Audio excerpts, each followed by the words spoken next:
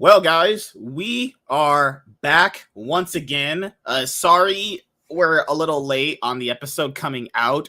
So close to the MSI 2023 finals that's going to happen basically on Sunday at the time of us, doing this Cloud9 podcast episode live. But I was very, very busy with my personal life and getting a lot of other things together because, as you guys know, I am going to be able to return to my main YouTube channel come this Monday afternoon. So be getting my return ready for that. The differences we're going to be making in that. There is so much to talk about in this episode that I actually had to send Sean and Chaz, if Chaz does join. I think Chaz is taking a nap, so he might be awake right now. With a lot of stuff to go over, talking about not just like the best of 5 series, but just the West in general, and then talking about the East finals, T1 and losing important BO5s. Name a more iconic duo. Joe Marsh getting butthurt at just dumb things for no real reason whatsoever. Just the usual typical stuff. All right, guys, let's go.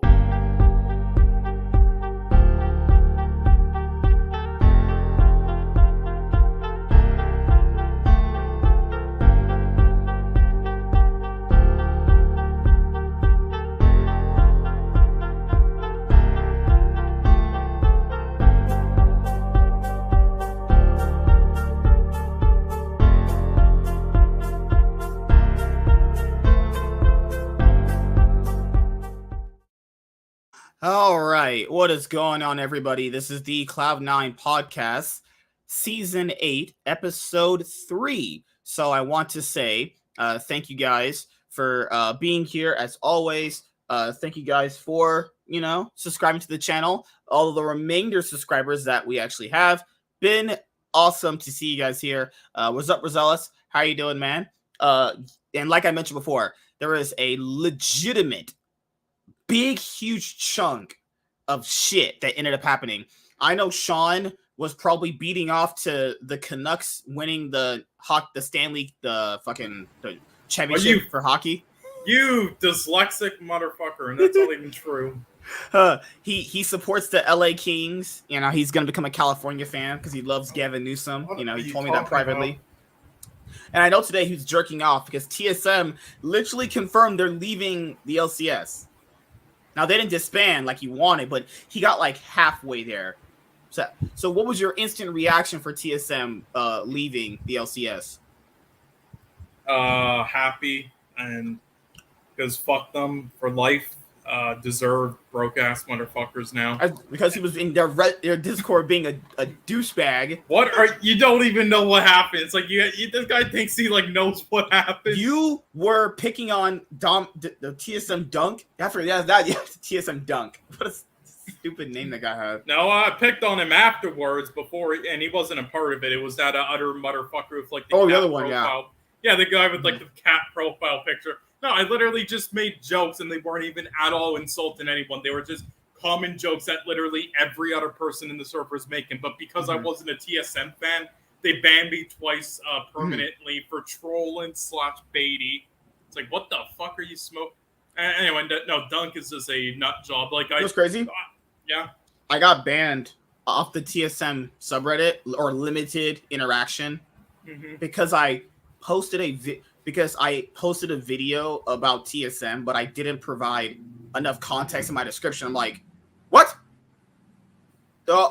Literally says on the subreddit that you can post things related to TSM, but then they say you can't advertise your content. No. But your rules say unless it's about TSM, I can post this.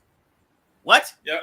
I was like, all right, fuck wrong. This is stupid. I mean, it makes as much sense as the League of Legends subreddit. So Gigabin. Well, we'll talk about Ben later after he puts him on the dumpster today. Jesus Christ. But I mean, that Dunk guy, no, he's just a nut job, and he always had all the shit he said. Yeah, and I witnessed that guy firsthand. He said a lot of shit in the server that was I didn't screenshot or anything, but God, that guy is insane. One of the days I was in there, he went in the general chat just on having a spaz attack and a tantrum, just ranting about how Jack is a piece of shit because first off he made up fake claims saying he was joining in and encouraging the harassment with Lena when that Dardock shit leaked. Okay, bullshit. And then secondly, he got mad. So yeah, he was crying about and calling him an asshole because of shit like, oh, they didn't give TSM licorice and Svenskeren over other teams. It's like, what? Yeah, they were I should. TSM people on Twitter, guys, not even just on their Discord and Reddit, were actively throwing temper tantrums that they couldn't get licorice. When licorice actually just opted to not join FlyQuest. Neither did Jensen. And they just had a better offer. FlyQuest offered a better deal, and it was also a package deal, which they liked. That was all. Like, shut the fuck up. They were willing to give them licorice, but they didn't give them a good enough offer, and licorice didn't want to join. Yeah, they're like, we tried. Yeah, I remember Lena was like, we tried to get licorice and Jensen. What is your definition of tried, though? Because they also said we tried to get Carlos said that they tried to get perks, and their offer was like $200K for a guy at that moment who literally was considered the best Western player of all time with caps. They were offering Carlos $200K. This guy had been not just one MSI. He just finished top 4 at Worlds that year. Literally beating a Korean team, which it's very, very, very hard to do now. If I was Perks, I would just block him on Twitter. Like, what is that? Reginald's like, man, I want to do well at Worlds. Ocelot, got any money, bro? Oh, yeah, man, I got my $200K. What? Oh, it's so crazy how Reginald's always like, can't even buy cocaine with that. Jesus Christ. Reginald's guys is always, I want to win Worlds. Carlos said they offered him money to get perks. It's fine because, Ruby's better.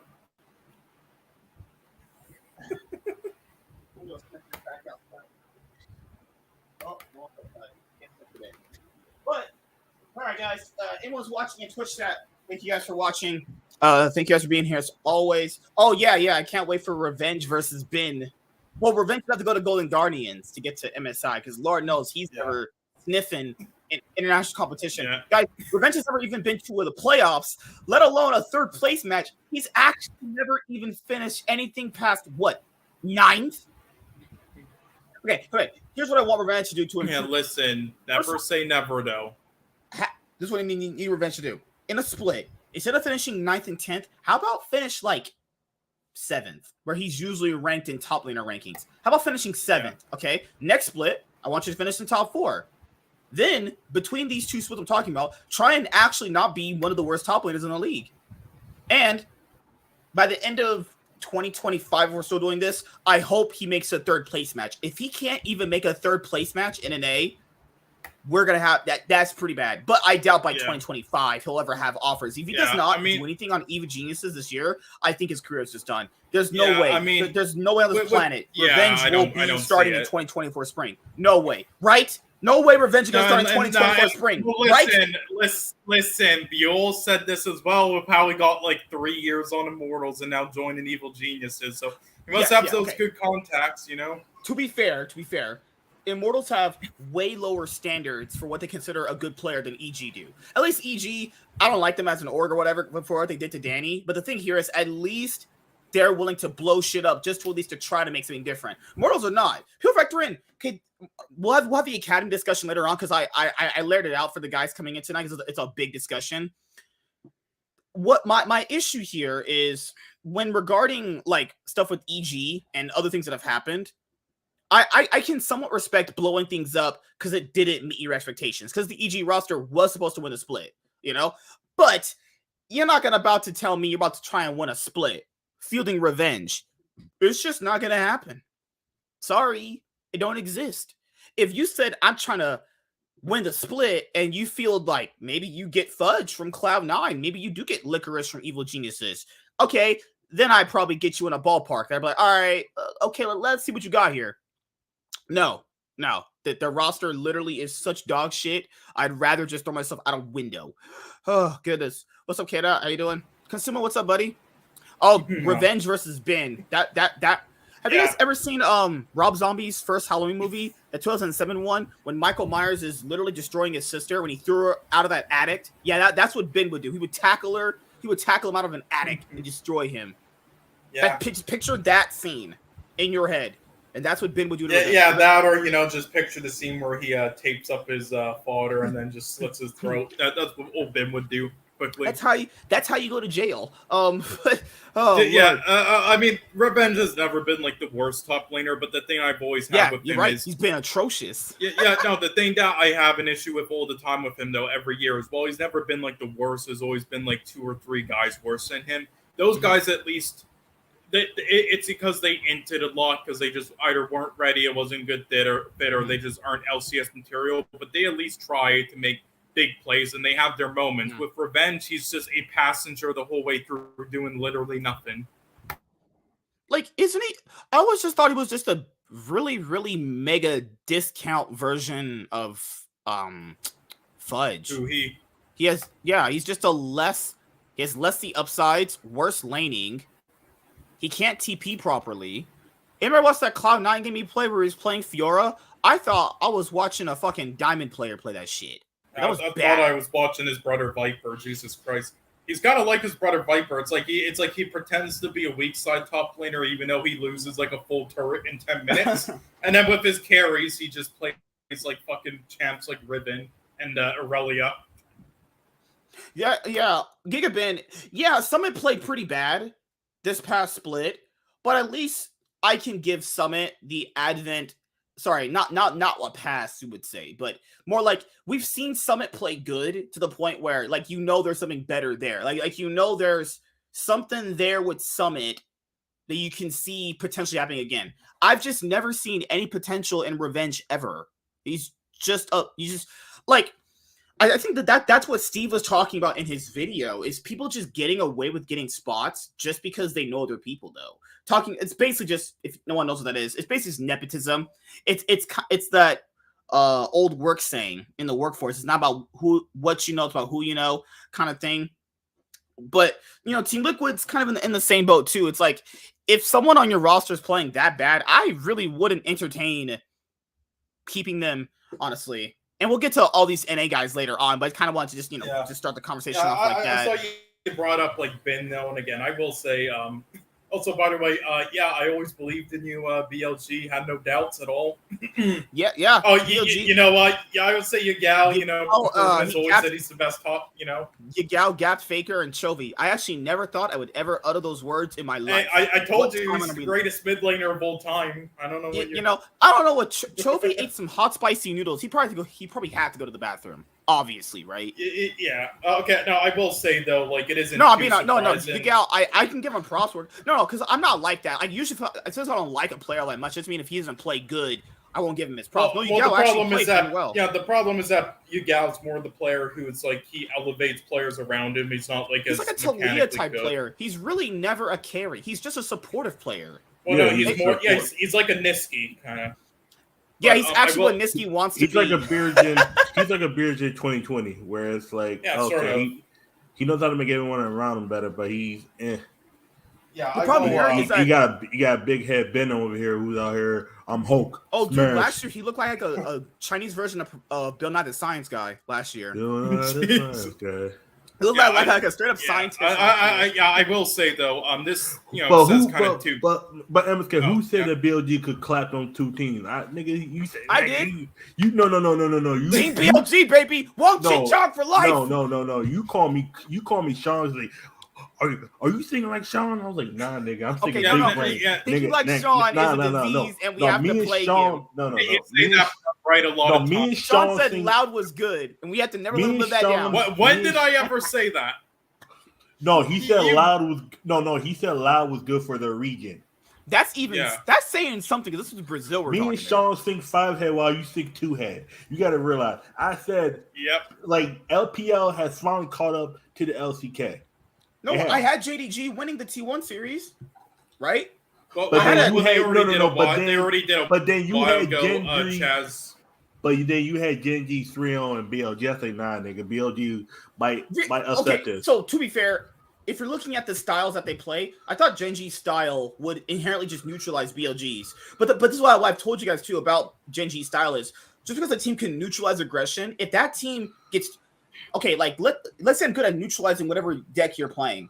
Now, if you go above and beyond neutralizing what I'm doing, because I'm only just playing defense. So GenG's idea of their gameplay is just good defense is a good offense. They play defense, but forgot to turn on the offense. Yeah, that's the problem. Is if you don't actually play offensively to anything they're doing, they're just gonna get aggressive. Definitely. I finally started playing Pokemon, and I realized why. That's always been GenG's MO with this new roster. Is this team is just really good at defense? They're really good at side laning, but a lot of their play, let's be honest, comes through. Their team fights is ass.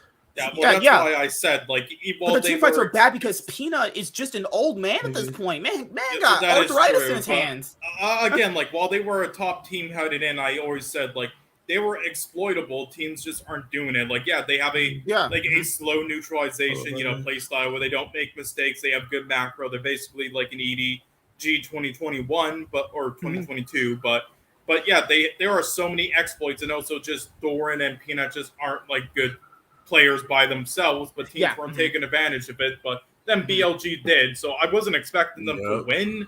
But I did say, if they just... I thought it was just a huge stylistic mismatch between them. I just thought, I'm not BLG, but just any team, if they just figure them out, then it's doable. And then also with T1, I genuinely just think, once again, T1 are just the biggest choke artists that are ever when it matters. People probably aren't going to like me after this take.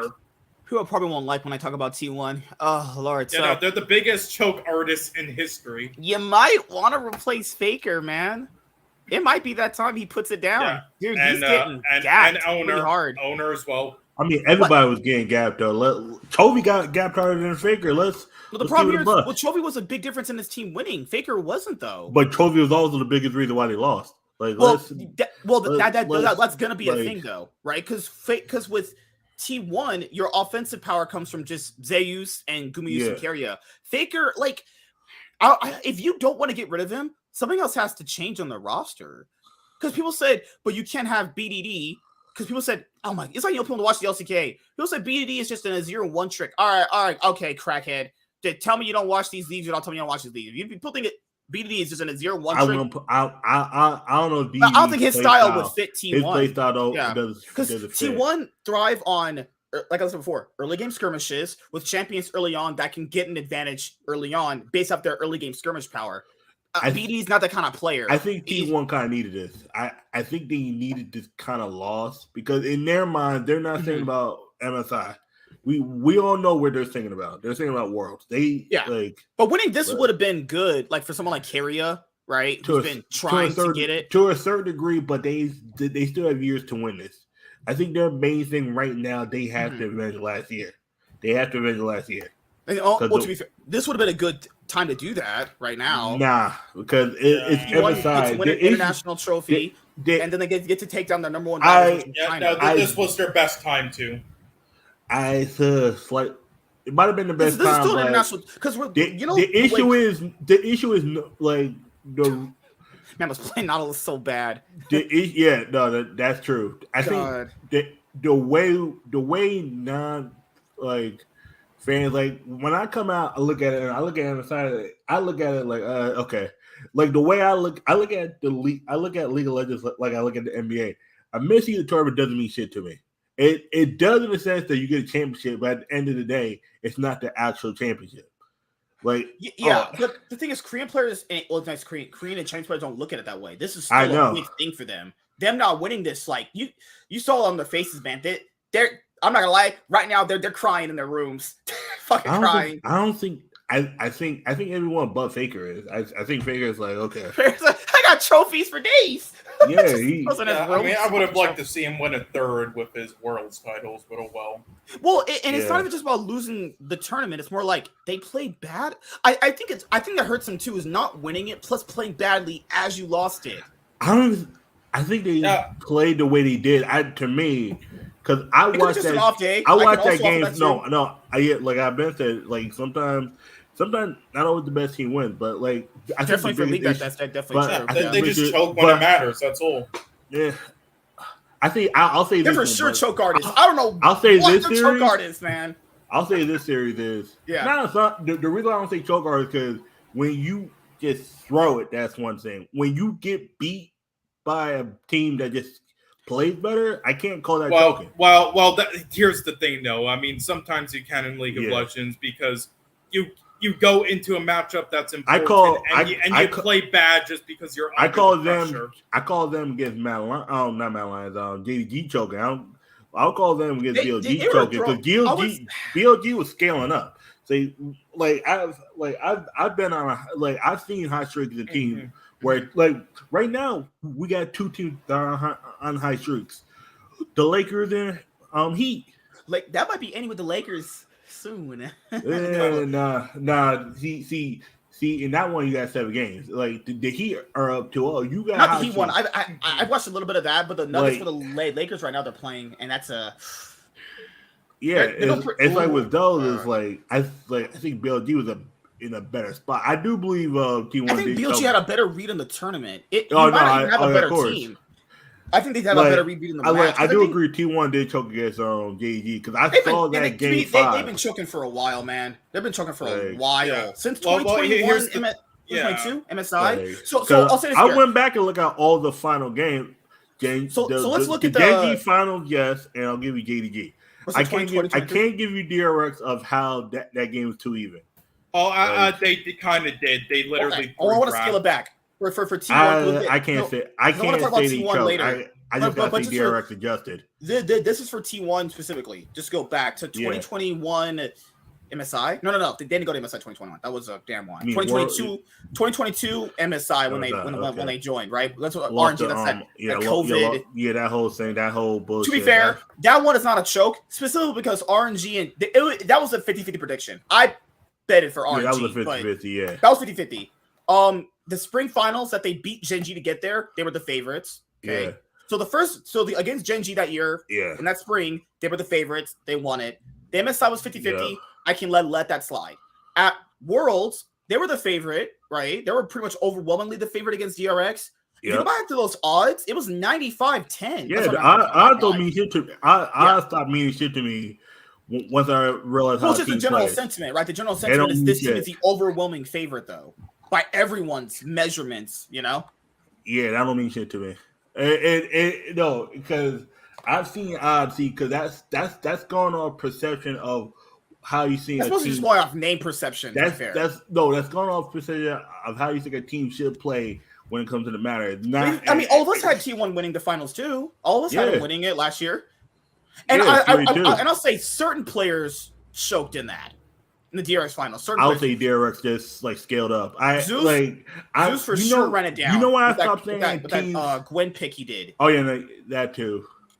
But the reason why I stopped saying teams choke because I've been around sports too long where plus me being nasty, I've just seen teams play good and then the other team just adjust better. Well, listen, I'll ask you this too. Someone who chokes won't admit they're choking. They don't even conceptualize it in their brain. Larson, before he won, he didn't even know he was choking.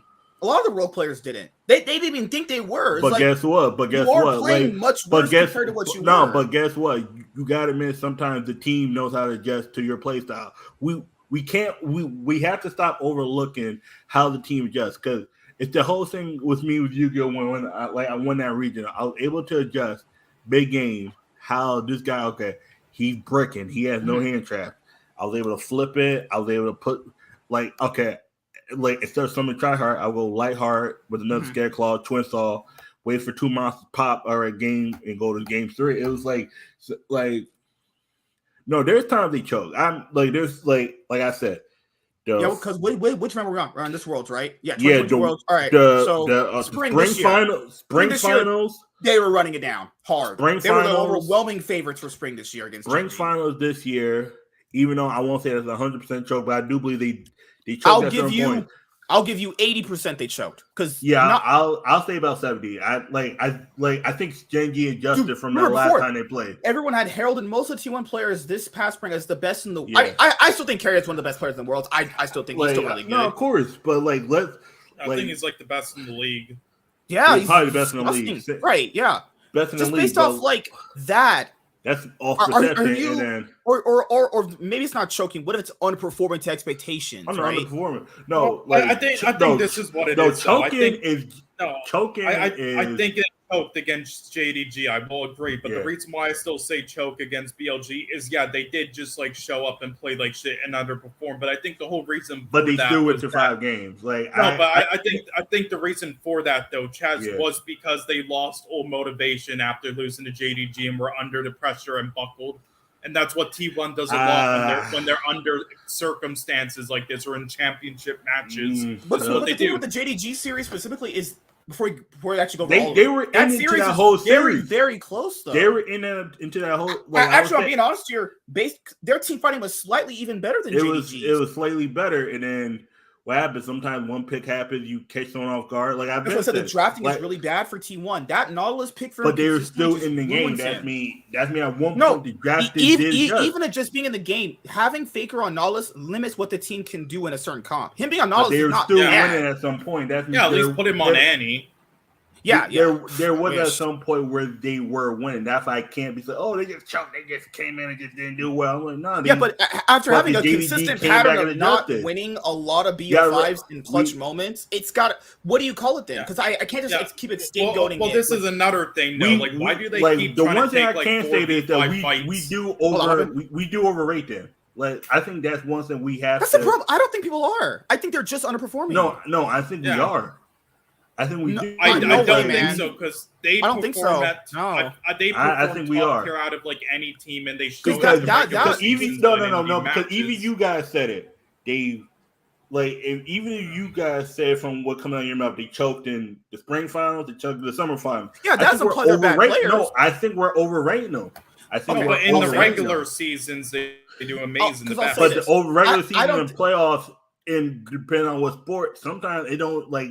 People don't change the play style. It's like NBA. Hold on. Do you count them as two mutually exclusive things, or are you counting them kind of one of the same? I'm just saying there's a consistent track record of this happening. And then you guys keep rating them high. I'm like, no. I think that's fair. You're doing an analysis based off this team.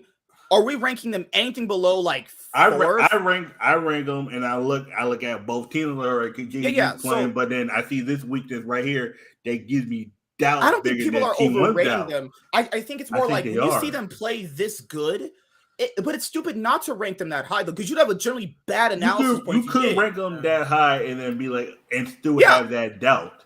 Yeah, like because that's what I said. I ranked them as like number one heading to MSI, but I said they weren't gonna win. They weren't gonna win. Because if I did rankings back, I would probably still have them like top 2. Also, why do they keep taking 4v5 fights all the time? Why do they keep? And it's not even just about them, the Faker and his team itself. The drafting, people is really bad. T1's drafting has always been bad since they had this roster, even from last year. The only reason why it doesn't get exposed is because people are just stupid. They do the same draft every time. I said it last year. All they do is pick they know how to adjust mid-game. You like when they just pick Jinx. I'll just pick Tom Kench. I'll just pick Nami. And guess I'll what? Just pick Lucian. And guess what? The bad teams don't know how to adjust, and the good teams know how to adjust. Like let's keep it a buck. Okay, because we'll use that. Let's say they're bad teams. Yeah. Are a bad because this for me and League, and I hate this. A bad team either a bad team can adjust. Or a bad team knows how to adjust, or it's ego. One knows how to counter adjust because we got to realize Arsenal for League. It's also ego thing too. Yeah. So with Mad Lions, remember how people talk about that Mad Lions BDS series? I can't believe people are this stupid. Or it has to be ego. Why would Niski get Gragas 3 games in a row? They're thinking, the players are thinking, hey, he can get it. He's dog shit. He won't be able to perform on it. Same thing what T1 did. T1 kept giving Doran Gragas, and this man's literally going, I ultra instinct in the series. That has to be an ego thing. No one's because no one's that dumb. I can't give someone that much credit. Like, you can't be that. Like, it's definitely ego. Yeah, that's what it has to be. Because let's say, but that doesn't equate to choking. Like, it don't. It really depends on. It don't because it don't equate to choking. Again, it's a mix of a lot of things. It isn't just choking. Like I said, this all year, last year, they do a poor job of like adapting to different metas in time.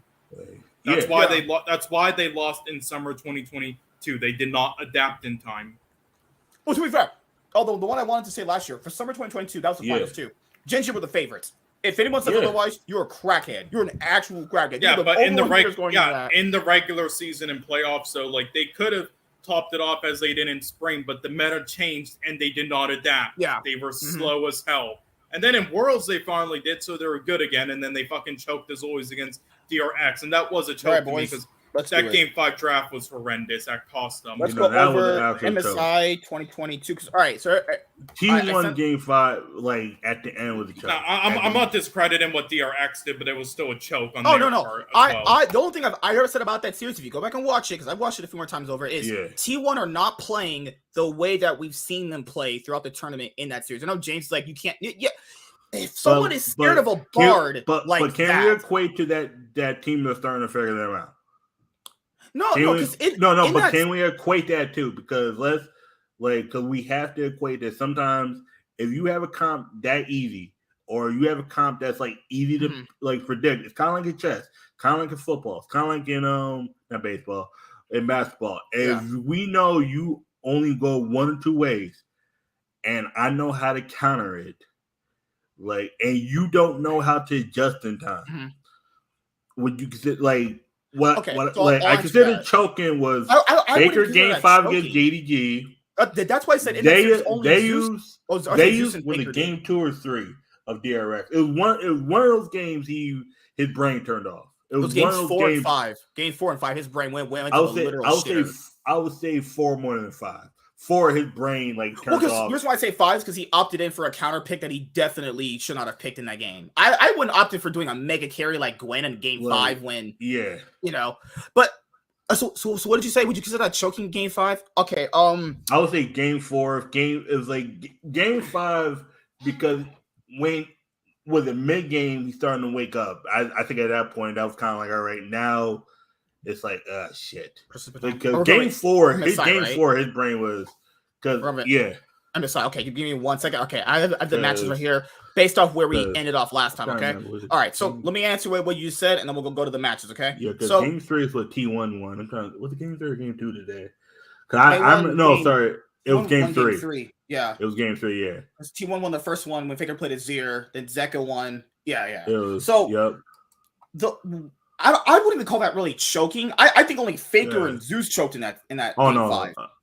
I think based off what based off what I've seen T1 do with those kind of comps, I would say that early on, I would actually say Faker choked game. I think they choked 4 more than Game 5. I think Dave was the only one who's still his brain was still turned off for Game 5. Or you could just say because people forget Zeka was playing really well in that series. Faker just got gapped by Zeka after Game 1. And that's what I've been saying, or not what I've been saying. I'm saying that Zeka, he was on a point where it was like Faker just never adjusted. It was Or to be fair, even when T1 is considered the best team in the world, I never had Faker as my number 1 mid in the LPL, or sorry, in those rankings. I even this year. Matter of fact, Game 4, JDG. That was okay. I consider that one choking of what happened. Was it? It was after the first. Was it? It was first Baron. It was the Baron that It was a team fight. I have to go back and watch that game because I was still working at the time. Because for me, they had such an overwhelming advantage bot lane that they're not pushing. People forget this was when Def did nothing in their Game 5. Oh no, nothing. All he did was just CS under tower. People forget the reason why they were in danger of losing that series last year against DRX was because the gap bot lane was so astronomically big in that series. People forget they're one of the main reasons why they lost that series was Deft and Beryl. Beryl had to stop laning with Deft because he was playing so bad. He just started leaving. Yep. Buffer wasn't in a lane anymore after Game 1. He stopped being in lane. Once they got through laning phase, Beryl stopped. He was like, this guy's laning pretty bad against Gumusi. Not his fault. Gumusi's just a better player. He left. Yeah. And the advantage that I saw them have in that series is these guys I know can press this lead. I know Gumusi can know how to press a lead with Varus and was it Varus and Karma? Yeah, it was Varus, Varus, Karma, they had Victor, Viego, and they had Gwen. Yeah, I know they know how to play that comp out. Your bot lane is that far ahead. There's no way that they're scared of a Bard. They're thinking, hey, if we make a mistake in Game 5, it's gonna just cost us the game. But if that was a group stage game, they play that shit out easy. Your Caitlyn that far ahead against your Varus that far ahead against the Caitlyn. All Deft and Beryl did was just see us under the tower. And because I know James said they're scared of a Bard ult. If you're that scared of a Bard ult, you should get off the stage because that's bad. one Bartle's not going to do that much. First of all, even if that's true, you force the board all out by actually going aggressive at them. Then when you know he doesn't have it, you just do it again. We know they know how to dive consistently. T1 has dived many times this tournament. So that's what I would say. It's just they just chose to play that specific game out badly. But yes, guys, a lot to go over today. Nice to get our feelings out of the way. Chaz is black and Sean is Canadian. Yep. So, you know. Is Sean really Canadian or is he secretly white? He's both. He might be a serial killer too. We never really know about this guy. We don't even know his real name. His name is he called himself Cole Sean. He called himself A24's You bitch. call yourself C9 MK7 Nice Wing Iron Man Top G, but you not a Top G. You might end up dying like Iron Man. Nightwing, no. C9 MSK7. What is a Master Swag King? I'm gonna be Jack's bitch. I'm gonna get on my knees for a job at Cloud9. What is a Master Swag King? That sounds like someone from like 2013. Yeah, so you don't work at Cloud9. You're not a Master Swag King. You're not Nightwing. You're not Iron Man. Sean, how many A24 movie premieres have you got invited to? Hey man, he could get invited to all of them. Shit. Oh God. You want to see Jenna Ortega suck you off at them? That's why, because she screams. Oh yeah. Shit, I'm not gonna lie, man. Shit, man. Me and Sean could tag team her. You. Oh Sean, right, all right, let's go.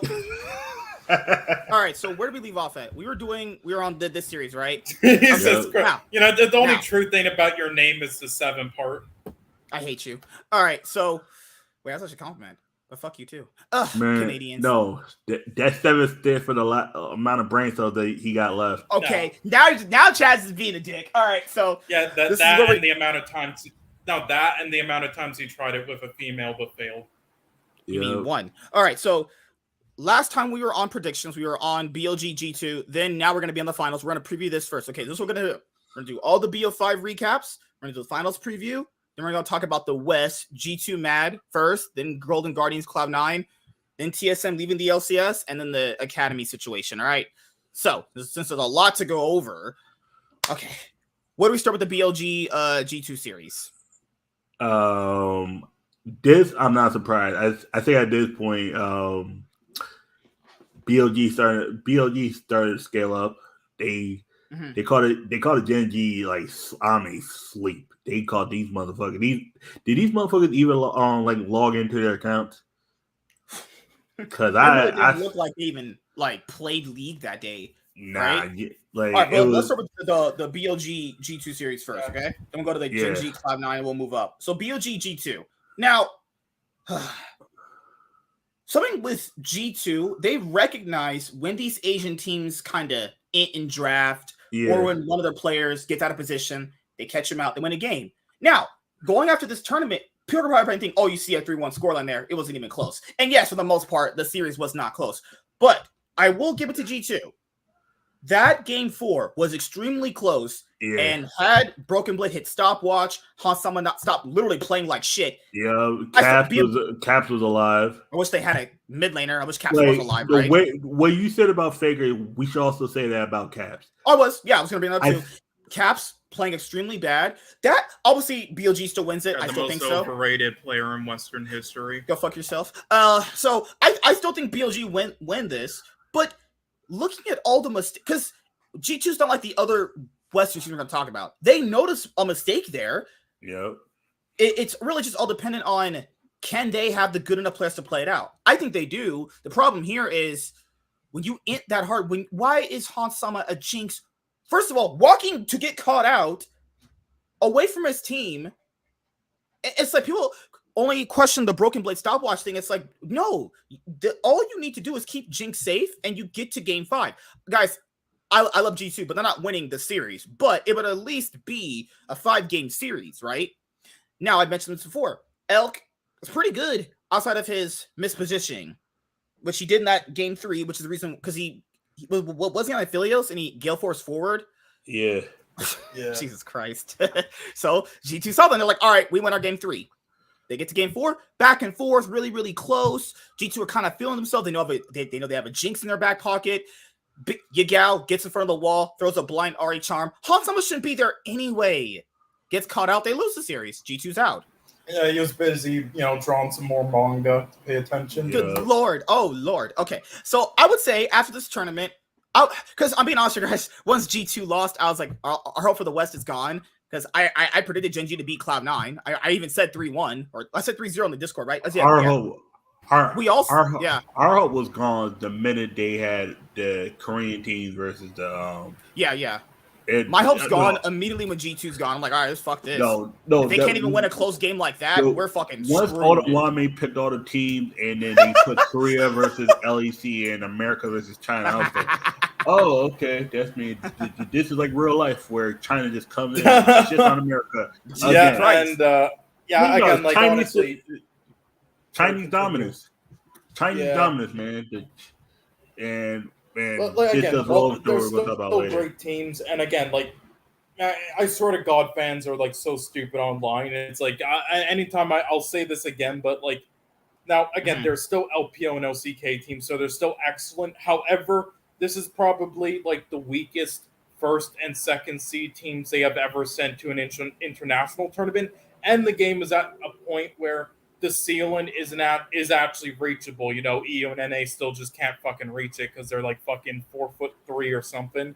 But so I said that online, and that was what's disappointing about, because this was their best chance, in my opinion. So if they couldn't, then I don't know what the and what did I give you like. in the replies? An L. And these idiots were like, "What are you talking about? BLG's a second seed LPL team. The LPL's good." I'm like, "You fucking idiot." Okay, name me a worse second seed LPL team in history at MSI or Worlds. Go ahead. That hasn't happened because we've only ever sent one team. I said M Worlds. Korean. Dumbass. I said Canadian bastard. Worlds. I said Worlds and Worlds. You idiot. Lies. You just said MSI. Yeah. Chaz, you did not say I said MSI and Worlds. You fucking leftist. Go ahead. You bastard. Go ahead. The first year we've ever had second seed at MSI. You bastard. You disingenuous fuck. You can't. All right, Canadian. You can't do Maple it because Leafs there's never been a worse. Canucks fan. Why don't you put the hockey stick up your butt? All right, so. No, you're a massive escape, Jesus Christ. But no, you can't. There's never been a worse second seed LPL team at any international tournament. Okay. Yeah, no. How far are we going? Okay, hold on. How far are we going back? I'm not going back through all league history. Give me like a year the gap. whole way through until No, give me a year. Give me how far we're going back then. Well, when China was actually good. Well, to be fair, they won Worlds in 2021. Just saying, that wasn't that far long ago. Just saying. Yeah, were they at home or on stage? No, that was actually on stage. Okay. Yeah, so like around like 2017 or 2016. It's like you can't. Jeez. Okay, that's going back far. The teams has always been like RNG and such. It's like you can't. There's always been better ones. But to be fair, those teams had veterans on those teams that have had a lot of success, though. Again, roster has mostly rookies outside of who Ben and I'm not discrediting that and also the run they're going on right now. No, so I wouldn't call them weak. That's just gonna be what happens when players like that put their first international event. Yes, I'm not saying that. I'm not saying that. I'm just saying. Remember, in the LPL, they beat EDG. They beat Top Esports. No, not Top Esports. Everyone beat Top Esports because they're fucking trash. I mean, LNG. No, OMG beat LNG. They beat the better teams to all get here. I mean, they did. I think again, you have to do that earlier about the T1 thing. You could flip it. People just underestimated them. I think that's all it is. But you have to do that obviously to make MSI and Worlds. You have to beat the better team. So of course, and of course they're great because they're a second seed BLG, second seed LPL team. But again, tell me a weaker one in history of this MSI or this Worlds in right? Maybe 2021, maybe. Like maybe you could say that, but even then I wouldn't I would say that was more like the time they just fell apart once they made it to Worlds. Like when it comes to their skill level in LPL, they were still doing really well. Are you talking about this team has massive flaws? Because dude, it's like me and Chaz talked about this in one of the Sunday shows you weren't here. People who don't really, I'm saying who don't really analyze the game always don't point out other team strengths. People never pointed out BLG's strengths ever. So yeah, if they actually played good, you wouldn't even notice it in your brain because people never pointed that out. Yeah, people just notice the On's flaws. Did you see that? The first seed, point out the first seed's greatness, and that's it. Yeah, did you see that fucking Gangplank play On was he flashed into the mid lane and killed Dude, himself. on when he was on Weibo Gaming, looked like pure shit. I don't know what that guy started eating to be good, but that guy looked like but he has running strengths. his first year. He has strengths, but they only focus on the negatives. Mm-hmm. That's what I'm trying to say. It's a combination of analyzation and people who actually watch the game. I always give credence to even a third place team I don't think is that good. Hey, here's some strengths here. I don't know they're going to win, but these are their strengths. We highlighted that BLG has strengths. People just didn't point them out. You're only going to get as surprised as you think what's going to happen based off of if people don't look at things in a holistic way compared to what other teams can do. Yeah. They're going to get surprised, right? People didn't point out their strengths and people just didn't know them. Like obviously he won MSI last year. He's in the MSI finals now. That has to be something right there. Yagal's always performed pretty well internationally. I don't think he's been like an upper echelon territory, but he's made it happen when it's happened. You know, I can give him there, right? Just even if you didn't watch BLG, in the LPL, I'm glad that this MSI format though has given us a new finals matchup now. Juvenile, that's not happening, and if that happens, I'll literally get a blowjob on stream. Shit. We'd be like Chaz that one night. He got a blowjob when I was talking to him on stream. That's thank you for this MSI format. Now we're getting a new fresh finals. Of LPL versus LPL. We've never done this before. Right. Thank you. MSI. I don't like giving credit to Riot a lot, but doing the regional format at MSI, look at all these great BO5s we had. What they need to do is a tournament of East versus West. No, it's been great. If Riot wants to guarantee that West team make it to the finals, they need to do two sides where one side is just West team, the other side is just East teams like Japan, China. I don't really care about that stuff because the best teams are going to face the best teams anyway. I'm just memeing what the he's people saying is because again, this was good to change the format. What he's saying is the Western team should have an intro into the game, just like the wildcard teams do. That's what I said last week. If Riot really actually gives a shit about the West, because they don't. Everybody keeps saying LCS is down. If you want to give them motherfuckers a bone, make it that one side of the bracket is one side of these regions. They all face each other, and then it could be right. Yeah, and then boom, the semifinals is whatever two teams. Yeah, we kind of talked about that. Do you remember what Blabber said in Travis's interview? Guys, he's because Korea teams, they could be very kind of mean when giving scrims to these other guys. They actually gave them scrims this tournament. You know what Blabber said? They were over pretty fast. You know what that means in league terms? You're FFing at 15 minutes. That's what fast means. They lost all their scrims. See, think about this. They were scrimming like how Mad Lions was actually playing against T1 Game 3. No, because even Double Lift said our scrim times were kind of like that Mad Lions Game 3. Them shits was over by Also, let's throw a wrench in that with G2. Not like discrediting them, but what they did in that game. People said G2 were winning in scrims. Guys, scrims are like some of the most overrated things ever. Okay, I want people to answer me this. Now you guys are smarter than I hope. Yeah. What are happening in these scrims if G2 is beating everybody? And by everybody, they beat all these teams in the tournament. That's what they mean. What are happening in these scrims? Most teams don't take practice seriously. You think fucking T1 is taking practice against G2 seriously? First of all, Faker is probably watching that fucking latest K-pop band perform in front of him.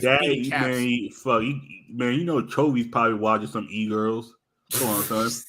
Yo, Menace was watching e-girls on stream. First of all, Menace and Fudge were both watching e-girls. Let's keep that a buck. Keep that a buck. Fudge, Fudge is into the 80s. No, but you have to beg the question of when people say it's whenever someone says X team is dominating in scrims, make sure anyone watching right now listen to this. Take that shit with an absolute grain of salt. That's like the same thing in practice when it comes to anytime someone would beat me with a deck in online, but then when we got in person, I would 2-0 this motherfucker in 15 minutes. Scoop him up. 2-0. I was playing against somebody today. I played Super Heavy Samurai. He played Pearly. Dude, I was out here opening kaijus left and right, just out in this motherfucker's board. I'm like, it's different once you get to the in Yu-Gi-Oh! It's different once you get the actual cards, but in this game, it's different once you get on stage and your brain got to turn on. Because if your brain don't turn on, do you think it's nerves? Because a lot of people always bring out to nerves and pressure, It's nerves, and sometimes and teams like I told you before, teams just play differently in scrims than it's they do on nerves, stage. and you said it a while back. Sometimes the team just is overconfident, and they think they can make mistakes and still win. Like that was the issue with G2. G2 saw this was motherfucking LEC. It's like no, because you're playing. No, BLG's not going to just run up and int. Their jungler's not going to start Baron by himself with the ADC and just give up a game. That's not going to happen. G2 didn't realize that Mad Lion inting and BLG inting ain't the same shit. If I play against MSK or matter of fact, it's like if I play against James and you go and wax them, and I play against you, you're gonna understand some of the mistakes that James did and understand to capitalize on better. You know, it's just like that. Yeah, when you have knowledge of when you have information, you know how to translate it and adjust better. Right. If you don't know what the fuck you're doing, who thought Mad Lion was going to do something? Don't worry, we're gonna get to him. Don't worry. Okay. GenG C9. Literally every single person on the planet predicted for that. So that there's nothing to see there. I'll talk about. Amenez is right there. He said he was right. Got by Chovy, and he was right.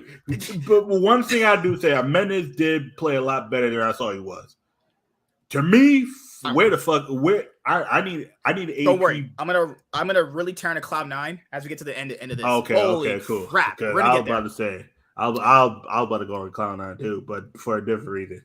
Almost there. BLG GenG. So the opposite of this happened. I still need the APB put out for GenG. Where the fuck they at? All right, Peanut. Can the real GenG, like how the Slim J, can the real GenG please stand up?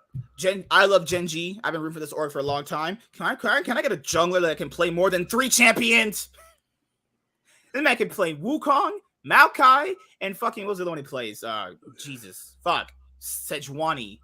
Those man plays like 3 champions. Aren't those the 3 champs they start you out with when you play jungler? That's what they give to Peanut because he's an old man now and his fingers fall off if he plays anything mechanically skilled. I remember I was practicing late last year. I was practicing solo queue. I forgot who was the jungler that I was practicing with. Those are the 3 champions they tell you to practice with. Sejuani because you got to learn how to tank. Maokai because you got to learn how to team fight. Because you're team fight. Because Maokai is the tank team fighter, and then, right. It used to be different back in the day. He used to be a solo top laner. You can still play him top lane, but it wouldn't work out very well. It's better jungle because you can farm and because you got the root for the bushes and because Maokai's a very forgiving champion playing top. If you let another better top laner champion out farm you in lane, you're getting ran down pretty hard. Yeah, and then Wukong, that was the one he said. Like once you understand Wukong, once you understand those 3 basic champions, you start moving out to other champions.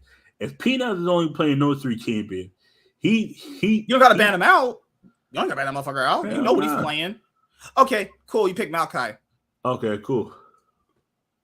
You're just and people kept saying Doran's not gonna play like he did in the LCK finals. I'm talking about he's not. Doran is an okay player. He's not gonna play at that level all the time. And if he's not playing at the level all the time, the team does go down a peg a lot. Right. If Chovy's not firing on all cylinders, they're going down a peg.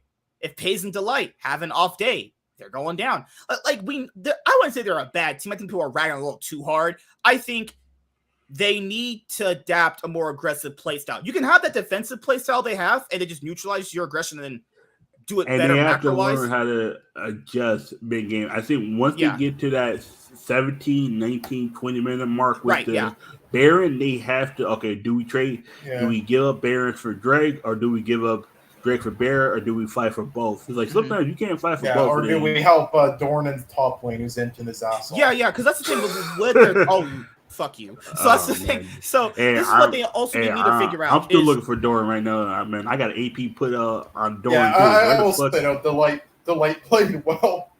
Oh no, what? Delight was the reason why they. It was delightfully shit.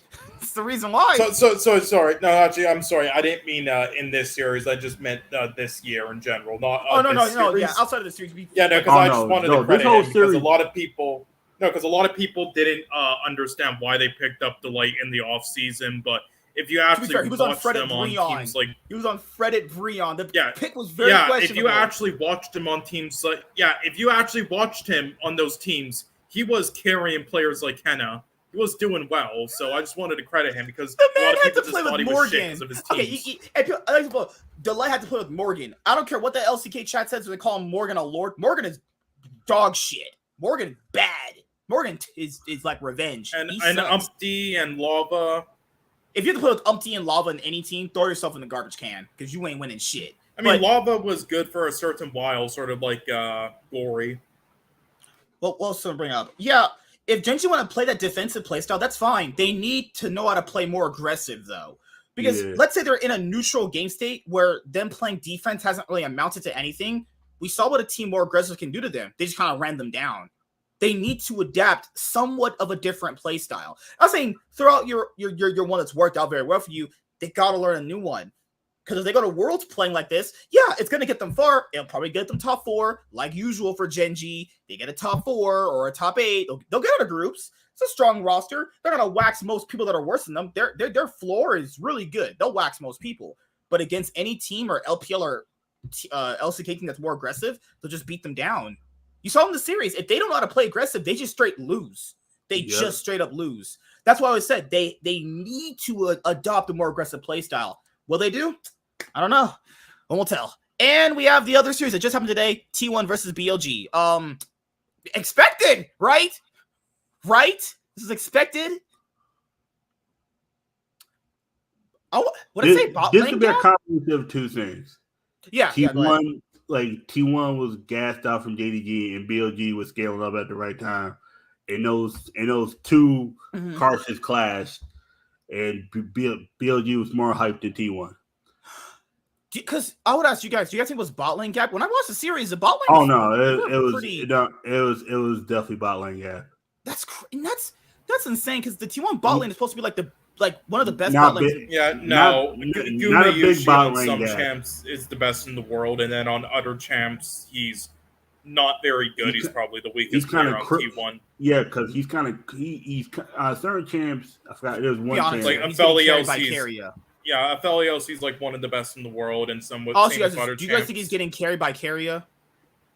To a certain extent, there was a certain point where he was just like one of the best, not like the best ADC in the world. But I'm not saying he's bad. Like, he definitely is really good. There's no doubt about that. For the last 2 splits, I would say he definitely has struggled a bit in comparison. Like before then, the last 2 or 3 splits, he was definitely one of the best in the world, if not the best in his position. But the last 2 splits, he has kind of just been getting carried a bit by Carrier, unless he gets put on champs like Aphelios. And other champs he doesn't do very well.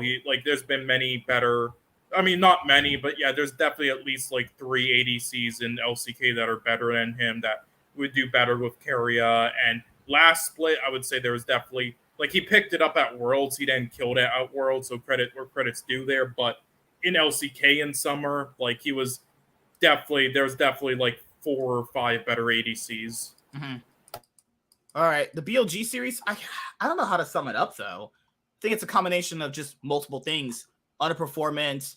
Like I said before, I've not been a fan of their drafting, them constantly picking Faker, Nautilus mid. The casters were like, yeah, Faker's hitting all these hooks and literally doing nothing. I shit you not. They were like, Faker, he lands the hook again. They have to, or else they're going to get harassed by T1 fans. It's just It's Zayu played out as perfectly as he could have while he's getting slammed by Doran. Yeah, I remember people saying, man, Faker, he's hitting all these hooks. And he's hitting the air. Good job. he's literally airballing things. And I don't like to rag on Faker, but he was playing pretty bad that series, and people don't know this too.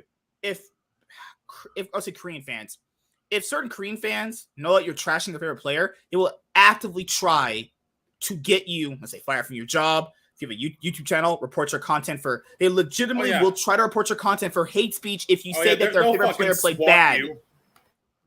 I'm not even kidding. That's an actual thing that happens. where if you talk bad about T1 in a certain way, like let's say from a Korean standpoint, they'll try to get your actual YouTube channel think they're demonetized. like families with the players or something. Fucking weird. Joe Marsh on Twitter's like, man, why are the casters like being all mean to us? What? They're They this team so fucking winning. hard. They had the team winning the event. How? So if you point out, man, it's like those political issues. Not talking about them. The aspect of it. You mentioned one small thing bad about T1. The fucking retard Joe Marsh is like, man, why are the casters being so harsh on us, man? What? This is like a child who wasn't like punished at all in life, and now he's that's the same thing with these NBA players. Like, think about what Russell Westbrook. You could talk all the good things about it, but you talk one good shit, motherfucker. You don't know how to play NBA, motherfucker. I've been playing basketball since I was 3 years old. I'm like, but again, Joe Marsh, don't take him seriously. This is the same guy who literally said in that fucking post he made about all the drama and like it just everything that went on about T1 like 2 years ago. That was insane. He literally said, I don't believe any of our fans or whatnot actually did anything homophobic to LS. But there's literal proof, tons of it, that they did and that the moderators did and allowed. What the fuck are you talking? And you guys know me. I don't usually use words like that, but the Korean say they were pretty mean on LS. And a lot of people would say, was because he was gay? Yes, it actually was. It's not one of those like, oh, you think it's because he's gay, he's getting picked. No, he was getting picked on by the T1 fans because he literally was gay. Because I didn't realize he was gay, but then again, it kind of makes like I was gonna was gay. He was kicking off really fruity. But then again, no offense, that's most Americans now. Most Americans. I found out he was gay when they did that.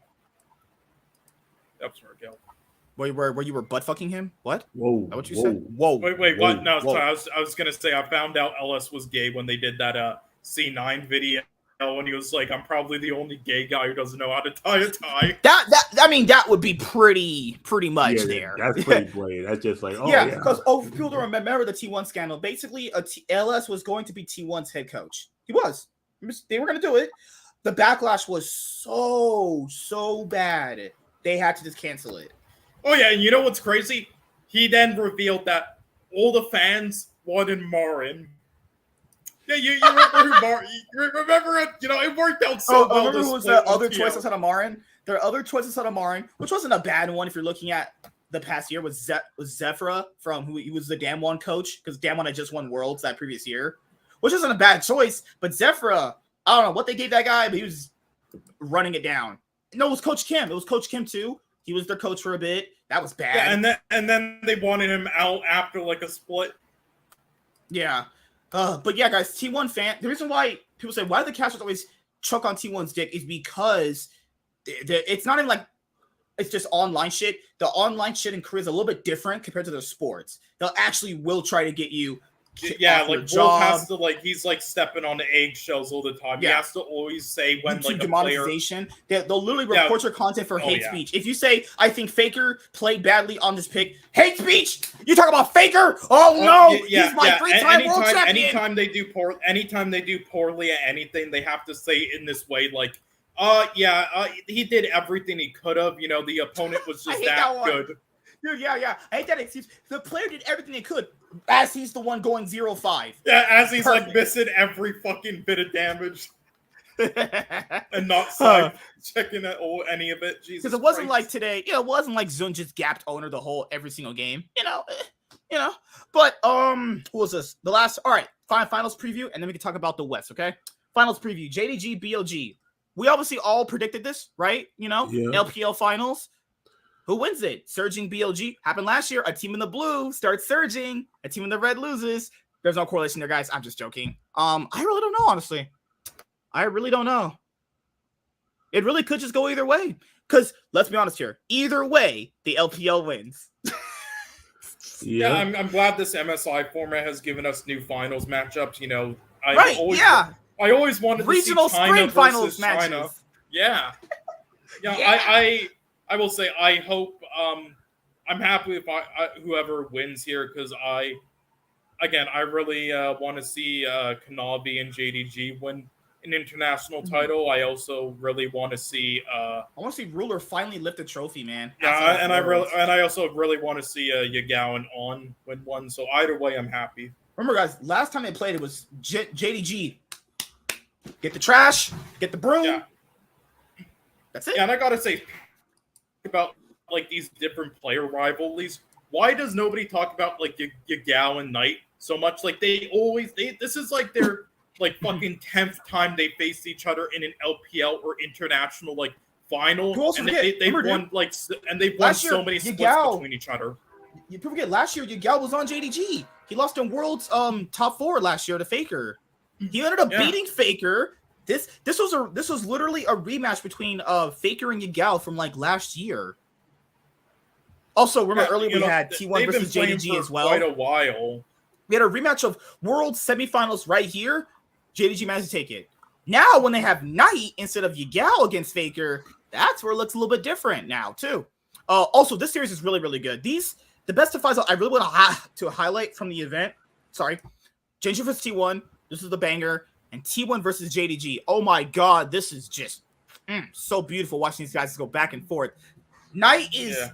I was pressing on Knight being a little overrated, but that guy is impressive. Yeah, he was overrated, but he's stepped up now.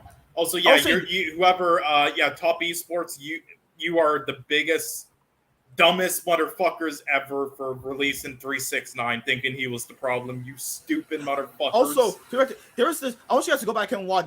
In this series when JDG 3-0 BLG, that Syndra game that Knight played, the casters only hyped Ruler. Yes, Ruler played well. I'll give it to Ruler. He played really well. But if you, man, the casters did not once hype up Knight. Knight was playing Syndra. I mean, just fuck, my whole pants were crusty after watching this guy play Syndra. Aren't your pants always crusty though? That's also true. Yeah. But, so you said crusty instead of wet. So wait, it could be to for your comments. Okay, whatever. Whoa. So I'll say this though, man. JDG, like whoever wins out of the series, let's be honest, the LPL wins. Either just their second seed would win an international trophy and not win a domestic one. And don't forget, they were 5th going into playoffs. Like they were 5th, yeah. They actually were playing kind of not that good in the regular season too, honestly. Not JDG, BLG, obviously. Yeah. Like again, this is just interesting, and I can't believe like no casters for some reason always hype up like this Yagao and Knight rivalry. It's been a 6 or 7 year long rivalry. These guys faced each other like in like fucking 8 different finals internationally and regionally, and they have always gone like back and forth and against each other, winning like different splits between each other, and also like, and now they've also like switched teams kind of like I don't understand what a storyline that is for Yagao, losing to Faker the way he did last year and then coming back and then beating him as a second his old team team possibly. Yeah, that's like why don't they talk about these? It's like if it is an LCK storyline, they don't care. Well, they don't like put LCK casters on except for Atlas. Atlas is obviously great as what he does. Who you guys gotting? That's not a word. Who you guys? Who you guys put? Look, this is a tough one. I want to say JD. I want Ruler to win so bad, man. But also, it makes sense for BLG. It makes sense that you should pick BLG. Yeah. Same with DRX last year. Doubted. It does, doubted. But I'm still gonna go with JDG, and I'll tell you why. Because fuck you. No, it's because the reason. No, I'm. God, MSK is deaf. I said you should go with BLG now. I said that, you dumbass. You're Canadian. I'm still going with JDG though myself, and the reason why is because while they've won all these games and they're on a roll and they have like the motivation, there's still so many mistakes like players like On make, and they don't really make up for it as much. But T1 and GenG fucked up a lot to not take advantage of it. I feel like JDG will be that team known since they have experience against each other. Although we did say that with T1 versus DRX, and then that happened, and they entered Game 5 draft. But I do think JDG will be their kryptonite though, and I also did think they would be their T1's kryptonite. The only reason why I didn't predict them to win is just we didn't really see much of them at MSI yet. So it's did hard BLG win a game in the spring finals? Wasn't it 3-1 in the finals? Yeah, 3-1. So JDG now is 6-1 against them. It's just I didn't see we didn't really see anything from like JDG prior to the T1 series because of their matchup. So But yeah, I figured. So yeah, It's I kind of feel reminding like me of it'll that. still be JDG. It's kind of reminding me of that GenG series too. GenG played a great series against Team One, only to just fall. This is honestly a coin toss. Either one is. Yeah, I'd be cool I'm gonna with go like either one winning 3-2 really. JDG, but I feel like BLG could take it, but I feel like BLG could just come out and just go 3-0, honestly. I feel like JDG will punish BLG's like mistakes and slip up. So as long as they don't draft as horribly, and also fucking Game 5 as T1 did against DRX, I think JDG will take it 3-2. I'm going with I'll say JDG. JDG. Yeah, I'm going with JDG 3-1. I was say 72. I was gonna say 3-1. But I'm not. I'll say so. I'm not surprised if BLG win. I will say. Yeah, I'm at this point is literally okay. Who fucks up less? That's what it comes down to. Who fucks up less? Right. That's yeah. it. Because after watching these last couple games, you're like, oh shit, these motherfucking teams is like they're actually pretty good, man. I hear the East is actually pretty good. And I heard that. I might not know that. But I heard that. My thing is it the rise of China? Is China finally rising up? Oh, how many? What do you mean how many finally teams? rising up? They won Worlds in 28. They won Worlds in 20. They won MSI and Worlds in 2018. I believe MSI and Worlds in 2019. This sense, are they going to be considered the best region? Because they know how motherfuckers is put LCK. It's pretty much neck and neck right now, I would say. My thing is, do they rise up and pass LCK? I'll say this after this finals, of course. But LPL has MSIs. I'll say LCK wins Worlds. That's the best way of saying it, really. Yeah, I will say probably any other year. I would say like even if I think like one region has like a better top team than another, like I said that in I believe it was 2020. Like I thought LPL definitely had better depth and a better league and better teams, but that none of them were better than Dan1 and that they would easily win it. But and usually every year though, I would say like which one it has the better depth, the better leads, and which teams will win. This year and heading into Worlds, I honestly don't know like which region is stronger. They're pretty much like tied for different pros and cons, but yes, they're on like LCK's level definitely, and they always kind of have been. They didn't do as well in last year compared to other years. I guess that's all. Here's what's also a big difference here. It's having this like regional lower brackets format for MSI moving forward after this year has been able to show you more. Because if we're going just based off, like, let's say if there wasn't a losers bracket here, it would just kind of just be like straightforward through. That would still make sense because it would be another Game 5 finals loss for T1. Yay! Okay, I wasn't going there, but you can see throughout most of these different best of fives, I think China's at the current moment a better region. Okay. Because they sent their two best squads. I mean, these are the two best teams. I will say it makes the Fudge loss against BLG a little less embarrassing. Oh no, it doesn't. Fudge is getting roasted. He did well against GenG, and he did well against Golden Guardians, and he did well. And he did well the other years for a almost player there. Almost there. We'll get to that in just a moment. All right, so JDG 3-1. I think Sean. Well, we all said JDG. Not surprised if BLG wins. To be fair, doesn't matter what we predict. China wins no matter what. It doesn't matter actually at this point. Yeah, I mean, besides financial crisis. Are you on TikTok? Is that your man's right there, Chaz? Well, those and NA are fucked there. All right, now let's talk about the West. All right, we'll start with Europe first, then we'll go to North America. All right, so how are you guys feeling about Europe right now? Let's start with Mad Lions because Chaz want to go to Mad Lions. Well, have you go first, man? Mad Lions pulled the TSM 2020. They went 0-6. And they went one step above TSM 2020. These motherfuckers got beat in scrim times. Scrims was no.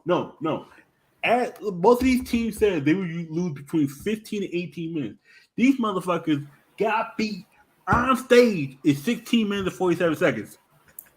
Yeah, at least like for most of the Cloud9 games against against the LPO and LCK team were kind of close. Some of them at least. 25-30 But there were How were besides top lane, how were the BLG games not somewhat So we're talking about close? LEC right now. Don't worry. Mad Lions was getting I'm just beat saying in at least those were sprint time. somewhat close. With this, they just got smacked in every game.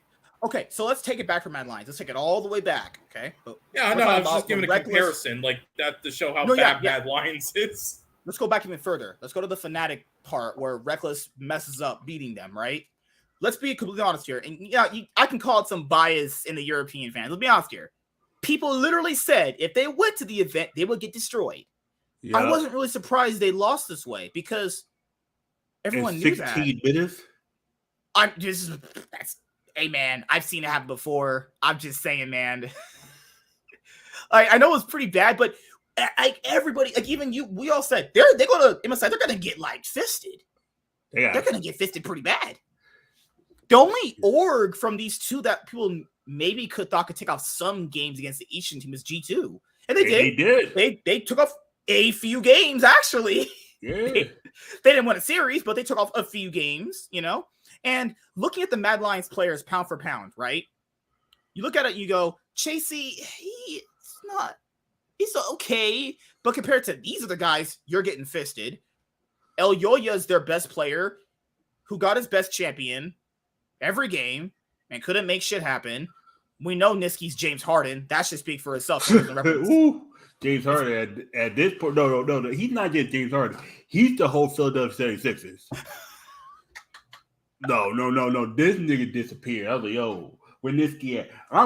I still got an APB out for Niski. Where the fuck is Niski at? I mean, I'm gonna defend him a little bit. He was him and Carzzy were the best players in the G2 series, in my opinion. Carzzy, I give you Carzzy. I'll give you Carzzy. What? Elyoya, Hillisane, and fucking Chasey played like shit. Niski went for plays. He was at least doing well in CS. And he went for plays. He was just only 50 CS down every single time he did it. Yeah. Niski went out for milk and still hasn't been seen. There was game, and that's the sad part. Sean has a point there to a certain degree. Niski was the second best player, and that motherfucker was gone half the game. No, that will show you how bad that roster really is. If he's your second best player, that's abysmal. And that motherfucker is still out for milk. Elyoya was tilted. Carzzy, I said too, Carzzy played well. Look at the games. Carzzy played well. I don't care if people don't want to give him credit. I think he played well. I think he played well given his circumstances. Hillisane should have played a whole lot better. Hillisane should have played a whole lot better than he did. He got completely Hillisane got like this. This is what Adrian Cheta gets every single night. Hillisane in the life support. Chasey, I don't know what. Okay. Oh, that's what I say. The Eastern top laners did to Chasey what Chasey did to Adam. Yep. What goes around comes around. Yeah. So and to bring it all back to Mad Lions, my point with them is, you know how the Mad Lions coaching staff are probably thinking like this roster shouldn't be built for international success. Well, it kind of should be. These are on paper. This is a roster that could win the LEC. Obviously did. The thing here is, but let's be honest, how they won the LEC? Yeah, it was pretty jank. Yeah, right. Yeah, one team that forgot how to click auto attacks to win.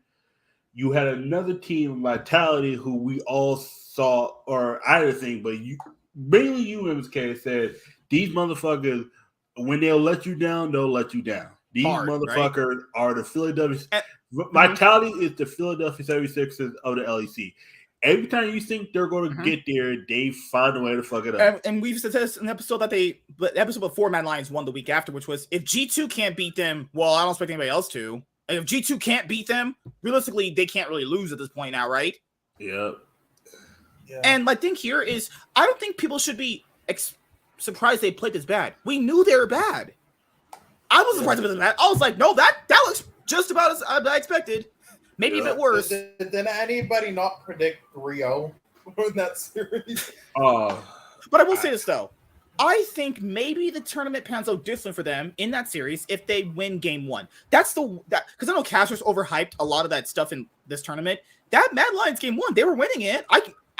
That's a game. It's not you're winning by gold lead or kills or anything. They were in the game. They just made such stupid mistakes that they just lost. They made such bad mistakes. Why did they take that dragon? They were They could have took Baron. The map was all prepped for them. But they're like, you know what? Let's 50-50 a dragon against an Aphelios. And my mid laner's playing Talia. We knew that was going to happen, though. We knew there would be one game where they get ahead, but they'll choke No, Niski, you better investigate man's PayPal account for throwing. Because that is an egregious levels of throw. How and you know how casters were like, oh, this team's winning because they have a higher kill and higher. No, Mad Lions were like actually winning that game one. You go back and watch them. They're winning it. They're in there. They're winning the game. Mad Lions is the team that gets 90% of the race done, and then the engine just shuts off at the end, and T1 just goes, it just passes right down. Oh, is that? And I know. So for European fans, I'd be disappointed with Mad Lions too. Guys, Mad Lions have won 0-9, like the last international BL5. 0-9. Yeah. Well, when have they ever done good? Niski lost to Jojo Pion in his first year. Niski has been playing since like 2017. El Yoya was to Inspire have makes they ever sense. done good? Probably one tournament they've done well. Beside MSI 2021. Beside that, They didn't do good in that either. They've done good in nothing. Like, I mean, they're just a flat out disappointment, just like my dad. I'm not being, they're pretty bad. Did you invite her to call Niski an ape? The face of a winner versus the face of a loser, right? Hey man, I still got an APB out for Niski, yo. Where you at, man? But yeah, guys, you know who she is. She's from my main channel. She just wanted to hear us talk and just talk to us and chill tonight. So I was like, I might as well. But I'll be back on my main channel. Obviously, that's MSK's mama right there, man. That sounds kind of odd. Fuck. You nasty. You is nasty. Why do you fucking need help? Down bad. That's down bad. I mean, Mad Lions is down bad, but you know. Okay. I get my jokes. Mad Lions is just down in the ground. Yeah, Mad Lions needs to like fucking import somebody like Bulldog to keep their team alive. Okay, so no more Mad. You must see me in the about Mad Lions. Nah, we're done. They stay. This is how. Hey, yeah, they got waxed. All right, for do you think? Hold on. One question though. Yeah. I brought it up. Do you think anybody in LEC or LCS will try to import Bulldog, or do you think he just wants to stay there in LCK? Maybe after this year. Yeah. Because right now, these teams are not making as much money as we think. Dude, the Korean players' buyouts have gotten exponentially bigger. They're not importing shit right now. They're not signing players like Korean for a mill. That's good. Okay, bring that point back up once we start talking about the NLCL. Yeah. All right. Yeah. So G2. Now, okay, we're gonna be like G2 got destroyed in a lot of the games. I'm a big G2 fan. I understand that, but I think instead of Mad Lions, G2 actually had things they can take away from this. You know, they did identify when one of the Eastern teams threw against them. They won a game. They won 2 games actually. Right? Yeah. GenG, yes, they drafted badly in the game 3. Which was not good on them. But G2 knew that, and they beat them. That game 4 against GenG was close with the Draven and Soraka. They got out-team played. They lose. Yeah. The BLG series, they identify when, what's his name? Elk mispositioned when he did the Gale Force thing. They saw it like, you're losing right now. They game capitalized 4, on really it, close. and boom. Yeah. Yeah, no, there were angles where they could have won either. There were moments where you're thinking like, okay, that's the best Western team here, but that's still not enough. That's still not enough. Yeah, in my opinion, they needed a better early game, and they could have had a chance to win either series. A better mid laner too, but we'll get there. Well, yeah, he's gone missing as well. Oh Lord! Gone missing. He's been missing. What you talking about, man? He been missing since spring. LEC. He's still missing. I told you, Caps. This is his worst year. I'm gonna say this is his worst year. Oh God, yes. Last year he played way better. Winter. Yeah. Winter. He looked decent. He's been shit ever since spring. Ever since spring week 1, he's been bad. Yeah, he's been bad like for a while. Hey man, can the real cat please stand up? Broken Blade, like with Licorice, we'll talk about when we get to Golden Guardians. I think he played very well, despite what people thought. Hansam and Mickey X. Mickey X played up to par. I think Mickey X played really well. I think Hansama was underwhelming. You think it was that, or like did nerves get to him? Because he was playing bad. No, nerves definitely got to him. Not laning wise. He was playing badly when all the eggs went into the Hansama basket, and he just kept messing cracking them. He just kept cracking them. He couldn't secure them, and I think Yike played pretty well for his first international event.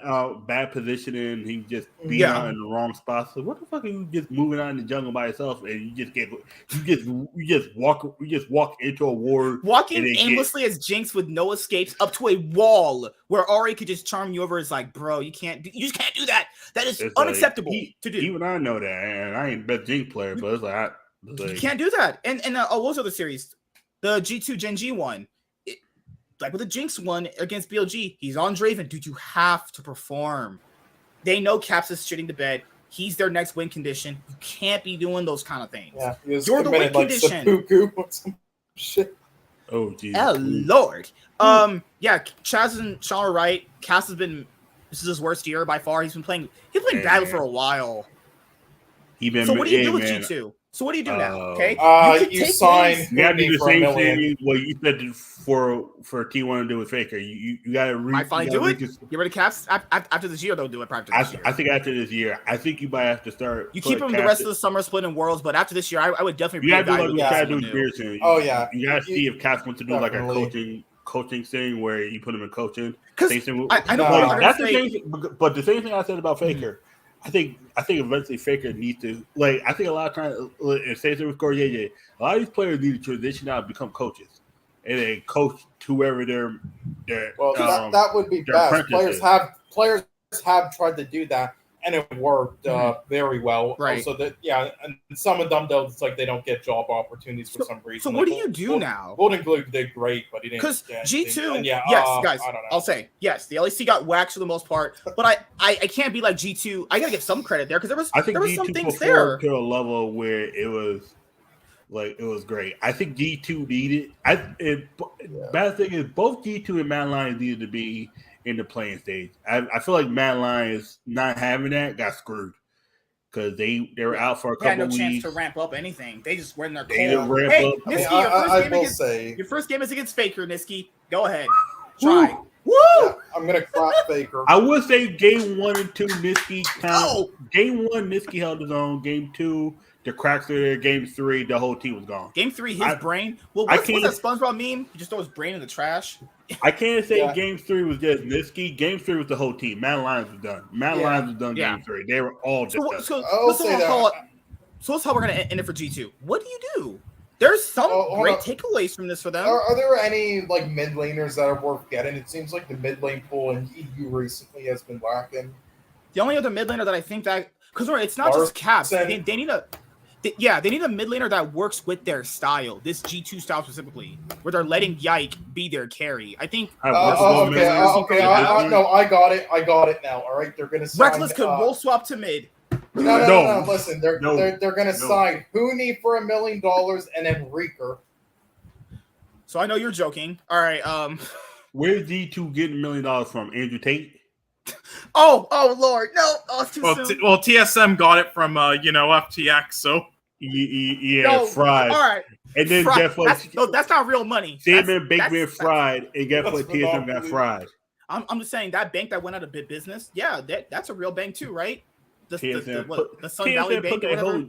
TSM put their whole nest egg into an invisible coin, and was surprised that they get. It was surprised that it disappeared. Remember, while also spending to build another new big facility. They already had a big facility. They already got a facility that they're barely using because they don't make content, and then let's buy another one. What? Because we got more employees now. That's like buying a car, driving it twice. I will buy a new car. Yeah, because we're out to have that video, and they're like, "Yeah, we're gonna announce another facility." Wait, you don't even use the one you're already in. You're gonna build another one. You lost Kitty Cinderella because you didn't want to do content with her when she wanted to do content. She was gonna date me. That's why they lost her. She was hitting me up in my DMs. Jesus, she was like, Kitty Cinderella date. I don't understand why orcs don't do this is what she said in the DMs. She said, "Oh my God, MSK, I want your big black cock and my tight white pussy." Well, the first word definitely isn't true. Let's move on to Go to Guardians. Holy shit. All right, so for Golden Guardians. All right, so EU's done. Cast, they should be cast last year, hopefully.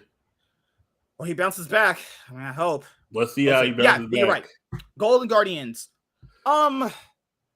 Man. They overachieved. They overachieved like a motherfucker this whole year. Okay. Did they slightly perform better than Cloud9 did? kinda, just by a little bit, tiny bit. I think they both perform the same, but we expected less out of Cloud9. No, we expected less out of Go to Guardians. Licorice, I think, had his best tournament. He played really well. Oh god, yes. Yeah, he went Super Saiyan. Look, okay. Here's my analysis about each player. Go to Guardians. Licorice played outstanding. He played better than I thought he was. River and Gory, there's games where their motherfuckers was non-existent. And we knew the bot lane of Go to Guardians was going to be like, yeah, they're getting fucked every series. They should be every position, every game. Every series they should be they should automatically be considered the underdog, because if you what they got out of the player stage, I felt like Go to Guardians was the third best team in the player stage. And after that, once they got to the bracket stage, I want to give Huhi credit too. I think Huhi. No, Huhi, yes. Stixay was. And this is my thing with Gold. Stixay had one good game. Last week we were talking about Stixay. I'm gonna be honest here. If they had anybody not Stixay, they might actually have won a few more games. Honestly. Yeah, I'm kind of disappointed. He was worse than Route, who was on Loud. He was worse than Wildcard ADCs. I will say. Why didn't they put Huhi on more like I would say playmaking champs, maybe that are pocket picks? They just lost consistently. No. I mean more like out of meta champs that like Set and Ziggs. What else is there to play, dude? Like, I mean, outside of Rakan, Leona, you can't give Huhi Alistar. 6A can't lane with an Alistar. He can barely auto attack. 6A can't lane. I'm saying give 6A like a tanky so what do you do? ADC. 6A can't lane. Period. This motherfucker out here is fighting at level 1 and losing. No, like. We went Ghost Flash, Zaya against the Jinx under the turret. This man is literally competitively pulling a throw. I like 6A, but yeah, he was laughing. This man was laughing as he was inting his team's face off. That is disgusting. You know what? They should have just role swapped the bot lane positions. Honestly, I would have went to PSG channel like, hey, can Wako play for us? Like, can Wako play for us? Can Route play for us? Wako, I would have taken Utapon. I would have taken anybody. Like this thing. Okay. Maybe not Utapon, but Wako, ADC, I think with any other ADC, I would have taken Utapon a little bit better. Okay. Anyone not Stixay, I would say if they had anyone not Stixay, I'm saying they'll win more series or anything. I think their games are a little bit more. They would have been more competitive because the issue, like, Stixay is only limited to how he plays. He only plays two champions very well, Tristana and Zeri. He only plays two champions very well. And by very well, I'm being really, really nice there. And those are champions that's got to be played around a specific comp, because if you play them into a comp where like if Lulu gets caught out, she's gone. Like hey, Miss Lady, I hear you. Yeah. Hi. I'm here. Hey. So, hey, Mr. Blanks. What's up, girl?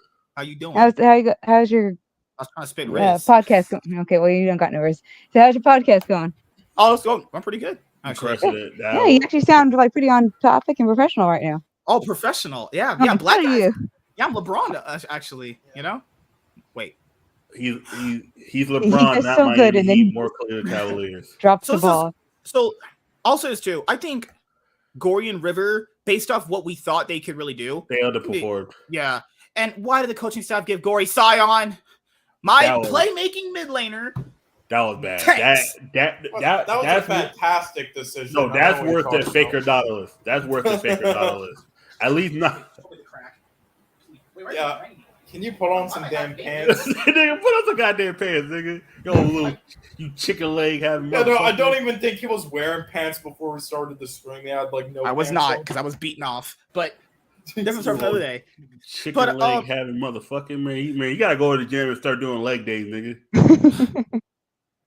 I'm having a girl eat my butt. I eat my ass. Whoa, okay. Whoa. All right, so Golden Guardians, that's out. Licorice, Huhi, credit to those guys. Stixay, he played exactly as how I thought. He ran it down every game. He did play better than I thought he was gonna play. But but my bar for him was, please just do not fuck up. Oh, and he did fuck up as much as I thought he was. The Rengar game against Cloud9. River, your big playmaker, plays Rengar. I was confused by that. I was confused. He didn't pick the champion. I think he was confused playing the game. He was like, Wong Dong, who? Jitty? Hey, to I've be only fair, saw Rengar play Rengar. Listen, Rengar. Not just is Rengar. officially Rengar in your a deciding match to champion. stay alive in the tournament. Rengar in your deciding Listen, match. Rengar is officially a champion thanks to Sunin, who has at least won one Finals Worlds game. So thank you, SOFM. So it must be a great champ.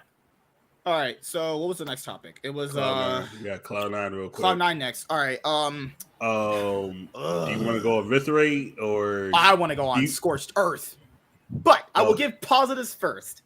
Berserker, can he get a team? Can this man get a team? Jack, you better be playing this guy top dollar next year from the state. Yeah, this is the Berserker best did ADC. I like Zen, but can we get an actual support? We said this last week. He's never even been considered a top 4 support, a top 6 support. He's just been considered a support. He's not a good support. He's not a real support. What if Golden Guardians had Sven as an ADC? How much different that looks to their team. How much better they actually get, right? What if Cloud9 had Winsome as a support? Right? Now, but when Berserker needs Winsome, he wants to be on FlyQuest. Yeah, that's why it just baffled me. They should have kept Winsome all along. It was so stupid. Blabber is. I said this years ago about Blabber, and people kind of were in the conversation kind of rallying me. I'll be honest here. I think Blabber is good domestically. He's another version of James Harden. There's a lot of James Harden in the league. Holy fuck. Plays well domestically. No, I think Blabber's more Chris Paul. I think he knows how to compete. I think the issue is he's only good to a third. He has a cap, no pun intended. And once he reaches, Chris Paul's a better example. Yeah, you're right. He can't get any better. No, Fudge is a James Harden, but we'll get to him in a second. I like Blabber. So Blabber for me, because people are like Blabber's the kind of guy who's very smart and knows how to adapt. Right, yeah. But he can only do so much. Because people were like, Blabber's to go to the LCS. And I always say, no. To go to the LCS is actually Xmithy. I think Blabber's a close second because for Xmithy, when he went to MSIs, he performed very well. People back up. Yeah. Don't take my word for it. I can watch the games. This man with Double Lift and Jensen and JDG that year, BIG, they got second place at MSIs, both times at Xmithy. At Worlds, yeah, questionable too, but most of our junglers are not doing well at Worlds anyway. I'll say this though. For Xmithy, he was really consistent at what he was doing, and you knew what you get out of him. Blabber is supposed to be someone a bit better than that. Higher ceiling, better mechanics, and a lot more of kind of like a big carry, right? He's never been that in any of the international series. He's never been that player though, ever. Like outside of that BLG series, outside of that, he was actually playing pretty well. He's never been that way. And I know, and Cloud9's not going to get rid of him. They're not. Yeah. But my thing here is, fuck. Do you just kind of throw yourself into this fucking Saw movie death spiral of winning domestically, peak it domestically, drop international events, don't do well at that, rinse, wash, repeat. It's like, what do you do with him? Because if you get rid of him, like we said with Hill saying, what if he goes to another team and just starts popping off? He just starts beating you in finals. You don't want that. Hey, trust me. Trust me. I went for that this year. Yeah. So that's the thing is, what do you do with him? Like, I don't know. Like that's where it's just no. Oh no, it's just your fan probably. It's not you echoing or anything. It's just your fan. That's it. If you have a fan on, you want to talk to. I will say though, I do think, Fudge did a lot better in this series. Yeah, you are just blind. It's not my fault. Literally every Korean and Chinese fan agrees with me. They literally said in Game 3 when he played Kennen, if I was Fudge, I would push my teammates off a cliff after how No. Fudge on Kennen was good. Everything else was like every other game he played pretty bad. Every other game outside that Kennen game was bad. He held his own, and that's good enough. He held his own going 0-5. He held his own going 0-5. That was Sign. Listen, he got targeted on Sign. What else are you going to do? His rest of his team didn't get advantages. The other games he did well. That's true because when every time he plays Sign, they always let him just take all the shots and die instantly.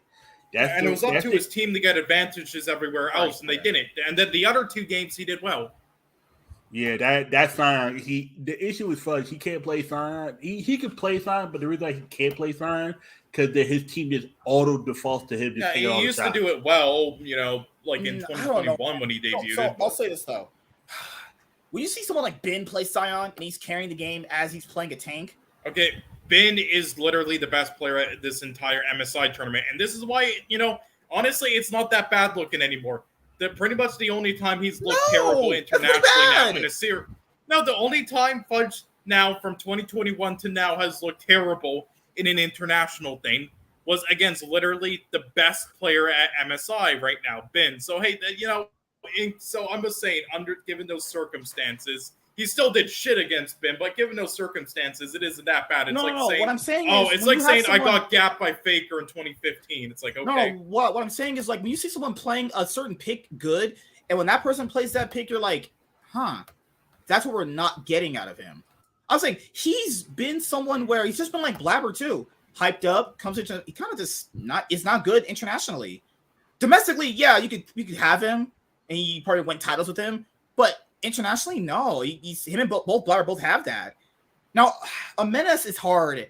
I don't feel like a Menace really did anything. I feel like he just kind of just played just to play. He didn't play to win. He didn't play to lose. He just existed, which is actually worse than not playing at all. I think for what the Cloud9 needed, it was like he wasn't a detriment. He wasn't the reason why they lost, but he wasn't the reason why they won. He was like you said, he was just there. Yeah, and to me that's even worse because that means you're not really doing anything.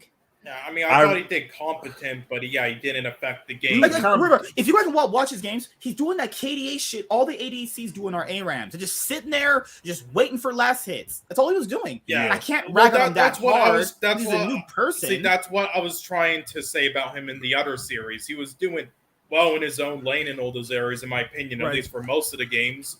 But yeah, outside of that, though, he didn't impact the game or make any plays as a mid laner should do. So that was the second biggest reason, for them looking so bad. And then number one is just Sven looking so bad. Yeah, so my combination of C9 players, people said that Menace was going to do really well this event. I didn't think so. I thought he was just pretty meh, all things considered. Yeah, so for me, how I see it most of the time, if you're not doing anything, that's worse than doing something or nothing at all. I'm the opposite. I think not doing anything it's just like, okay, you're there. It's not worse because I'd rather have you not impact the team at all and just be there than negatively impact the team and make it worse. It's like I no. It's like you said Zen. He just played bad. I'm just be honest. He just sucked. He needs to go another team and go back to imagine if they had Barrel. Imagine they had win some. Just imagine if they had an actual 80s, an actual support, anyone, right?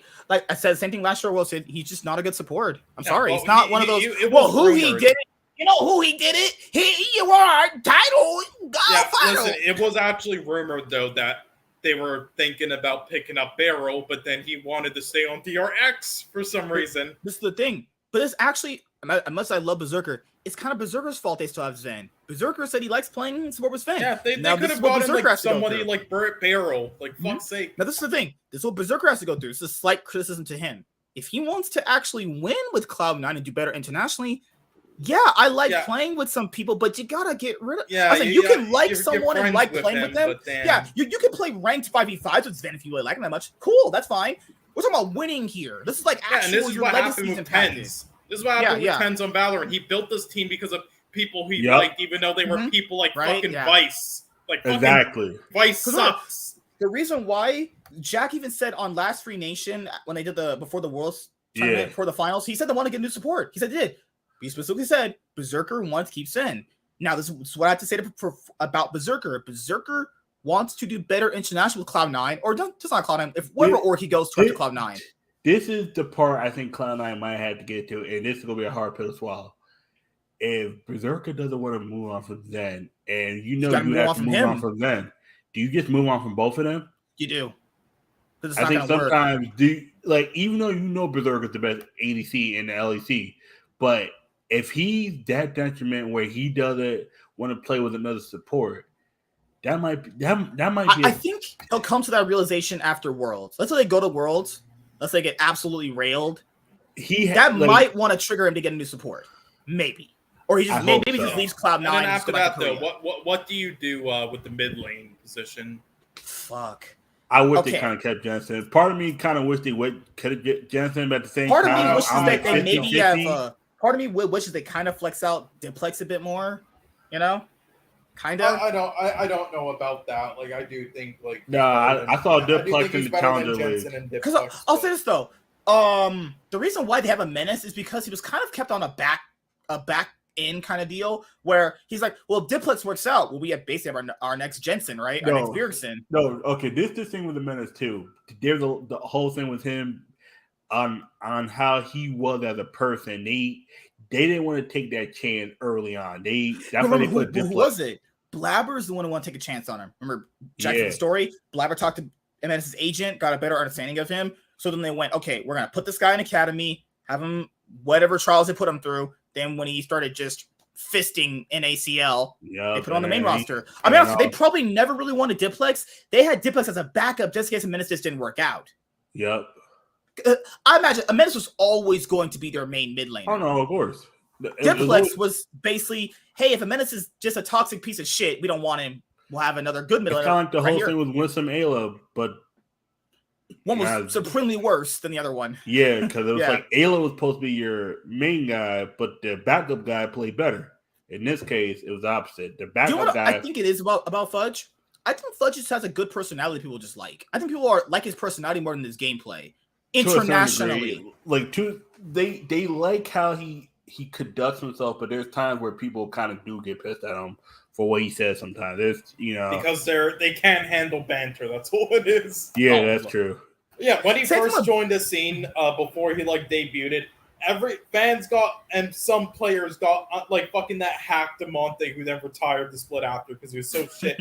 Got unironically pissed at him, thinking that the jokes and banter he was doing the players like Double Lift was serious because they're that fucking deranged. It's like if anybody besides Double Lift does banter, they get pissed. That's what happened with JoJo. They got pissed at him because he was just doing friendly banter on Twitter. They're like, oh, you're a rookie. Why are you talking shit? It's like, holy, you fucking idiots. You don't want anything interesting? That's it? Okay.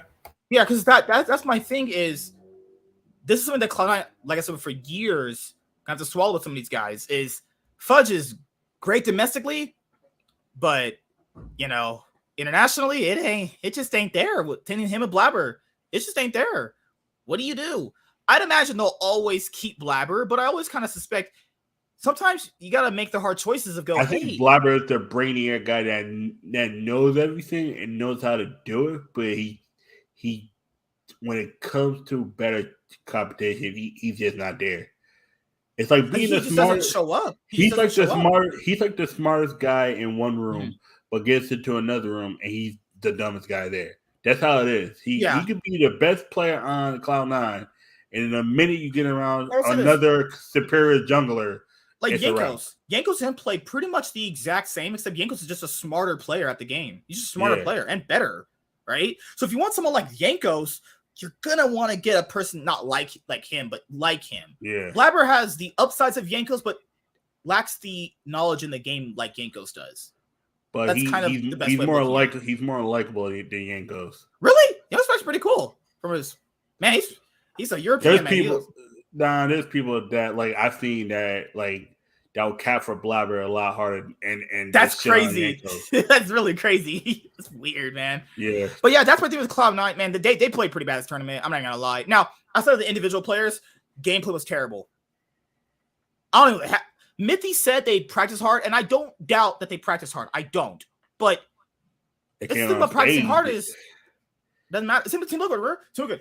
Team good are out screaming everybody. They're performing really hard. They had a great work ethic. They work hard. You know how many times I've lost in practice because someone just outplayed me. They just had a better combo, and then the minute we get on stage, it's a mental game. You could clap BLG, JDG, GenG, and T1. A lot of G's there, and we 3-0 in scrims. You get on stage, they 3-0 you.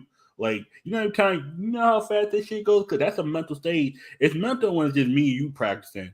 I could like you could beat me 9 or 10 times because you know how I play. But now it's like, all right, cool. Now we get on stage. I'm not focusing on you. I'm focusing on the whole game itself.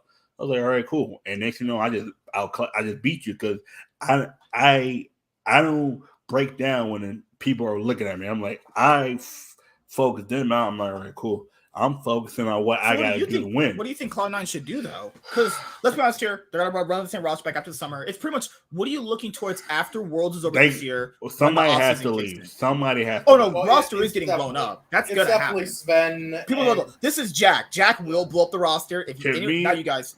Yeah, it's definitely Sven that's going, and then mid lane. It just depends on if there's any mid lane. I think good enough available because again, they can't keep more than 2 imports. So.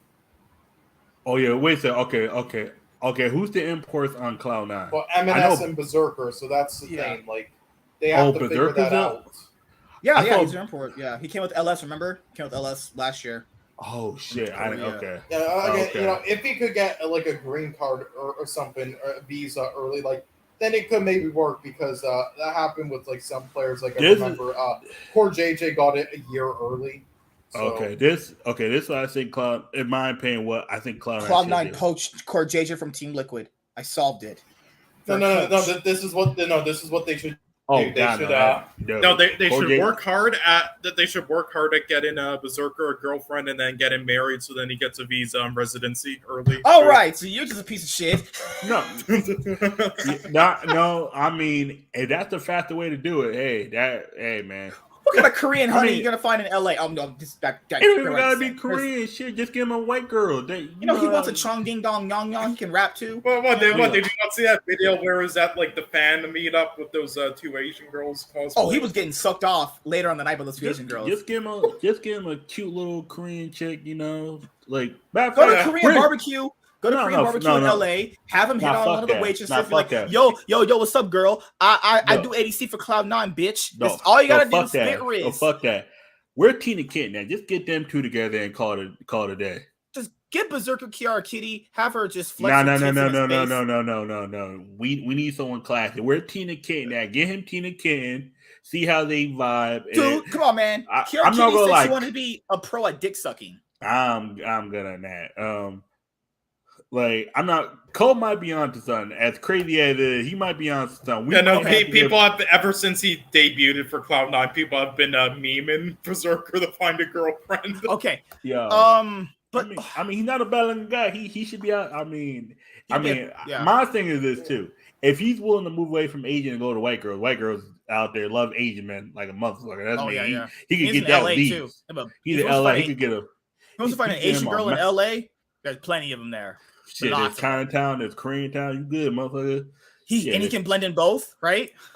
Jesus, no. After you told me that Ruler was both in LCK and LPL, no offense, and not to be racial about LA motherfuckers. There's some LA motherfuckers that can't tell the difference, but then a lot of people can't tell the difference. I think it's kind of hard to tell the difference between a Korean and Chinese person unless they tell you. But that's all another story.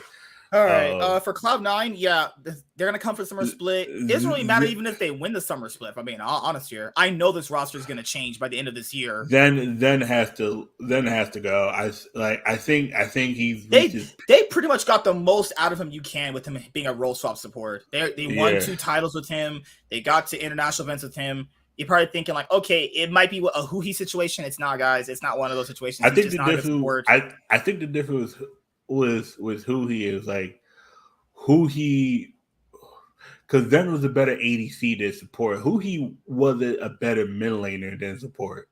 Yeah, in a sense. Yeah, it was about even, but again, mid laner is a more important role. So in comparison, like who he works on a team where the ADC is kind of like, you listen to me, like who he had to be Mr. Miyagi as support. Like that's why Stixay, like, because Stixay kind of the way the way they he's French, right? Stixay? No, who he? Oh shit! He's well, he's Korean as well, but he's mainly French, I think. What is? He has a cute girlfriend too. After Rush Hour 3, what is with all these freaking Asian people go to France. Oh yeah, and Paul Belter definitely has a girlfriend who says a lot on Twitter. Pobo's girlfriend's tits were huge. Yeah, she like says the most revealing shit ever on Twitter.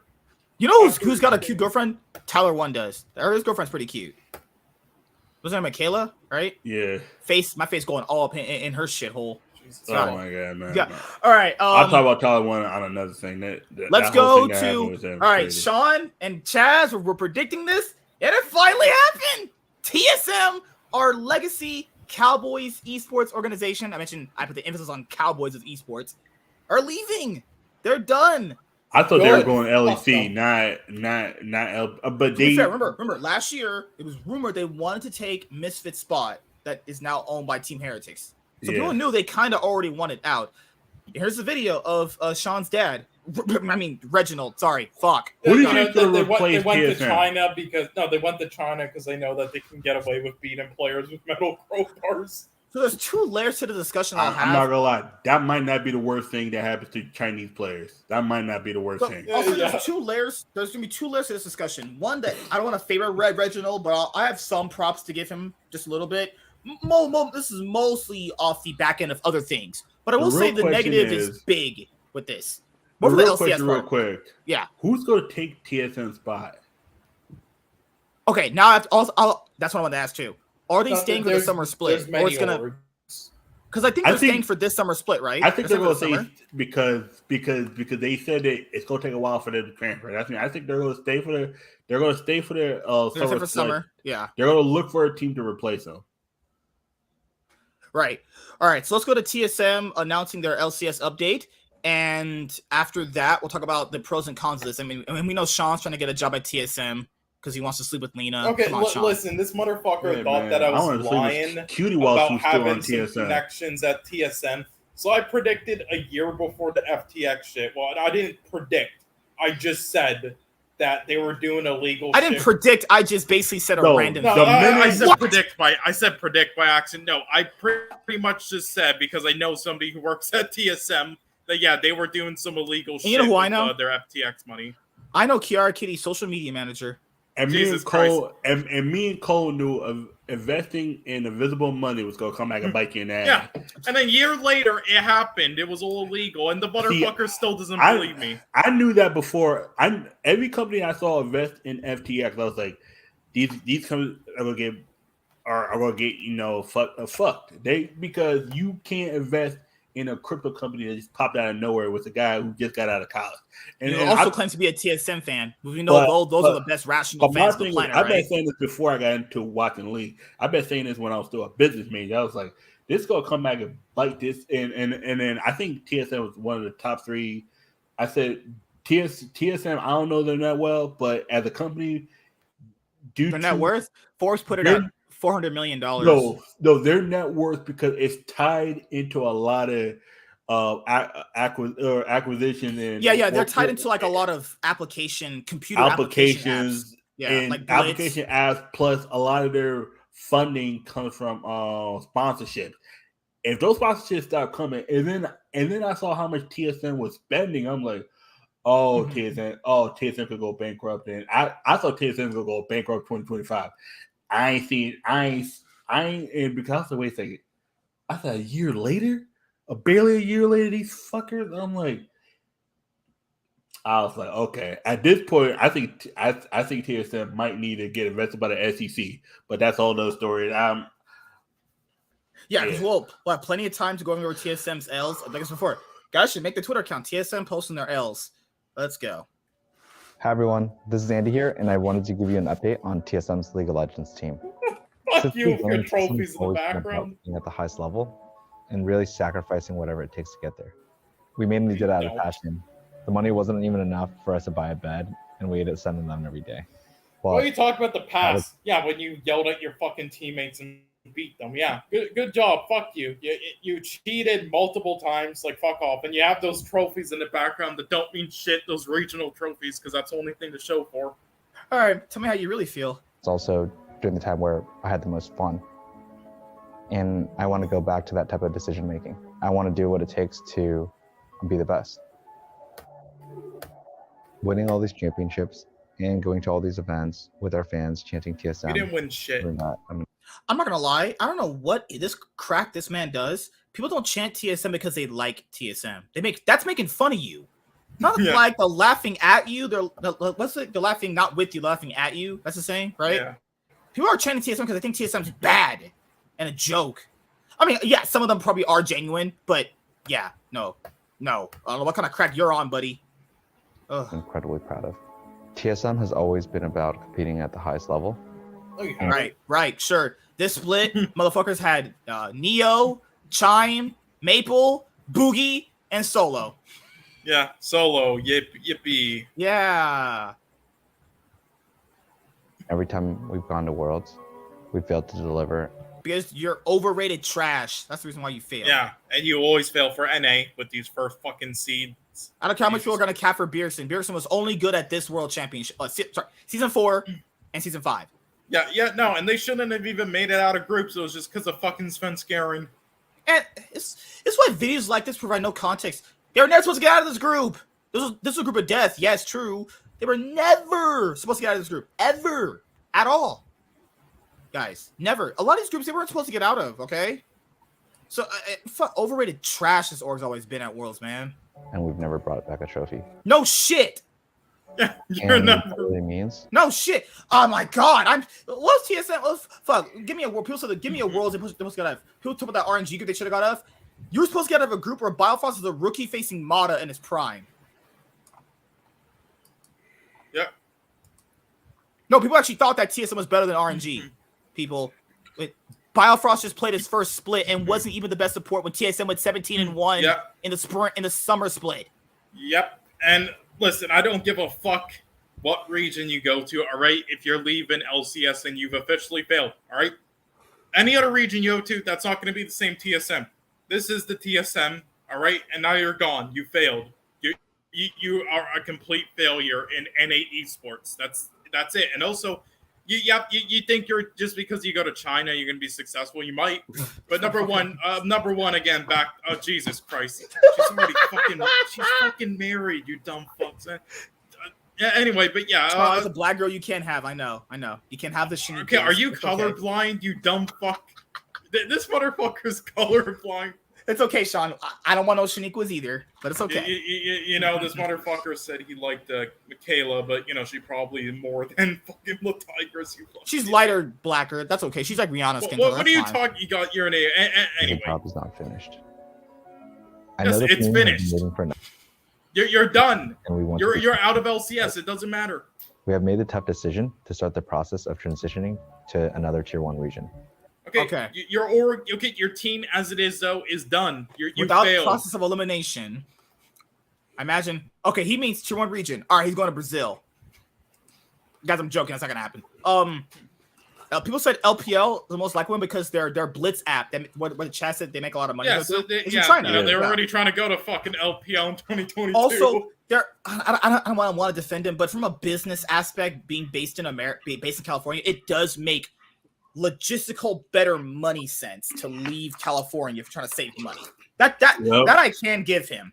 I can give him that if you want to, but then just say that. Just be like, hey, California is too expensive and we're trying to save money. That's being transparent. You can't do that though. Sometimes you kind of give you can't give the actual reason when you talk about a business. Oh no, I agree. Because then that becomes are you tax evading?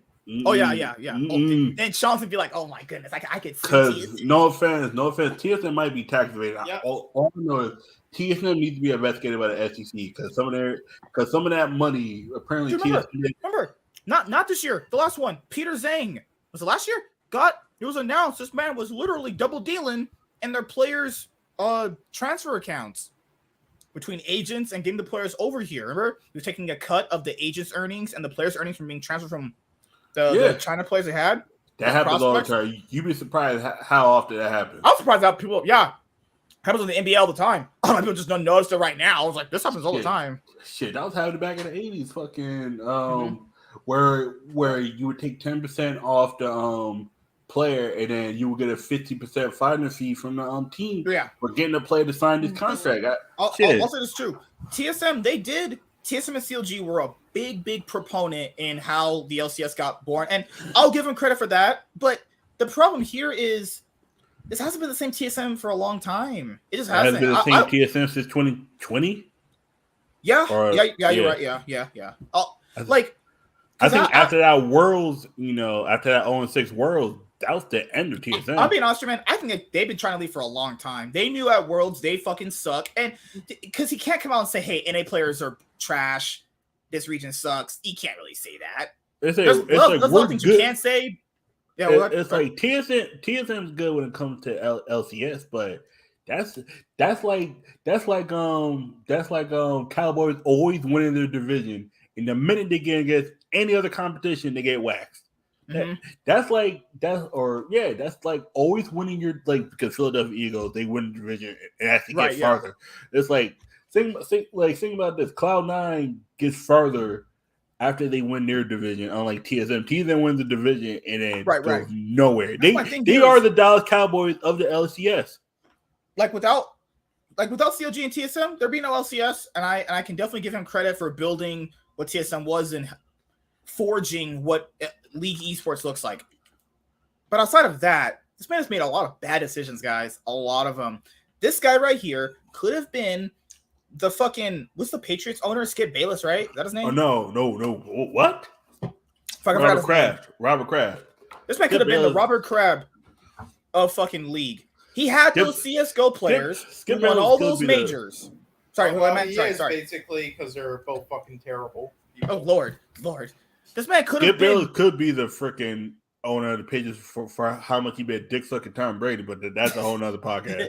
So this man could have been the Patriots for fucking League. He had those CS:GO players who won all those majors. Everyone knows the story. He was too fucking impatient. Didn't let it play out the way it should have. Those people won. Well, how many majors those guys win? 6, 7. But T, that's the issue when you owe a lot of money. You gotta get the.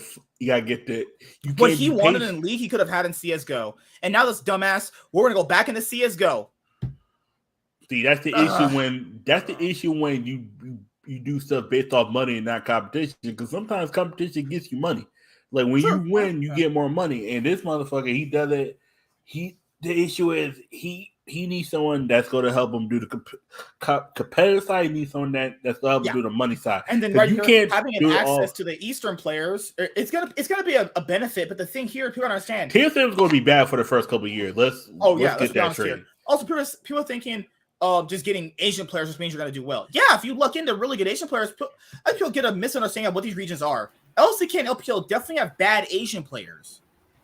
Hence you watch DRX this year and tell me how those players are looking. Yeah. Have you seen some of the bad LPL orgs that have been in the league for ages? And go watch Up versus watch Up versus anybody and watch your brain. Has Ultra Prime done anything in the league? Watch anyone's bitch versus Up, and you might want to throw yourself out. How about this?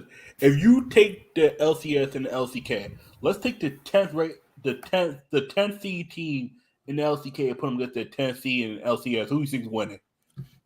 That 10th place team, I'm not going to lie about how bad we are. That team might be making top 4. Think about that 10th place team in LCK. Like before. A 10th place for them is different for a 10th place team for us. Yeah. Right? Yeah. And that's fine. Because think about it, DRX was 9, and DRX could probably beat the bottom 4 teams in the LCS.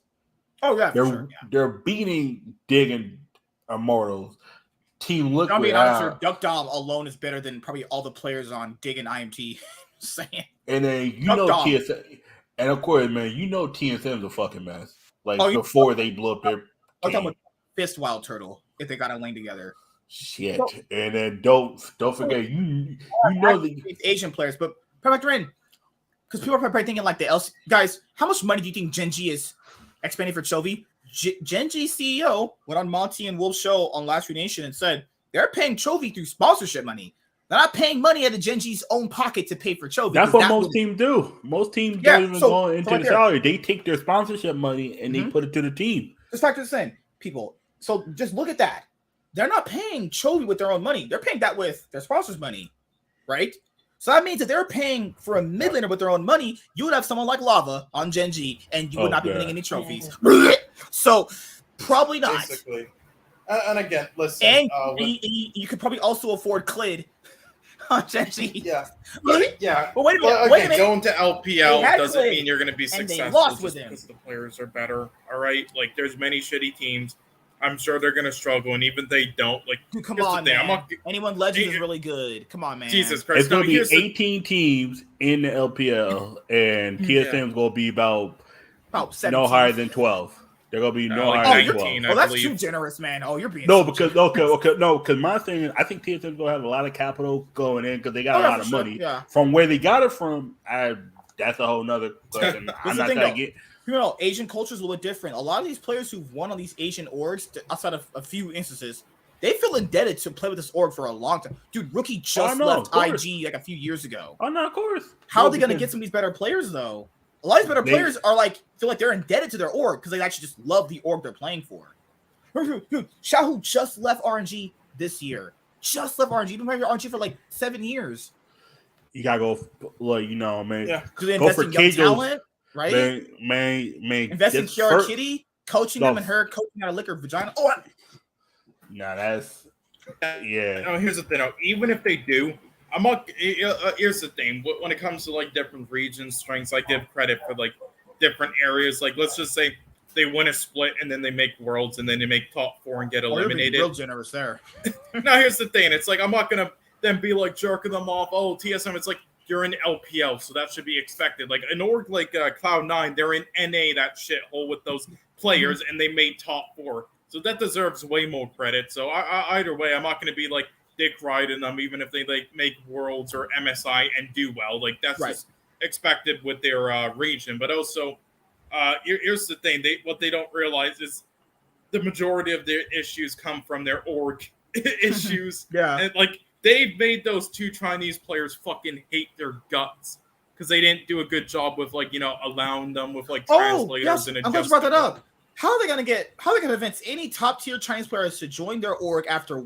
I didn't think Kyoto was it Kyoto and Shenny. Now, I think they treated it horribly though.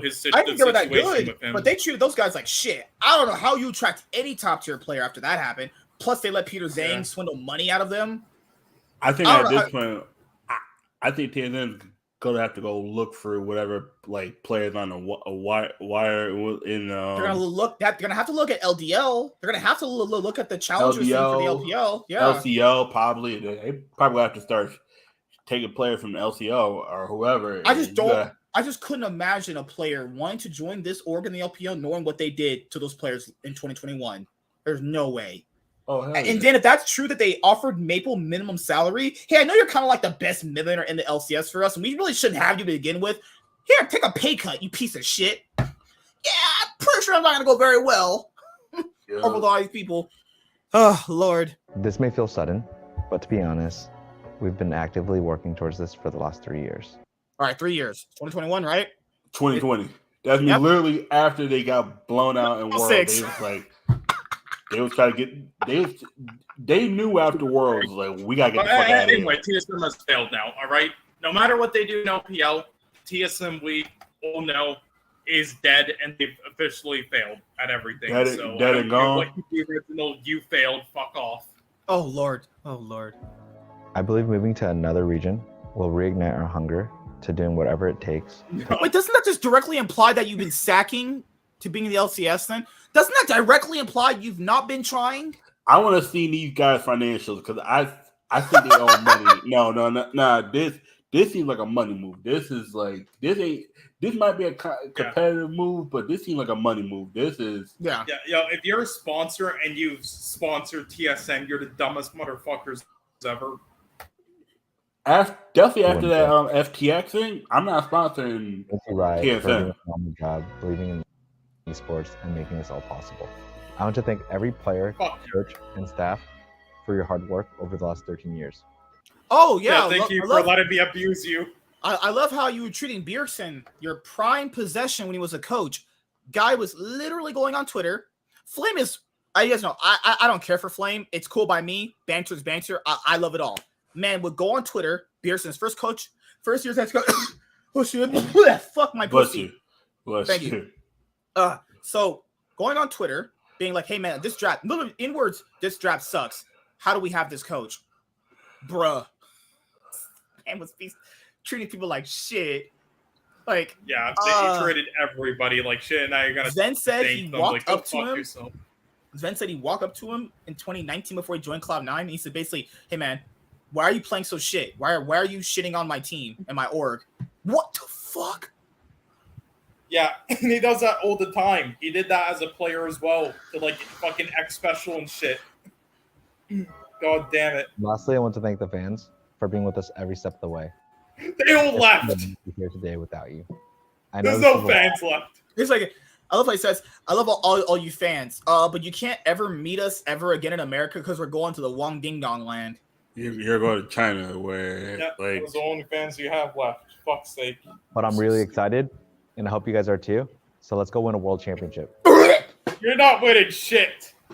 All right, and if You're you gonna do, then win- it's not because of you. It's just because of some players. You're gonna out. win the money that Riot gives It's- these teams to compete in the league. it's CSGO, yes, the league, no. CSGO, you got a better chance. Yeah. Yeah, no, Yeah. he's excited to beat players again because you know with all the fucking scandals teams like EDG have that they get away with, I'm sure they can get away with beating some fucking I'll say players. this: the only thing he's winning is the money that Riot obligatorily I'm not gives these gonna teams lie. for competing. I'm not gonna lie, the abuse that TSM did allegedly in America ain't shit. Allegedly.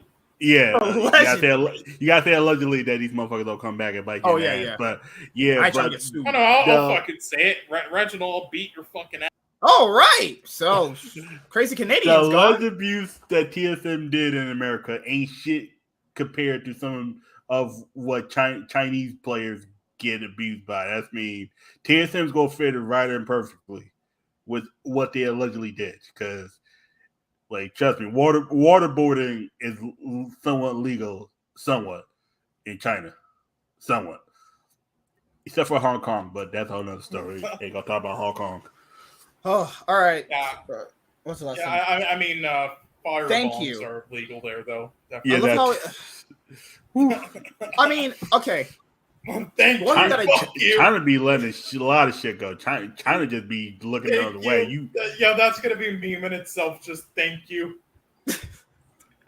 Okay. R.I.P. Chuck. Who the fuck The is only Chuck? thing that I'll say about Bozo. TSM is I did enjoy the Cloud9 TSM rivalry. And I would say the Cloud9 TSM rivalry was much better than the CLG TSM one. and again, Always. that's why I kind of wanted these orgs at least their branding. Like switch out the orgs, but keep their branding for a while because I love just having all these teams that were there since day one with the history and the fan bases and the rivalries. But Yeah. TSM and CLG just shot themselves in the fucking face 50 times, so I can't blame them. But you know what's better about videos like these? The quote tweets, the comments. All right, so let's go through some of these. Good luck in the new region. Okay, it's not bad. Not bad. Ooh, I know it's man. been rumored for a while, but still sucks in my opinion. I don't really pay attention to other regions beside at international events. Always supported TSM even during the last few years, but now I need another LCS team to support, I guess. Good. Well, first off, why were you supporting TSM in the first place? My motherfuckers be flip-flopping like girls be doing on cocks. Ugh. Oh, Wow, look at I it. know- Oh, support wherever you guys go. Fuck you, you fucking idiot. All about, oh, good lord, I hate those things. All about TSM Screams NA. It is one of the pillars of NA league scene, and for many people, it is the identity of the orgs. A lot of wrong in this move, in my opinion. Yeah, well, that's the thing. Like, I don't care that they're going to LPO now, all right? It's not the TSM we know, so I don't care if they do successful. It's not like this TSM did successful. It's a whole different one. All right? It's just like how NIP, you know, when they joined with Victory 5, all right? I don't give a fuck. A TikTok partner. That's not to be proud of. lady. Couldn't he have a 2-minute speech without repeating himself? Yikes, yeah. This guy said, I guess this is where it ends for me. Sad day for OG fans. Can't bring myself to root for a team in another region. Newsflash, dude. There's a lot of people now that it's crazy. There's so many English fans, fan of Faker. You know, he's Asian. Just saying. I don't know where that comes from. You can't root for Asian players. I mean, no. I mean, some RG players in their just want to shit root right for what's close to them. It makes sense. No, this is like regional pride. That's Yeah, That's it's everything. perfectly Listen, fine. I cheer for a team in LPO who has fucking Dove as a mid laner, all right? Lord. TSM built NA League, and that's where my pride and loyalty as a fan is, where I reside. Where I was, Just feels like running America. from Just feels like running from the grind and good luck. Thanks for memories. Right. All right, so I don't mind the whole regional whatever bullshit he's doing to himself. That's fine. There is no running from the grind though. Now I'm not giving Reginald credit, but you gotta admit though, like investing here is kind of not worth it anymore. It's not a good region. We suck. This is how these motherfuckers. This is how you tell these are broke idiots with no business sense. Every region outside of LPL and LCK suck compared to them two. Like let's be honest. LEC is good like every other year. That's something that you brought up about business. As a business owner, if anybody ever is one or wants to be one, you do not keep throwing money into a hole if you are not getting anything back out of it. You can't blame Reginald for that. I cannot blame him for the business sense that California is expensive as fuck.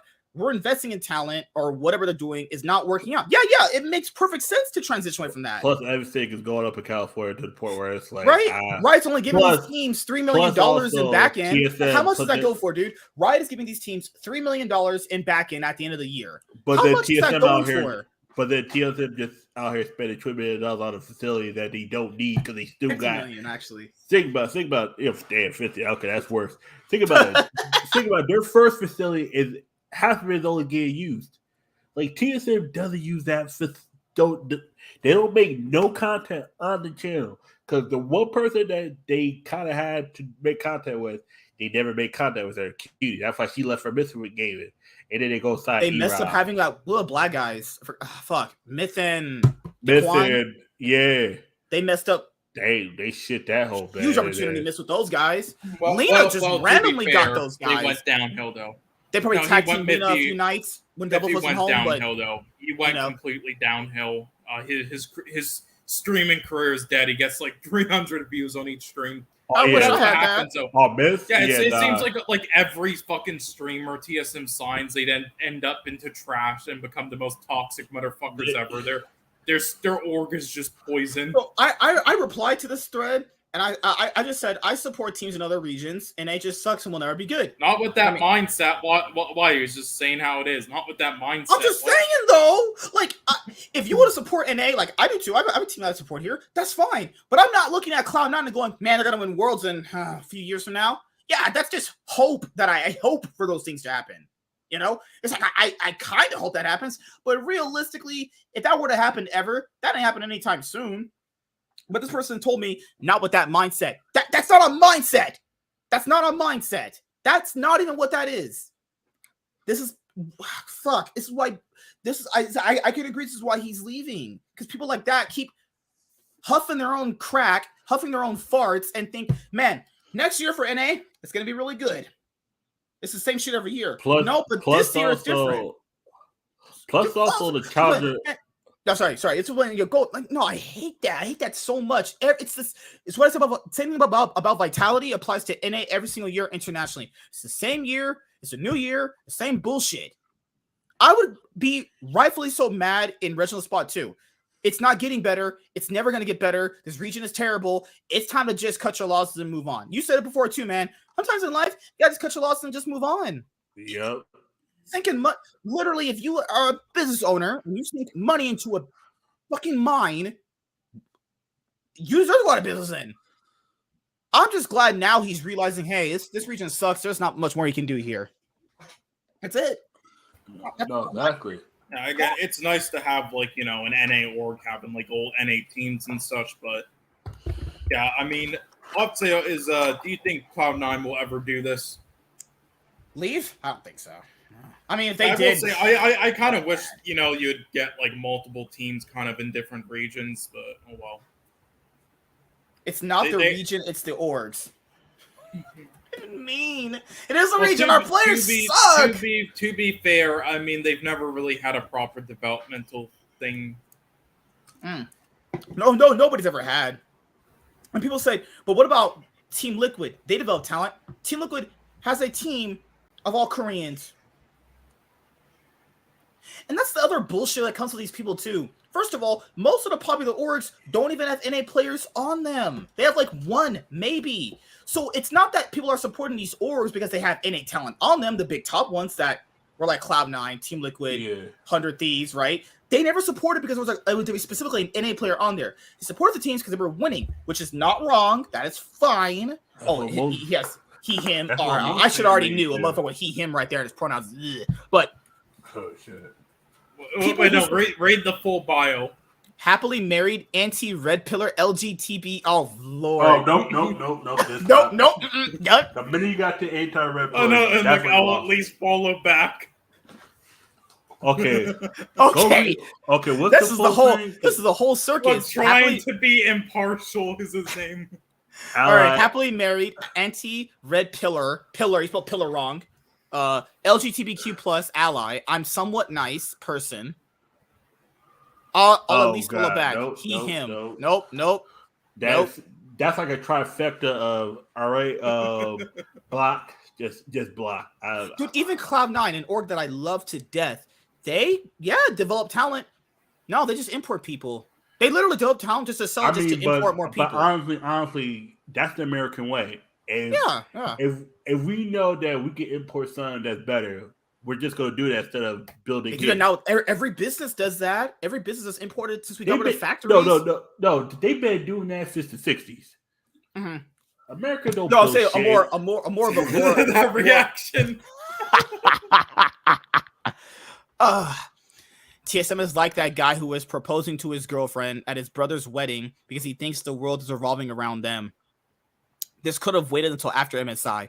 Bro, it doesn't matter. Everyone knew this. This is not news, you dumb fuck. You saw it. Shit. If TSM goes to LPL, that's hype as fuck. So much talent, but the money needs to be spent to acquire and grow it. There's a problem here. Look the one below it. Blood thinks people scream TSM because they're fans. I can't disagree there. But this is the thing. I'm not making fun of this guy's comment, but this is a key interesting thing too that people don't bring up ever. Not even just with NA's reach, because we'll talk about the NACL in just a moment, because it's going to tie in together. China has more competitive players on their server than NA does. Now we know that. But China has a bigger population. Right. Now that's the other key thing is that's going to be a lot better for them to have. Basically, the thing I want to say is there's more options there, right?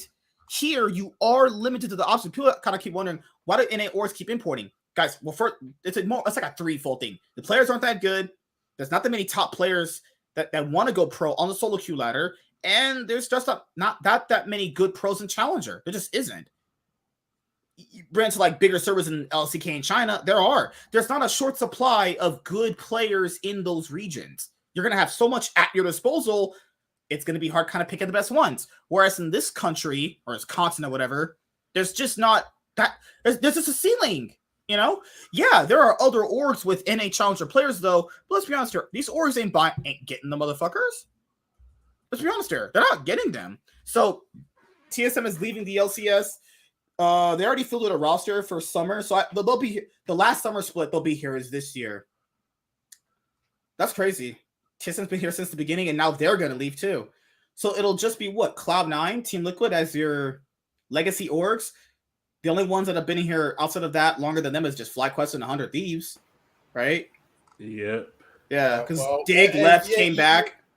Yeah, Dig, baby, and Immortals, baby. They're definitely not gonna sell. I have faith in them, totally. Now, the last 30 minutes, because I'm getting a little tired here. Also, I will say NACL Evil Geniuses technically was there before. I'm not counting that. And it transitioned to from TSM to NLCL. See, you know they're one of the teams that got rid of their academy team. Oh, they were one of the first ones. They're like deuces. They was like, oh, we don't need anymore. They took their academy team and just looked at the trash and they went, Kobe. And just threw that shit right in the trash. They started they Shaq slam dunked that shit. Ain't gotta spend more money on trash and talent.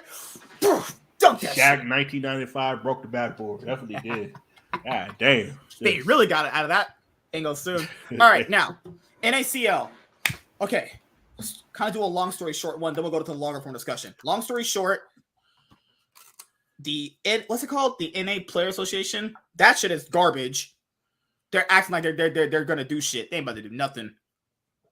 Basically, just like with Europe, Riot has now officially removed that it is a requirement to have a challenger team. This sparked a whole lot of controversy, literally a whole lot of debates. Now, I'll say this though, and it's something that people need to learn as a lesson in life. people will always say the nicest thing because it just sounds nice. And I've been saying this for my life for years. The NA Challengers thing, not just with the players or whatever, the viewership has never really been there when it was called Academy. It just never has. Yeah, for the first few years, Academy was popping on viewership because that was the first few years of Academy when it was kind of like a new thing based off franchising. Academy viewership is really bad. It's really bad. People weren't watching it. There was people that were watching it. Who knows? Could have been view botting. We know the Overwatch League got in trouble for view botting too, right? Yep. Oh yeah, of course that shit was view botting. That shit was dead. So how am I not to believe that NACL was view botted? Who knows? Just my speculation here, allegedly. Then the other thing to bring up is there was no storylines in Academy. The casting was awful. Gameplay is going to be bad. I'm not going to hold that against the players. I know it's going to be bad. That's what. I mean, not all the casting was awful. Some of them did get promoted later. They had the Tigress there, and she got promoted to the LCS. Jesus, yeah. I mean, she should have done more of that before getting fucking promoted. Jesus. I don't know. It's just people seem to have capping for Academy so hard. Some people don't even watch that shit. You ask people who are the best Academy teams just from this past split alone, they don't know that shit without looking up on Leaguepedia. Cloud9 and Dignitas. Right? Just Cloud9 and Dig. They were the best, right? Then other orgs like Team Liquid and FlyQuest made the little videos being transparent, which is fine. It's something, their videos are fine. But the other thing here about it was people were like, man, FlyQuest is the only respectable org in the LCS that I want to root for now. Being that same respectable org that this past year just screwed over two different people, the same org who basically told Winsome, hey, I know we kind of just like really fucked you over. Come help us out against Golden Guardians. Not two different people. They screwed over the whole team because they messed those two players. They screwed up, messed the whole team up because they had Winsome. They were doing well. Devon and Ayla, the person you were supposed to bring in, but Visa, but it didn't work out because the chemistry was off. You bring back Winsome, but it's too late because now the chemistry's all thrown off. Now you have to reestablish that chemistry, and you're going to playoffs. It's incredible. They tilted Impact. I've never seen that guy tilted ever, and they tilted that guy. That's saying something. That guy. Even with that, though, Winsome was like the best player in that series. You know what's insane is people like, man, common FlyQuest W. Oh, the same org that just screwed over two people. It's the people that you claim you like, which are just NA players. Ayla is an NA player. Two people they screwed up that screwed up the whole team. Just the whole team. Right, yeah. This org, I'm saying Papa Smithy, it's his fault. People like, common Papa Smithy W. I love Papa Smithy. I met him. He's an awesome guy. But I can't let him get with this one. Guys, how does that make sense? FlyQuest literally screwed their entire season by their bad management decisions. How is this a W for them? Maybe you're just racist. First of all, FlyQuest finished 8th place in that Academy thing. Who's like, I want teams that are going to invest into this scene. FlyQuest finished 8th. Yeah, what are they investing into? Dog shit? Good. Team Liquid finished what, 7th? Yeah, man, great orgs we have there in Academy, finishing 7th and 8th with NA talent. That's the reason why that's bullshit. Oh, that's trash. Yes, now I can agree on something. Orgs just burning money in a scene that has no monetization. Oh, what's the word? Sustainability for esports too. That's fine. I don't care what people say. I don't care if I'm opinion at all. I don't care what people say. If you do what I just said for Reginald in this scene, you're really stupid. It is understandable that if you're getting no recoup on investment from putting in all that money, you wouldn't want to support it. I'm sorry, guys. Life doesn't always work out the way you want to. I know people kind of want this to be like the NBA. You have your collegiate thing, be like your college basketball thing. Guys, it doesn't work that way. It's not sustainable. There's a reason why college basketball is sustainable compared to this. I'm not gonna go all into it, but you guys understand what I'm talking about. I mean, right? This is there's like a website to keep track of players, that would. This is just so much more different than that. This is, first of all, let's use Jack. We're gonna go over Cloud9's article. They spent $2 million plus in Academy. That's not counting housing, food, transportations, paying for internet, right? In LA. All this is in LA. Now people say, we'll move out of LA, cheaper expenses. All right, cool. That doesn't mean anything. What I'm talking about specifically is that this has been invested into multiple years and getting no return on investment back. That if they keep doing that, that's bad business. The LCS would actually most likely die if they just keep wasting money like that. Do you want the LCS around? Then right now, there needs to be a complete overhaul of the Academy system. It just does. Yes, well, that's the thing. Like, teams work. not all the teams. There were definitely teams who was just like doing fuck all with it. But teams were trying with it, like Cloud9, and they done great job. They developed let's go on that a one. lot of players. Let's go on that one. People even say, "Oh my God, Cloud9." I'm pretend to be shocked. I'm pretending to be shocked that Cloud9 is not investing in the academy scene. Oh, you people are so fucking stupid. Please. Cloud9's been one of the only developed and actually promoted so developed many talent players. from that. So Yeah, just because they don't want to invest into it this split, that erases everything else they did. yeah. in Their it. team won, and none of the players got promoted. Not even Diplex. I'll answer that in just a moment. But as we talked earlier, me and Sean did, Cloud9 was one of the only orgs to really give NA talent a shot. And now people are mad at them because they don't want to invest into a scene that produces because no they were money. born yesterday. They didn't see all that shit. Remember, and Chad said this too. You're only as good as what you provided for me. You're only as good at what you do for me recently, right? That kind of thing, Yep. right? People were like, "Man, Cloud9, you did all this great stuff for NA Academy. You're not going to compete in one split. Fuck you! I'm gonna go support FlyQuest." So nothing they did counts. Not because they don't want to invest into just one split. Go fuck yourself. Go actually like take a rod and go people- fuck yourself. People are forgetting one thing, though. All this stuff that when they invested it and did a great job and stuff, promoted players, developed players, and all the teams actually tried. Remember, this all happened before Riot Games started doing all these new rules and fucking up the academy system, where now it's looking like shit. It's going to be hard to develop players and get them promoted, especially now, and where it's illogical for any LCS orgs to own them. Like, other orgs, the small orgs, are still going to be there doing it and own them and, help develop the players, and that makes more sense at this time. But with the LCS orgs, because of all this new shit they're doing, it makes no logical sense. But also, even if they're doing it, as 3 of the teams are, it's still going to be almost impossible to get them promoted or developed because of what they're doing. Like, and that's why none of the fucking 5 players on Cloud9 or Dig got promoted, and other teams. The angle you just asked, why didn't the Cloud9 players get promoted? Let's be honest with you, dude. Nobody is promoting Lost ever again. He is dog shit. Well, yeah, I wasn't expecting Lost or Tony. The thing, Jack, I know he said he wanted to get those players into the LCS, but this another slide I got to give Jack. Some of the players he got in Academy are never going to get spots ever again. Diplex, Zazel, and what's his name? Diplex, Zazel, Tomio? Yeah. Those. Okay, so Diplex is fine. I think he should have a spot. Tomio's fine. I think he should have a spot. Who's the support? Zazel. Yeah, okay. Zazel, Lost, and Fake God. Guys, Fake God is bad. Fake God was probably the 15th best top laner in the LCS at one point. I'm not cheating you. He's terrible. He's never going to get a shot again. He's just not good. Lost is also dog shit. I think he invested in Academy talent, Academy talent that wasn't that good. Lost literally just played on IMT, and he looked like he wasn't even trying. Well, that was the issue with Fake God and losses, because they already got many chances, so I don't think teams are going to come again. Yeah. But I think he just made bad. I think he just made bad decisions. I think he just wanted to help them out, but the other 3, yes, could have. But again, still, they all could have got promoted, but they didn't. And again, it's because of the new rules that they're putting in place. It's going to make it so hard to actually get anyone promoted or to develop players properly with LCS, like Academy teams, because of what they're doing. Teams are just going to keep importing players now. And also, there's more rules that might be put in place. Like, they might break a lot of the import things where you can have more imports, or they're going to get they vetoed that.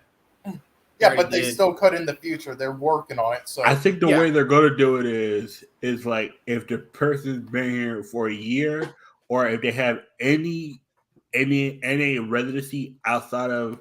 Well, that's what Winston. That's why he's a resident. But I think that's for the good. I think that's how they're gonna get around and where. Well, no, they already do that. Spica and Winston and stuff are like Chinese or Korean, but they were born here, so they're allowed. And with their years, it's around 3 to 4 years, and then you're a resident. If they're born here, they're automatically considered a resident. Yeah, they are. Yeah. Mm-hmm. That's why. No, I'm saying they're going to find a way where they're going to. This is because this is, and I think you kind of alluded on it, Sean. I think what they're going to do is, I think they're going to start signing players years in advance, get them a visa. By the time they get here, they're going to get other players, get them a visa around that time. That they're going to eventually, get a way to get 5 Korean players on a team, but 2 of them are 2 or 3 of them are already going to be considered NA residents because they already had a visa for like say they gave a visa to I don't know whatever player or whatever team.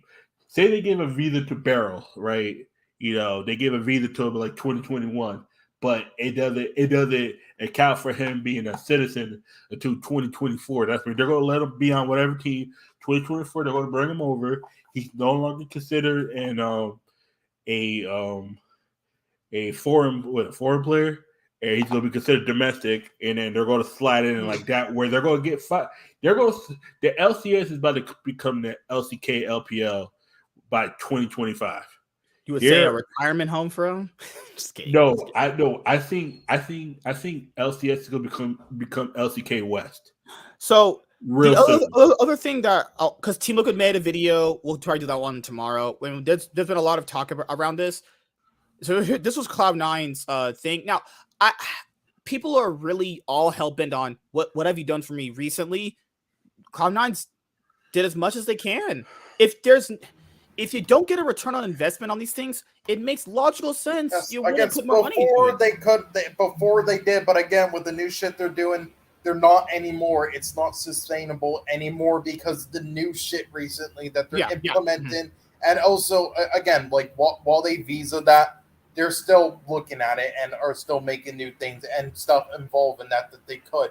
Which in that case, then it's really fucked for NA players to try to get promoted. So again, with all this shit in mind, how is it at all logical right now? Like even if they stayed, it's still going to be almost impossible to develop. Money and orgs go deeper financially in the hole because but also it's still going to be almost impossible to develop players. Right, because that's also what I bring up too is people keep saying the same thing you said, which was people already had a hard time getting promoted. It was like, yeah, people say, oh, it's impossible, guys. Before this even happened, it was already hard enough being an NA player to get promoted anyway.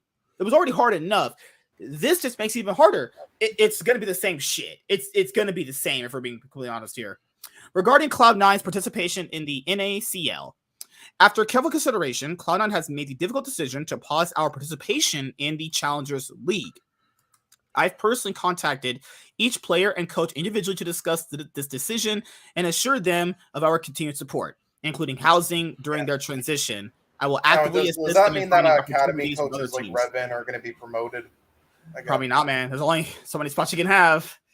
Well, hold on. I mean, who was it again? I mean, Armeo did leave, so they could give that to Revan. Our mission with our development program has been to prepare our players to be promoted to the LCS. We've had a successful track record, winning 5 academy championships, resulting in promotions to C9 LCS as well as other LCS teams. Yeah, all that's true. This ain't spin PR. No, all that's true. Remember, an org, people say, oh, they're not dedicated to NA talent. They won 5 academy championships. 5. And they could have won so many more. There were so many that they were in the finals. There was one with Golden Glue and Wiggly where they had Keith McBreath, Omega Lil Jew. They almost won with that. Yeah, they won where they had fucking Fang as a support. Oh, remember they had that Brazilian guy named Jukes? They could have won with that guy? Yeah, and they still got first in the regular season with him. There were so many splits that they could have won. They could have had like 12 academy championships and like 3 tournament wins. Like they're easily the best in academy and amateur history, even better than Team Liquid. They just had a lot of chokes, or there were teams that then randomly had players like Someday in who then smoked them. Justin, what's up, buddy? These trades were critical to Cloud9 as they offset the high costs of running our program. However, in recent years, despite the removal of buyouts, we have been unable to promote players to any other LCS teams.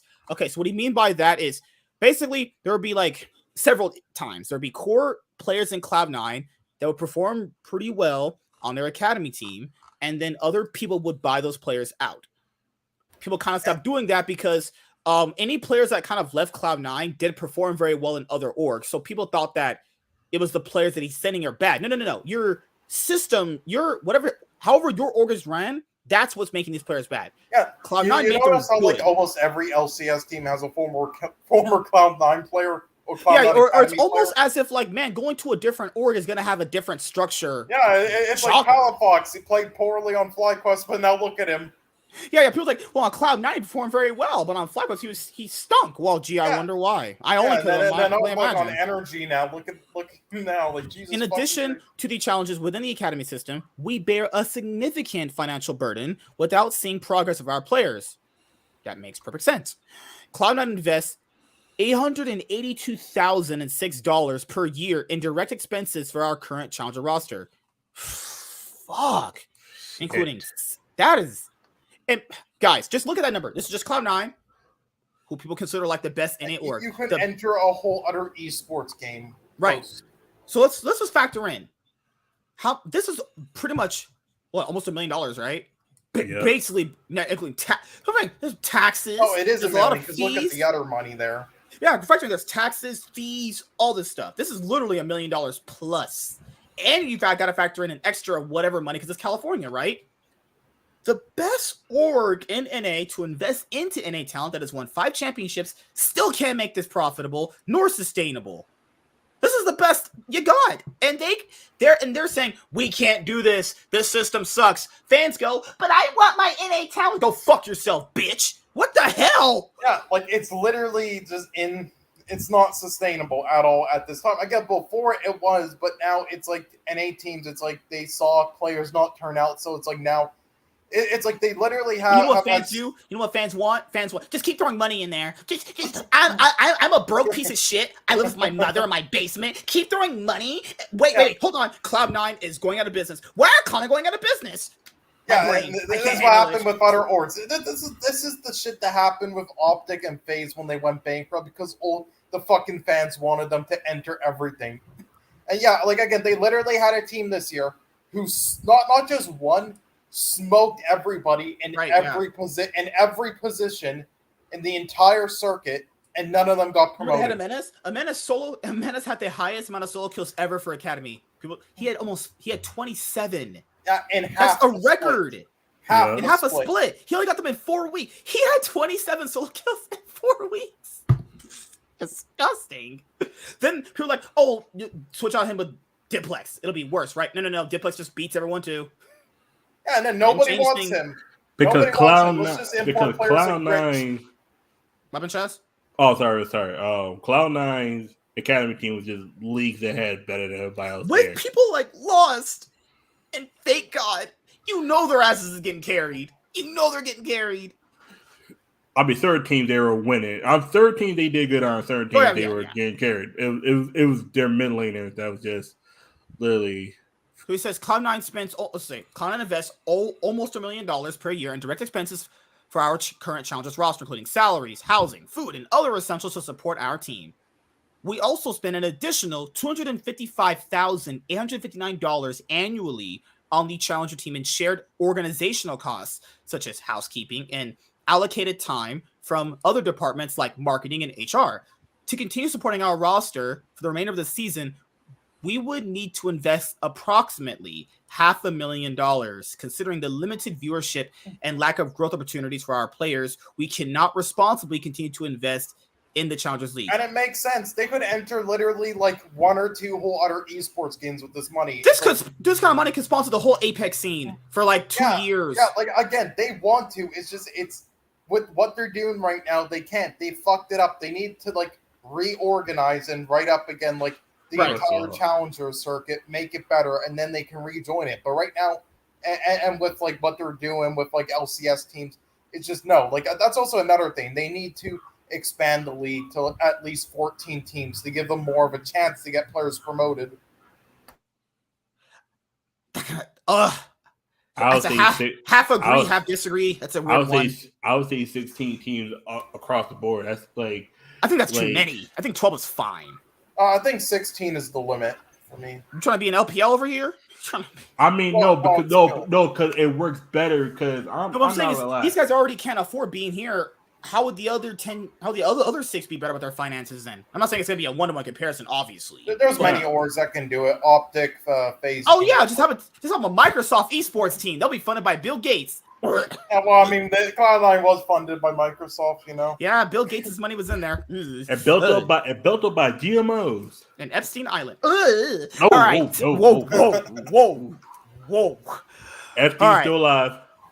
So this makes it perfect. People are like, why are you giving up? I mean, these oh my goodness, these people in Twitter and Super Bowl. This person was like, they just read the fucking tweet. They didn't read the article. Look at this right here. As a decade-long C9 fan, I'm incredibly disappointed with this decision, especially after saying the Challenger team is valuable, moving players between main and Challenger rosters and promoting player development. You are not a lifelong fan. Fuck you. I usually trust the process, but I don't trust this. You're an idiot. You're fucking no idiot. offense. Just by the picture alone, you could they're a little weird.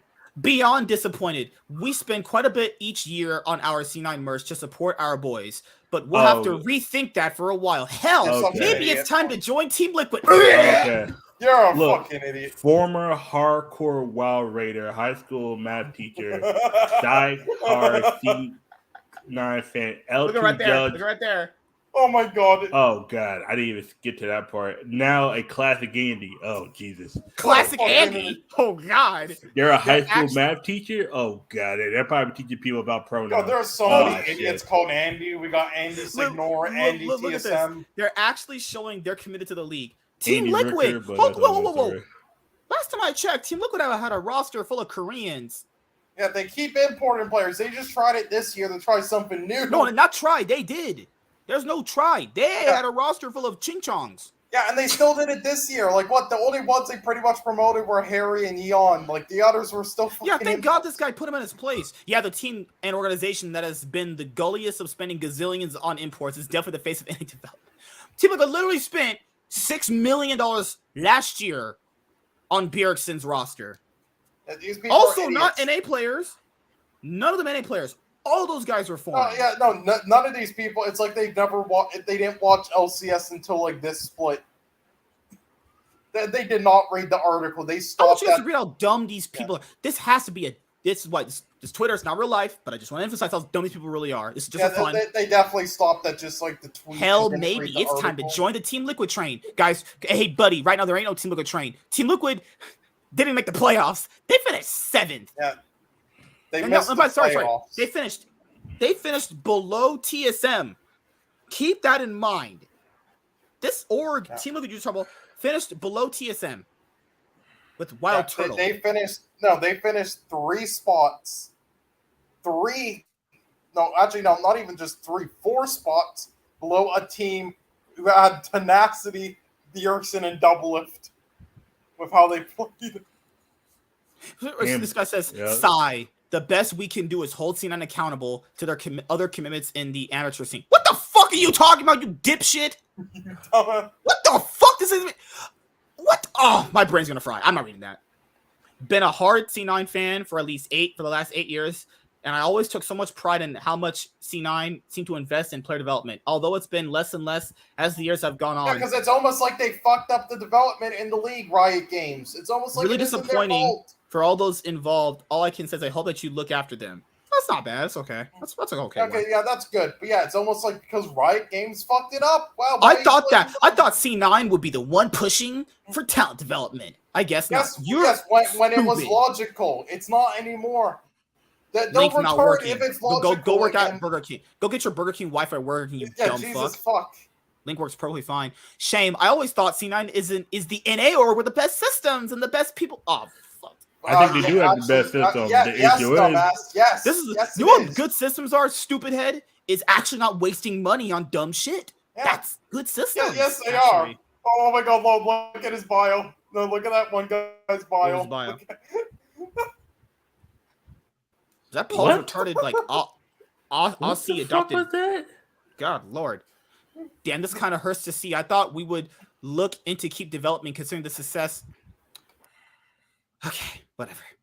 This is really disappointing. Heartbreaking. Oh, it's heartbreaking. Money that you're not. This is why I hate these people. None of you are spending this money. This is not your money. No, I thought people. What's the thing about people like broke people? What the fuck is that tweet? Whoa, LCS was fun. Lord. LCS what was LCS done? This is off the back of Fudge saying in an interview with Travis Gafford that LCS roster should take a pay cut rather than lose to NACL. Oh no, he did that. He said that. I think. Yeah. He said it in a sense where I think some players need to take pay cuts. How about you take a pay cut, nigga? No, he said that C9 would be one of the orgs that would keep their roster. But that's he shouldn't have said that. How would he know that? He doesn't know the financials. Listen, he probably was just like trolling. Oh, go. Oh, listen, it's Travis Gafford. I would troll with him too. I was purposely giving wrong info.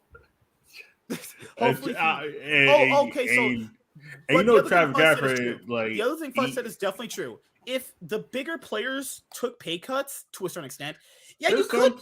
There's some players that's getting overpaid. Armoot was making six figures.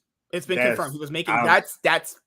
I don't know how much, but he was making six figures. I don't know how you do that. Yeah, okay. Like, what the fuck is that tweet? What that means basically is he was making six figures, and the LCS is $600K or $500K. No, no, six figures is anything over $100K. He was making at least 100,000. Oh yeah. So he said, "This is heartbreaking. I even watched the NACL finals and to cheer for our team. Okay, congratulations. You want to fucking cookie?" That's the only game most people watch.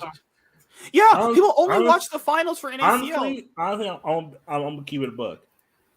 The Challenger League they were filming all the games. The issue is, and people don't want to bring this up.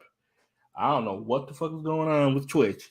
They shits was lagging out. You know, every time them shit be up and it'll just. Well, yeah, you have to watch the YouTube streams, but because the one on Twitch are always lagging. The players they bring on internet, Burger King and shit. Even when I look Tigers did their interviews are garbage. I'm gonna give it a buck. Yeah, it's all fucking stupid. So he said, but "What about the value for eternal scrims? I even trusted you with the LS thing and all the systems, but this ain't it." You want to wait a minute, whoa! Trusted all the systems. All the systems worked out. They trust you with the LS thing. What? Oh Lord. Okay, buddy, quit being retarded. Also, I watched the finals. Fuck you. You didn't watch the whole. No offense. If anybody who actually watched the whole thing, they would know that Hoon should have been promoted, but they didn't. They just watched the finals. That's why he wasn't.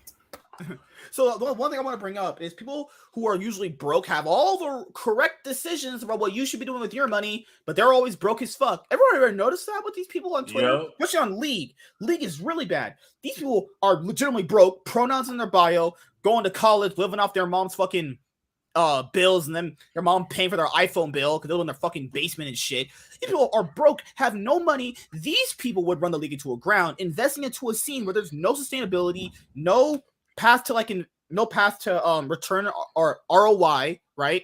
There's a reason why return on investment. Yep. There's a reason why you people or owners or the LCS would literally collapse. Hey, why are we going out of business? Oh, I'm only investing $1 million in Challenger for the last 10 years. What is that tweet there? What does that have to do with NACL?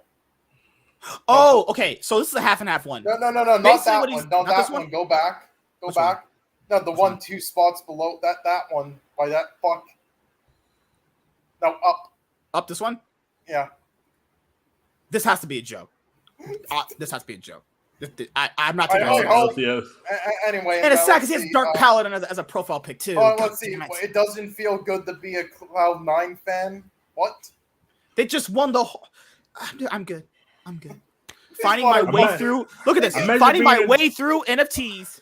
Imagine being a Dignitas fan or a Mortals fan.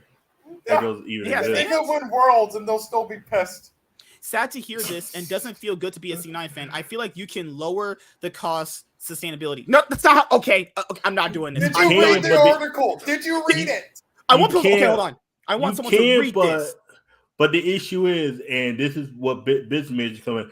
How you gonna cut the cost when there's no and how are you gonna properly develop the players? This is the thing. You're gonna cut the cost. I'm saying you, obviously, guys, right? But just let's take that. Let's cut the cost in something that doesn't make us money. Yeah. You just what you do with that is you go, we're out of this. That's it. You cut the salaries, you cut the housing, but then you cut the housing. Now they have to pay for it. Their development is shit. Then. So right here he says, I feel like you can lower the cost sustainability and still achieve the same goal. No, you can't. No, you can't. And they explain why. Did you read the fucking article? To a similar degree. There is no similar degree. You can't. There is no similar. It would be way worse. There's no development. You can do this by playing virtually and not having to pay housing and whatnot. Okay, so I know people brought this up. This is one I'll give them. Yes, there was the option that teams could field an academy roster in, like, let's say, what's a cheap place on taxes? Like New Jersey, right? Texas, yeah, Texas, fine, right? Okay, even with that, there's no ROI. It's not sustainable. Even if you're paying lower taxes, doesn't matter, guys. It doesn't matter if you could cut the cost. There's no gain in this. The only way you get return on investment, you got to win the whole thing, and you have to somehow sell your players. You have to sell them, and you got to get sponsorships off that. Right. More sponsorship that's directly tied to the Challenger League. Because you know, friends, if there's sponsorships that go to C9, Cloud9, they usually go to the main team. They don't really go. Mm-hmm. Like you need. Oh, this thing was brought up so often. How much was which the one? perks deal? This one? Oh, no. How much was the perks deal again? Oh, 9 mil, but you can't. Oh God! Okay, I'm gonna rant about this for a second. Okay, first off, you idiot, that was made possible by sponsors completely, and secondly, sponsored by Microsoft at the time. Yes, what? All of that money they spent on the deal was sponsors. It's different from this and as other stuff. And secondly, it did work out because they won splits and other things. They got prize money from International, and they got a bunch of merch sales and content and many other things and viewership from interest in it. So they made their money back, and then they sold him to another team for close to the same amount. So it did work out. Perks did not get sold to Vitality. We know Vitality's loaded, rich. He did not sell Perks to Vitality for what he paid right there. That do you think Vitality overpaid for him? First of all, that's the wrong number. Perks was $6 million. Perks wasn't $9 million. It was $6 million. He's the same as Sword Art. It was a $6 million deal. I don't know where people got $9 million from. Whatever. Yes, they were paid for sure. That I agree to. Look over here. Yeah, Perks get overpaid by Vitality, you think? Yes. Okay. I no, this 2021 performance was really bad. Outside of Worlds. Outside of Worlds, they overpaid for that guy. Way to give up on the region. This has been the most successful NA org ever. That's not debatable. Yeah, like what? No, Riot Games gave up on the region. Riot Games gave up on this region. You got to talk to Riot about that, buddy. Yeah, and then look, to be fair, they probably got most of their money back selling Perks to Vitality. Is this Sean's back account? That was right. They Famous did. No Life. Oh shit! Oh god! That's Sean's brother right there. Yeah, no, that's true though. They did, and then they got money from all the other things I mentioned. So no, it was a good deal. What the fuck are you talking about? And plus, again, they made the deal happen in the first place. Okay, from look sponsorships. At this. I have not understood, but still supported every Cloud9 League of Legends decision to date. This is the first time I've actually felt disappointment in my team. This is the first time? Feels gross. Really? Gonna go shower. You probably want to go shower anyway. You need to shower anyway. Yeah, I know you don't fucking shower. Anytime someone says you gotta go shower, just go shower. That's nasty. You probably smell like disgusting. That's disgusting. His balls probably smell like must and ass. Musty ass balls. He probably smell like booty, sweat, and funyuns. Like. Yeah, hey, listen, I trusted Cloud9 when they just threw LS to the ditch. Yeah, I trusted Cloud9. And they promoted promoted like a 21-year-old Max Waldo who coached. Remember the sneaky one? Remember the sneaky one? I remember Cloud9 bench Sneaky, Jensen, and Smoothie, all pro players, all pro. You supported that? Yeah, but getting rid of a challenger team that makes us no money. Oh no, he lost it right there, man. He was like, what did Prayer post when they got top 4 on Worlds? No. This was the same year. So what happened was, Reaper felt like they weren't trying in scrims. They kind of just were FFing scrims too much. So he chose to bench Sneaky, Jensen, and Smoothie for their academy players who were all worse than them. They were worse. But the idea behind it was to reignite a fire under them because at that point, Cloud9 hadn't won a title in 3 years. No, 15, 16, 17. Yeah, about 4 years. Even that year, they didn't win anything either. So the idea was bench them, reignite their fire, bring them back up. It was never going to be a long-term thing. It was only just to ignite a fire under them. Because Jack even said it too. He had players. He never said names, but we knew we knew he was talking about. He said that they would do well to get in the playoffs, but then when they got to the playoffs, it kind of felt like they just kind of fell apart a little bit. And he knew they weren't bad players. It was just more like they kind of stopped trying once they got over to the playoffs, actually. Yeah. As much as I feel like the region needs the minor league, look at how poorly the NA Challenger League does. I have tuned into sometimes 90 to 120 people. Sometimes. Okay. In the past few years, the promotion of these players has become a trickle. It sucks, but it makes sense. That's probably the most base. That's probably okay. I can give him that. Yeah. Okay. That's all that I agree with. He has a normal bio as well. Yeah. I'm a Pens fan. I love video. Okay, that guy's, I would say, a little bit normal. Maybe Okay. decide this change sounds like it's officially the last there to have LC before it actually becomes a wild card region. Yeah, because we're gonna be as bad as we're about as good as Brazil, buddy. I'm telling you, by 2025, LCS is gonna be LCK West. That's what it's gonna be. I lost all my LC9 pride. Fuck you. C9 drops NA talent builder so they can pay more imports. Gee, that Berserker guy who's an import, I hear he's the best player on the team. I heard. Maybe I'm wrong. And again, like Jesus Christ, besides like some players, the odd time like Berserker, like any players that aren't born in like NA that they got like imports, they were all like struggling players from other teams that they then like revived and built up, like Sven, M&S. Oh Lord. Sven, M&S, Jensen, and then they've had many players who are NA residents or LCS residents like Fudge and fucking Blabber. So what the fuck is that guy talking about? Just another example of how no orgs truly care for the region. Yeah. But real quick. Are you new? But real quick. That's every team now that apparently. Yeah. FlyQuest damn near went 5 Koreans. Team Liquid went 5 Koreans and flopped. They super flopped. Holy Sad shit. to see. Rather pay big checks than sustainability. So this sustainability. If I think I know what he's talking about, he's talking about building up NA players. Hey, you should go look at the G-Bank tweets. Look at No the one can G-Bank be tweets. this stupid. Did I just read?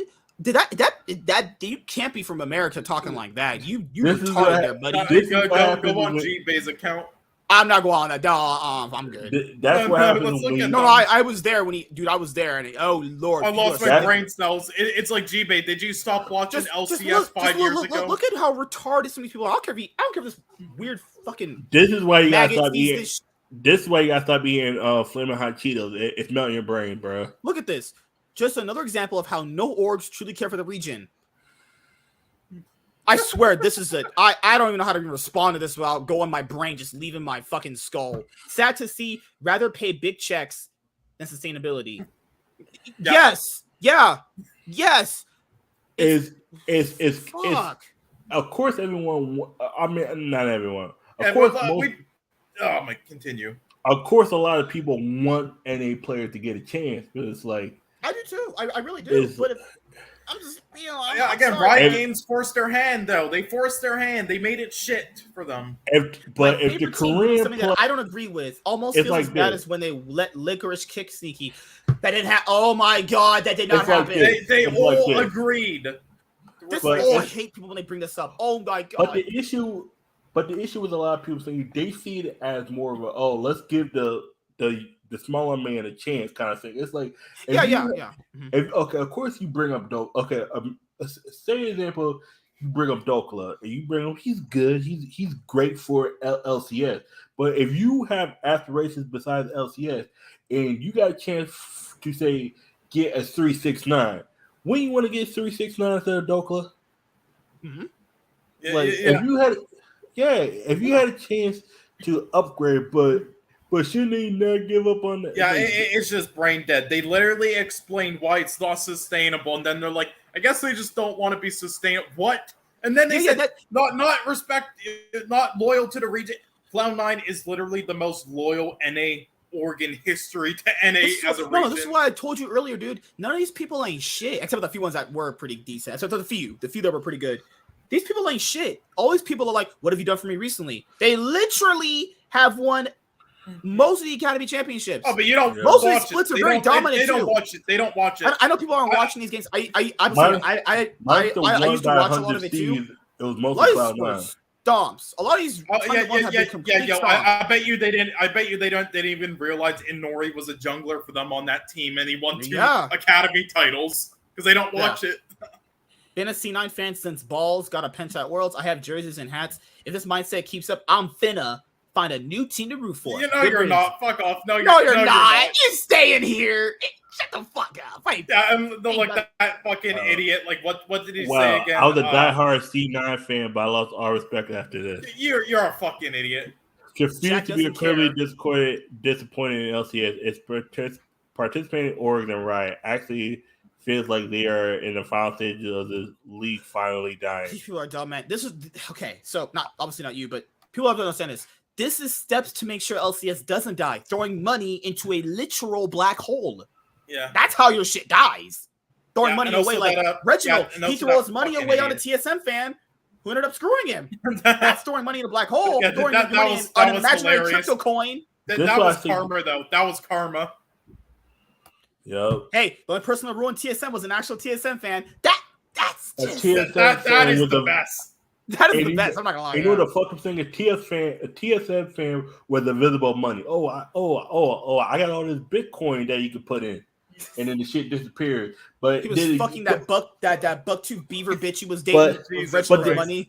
But the crazy part about it, they even said that Sam Bankman-Fried never had the money in the first place. That means you got robbed by a guy who didn't have no gun and had no money. He just came up to you. But they knew though. They were in on it. They were doing illegal shit. I know because I knew somebody who worked there. But yeah, they're never gonna be caught for that shit though. Imagine that guy. Imagine getting robbed by somebody with them just saying, "Oh, I'm a TSM fan. Do you want to invest in my company?" Imagine getting robbed by that. Ain't that a bitch? No gun. That's like that African Prince scam.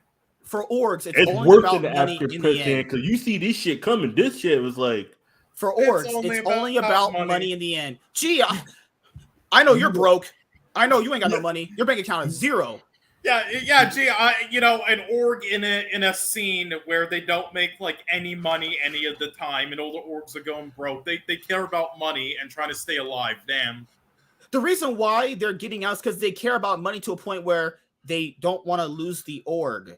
Guys, I promise you, Cloud9 would go under if they keep doing this. I know no one's gonna want that. The only org ever in NA to do anything. You don't want the best NA org ever to just, I don't know, go out of business. Yeah, the org that has won like an international. Keep throwing money like that in.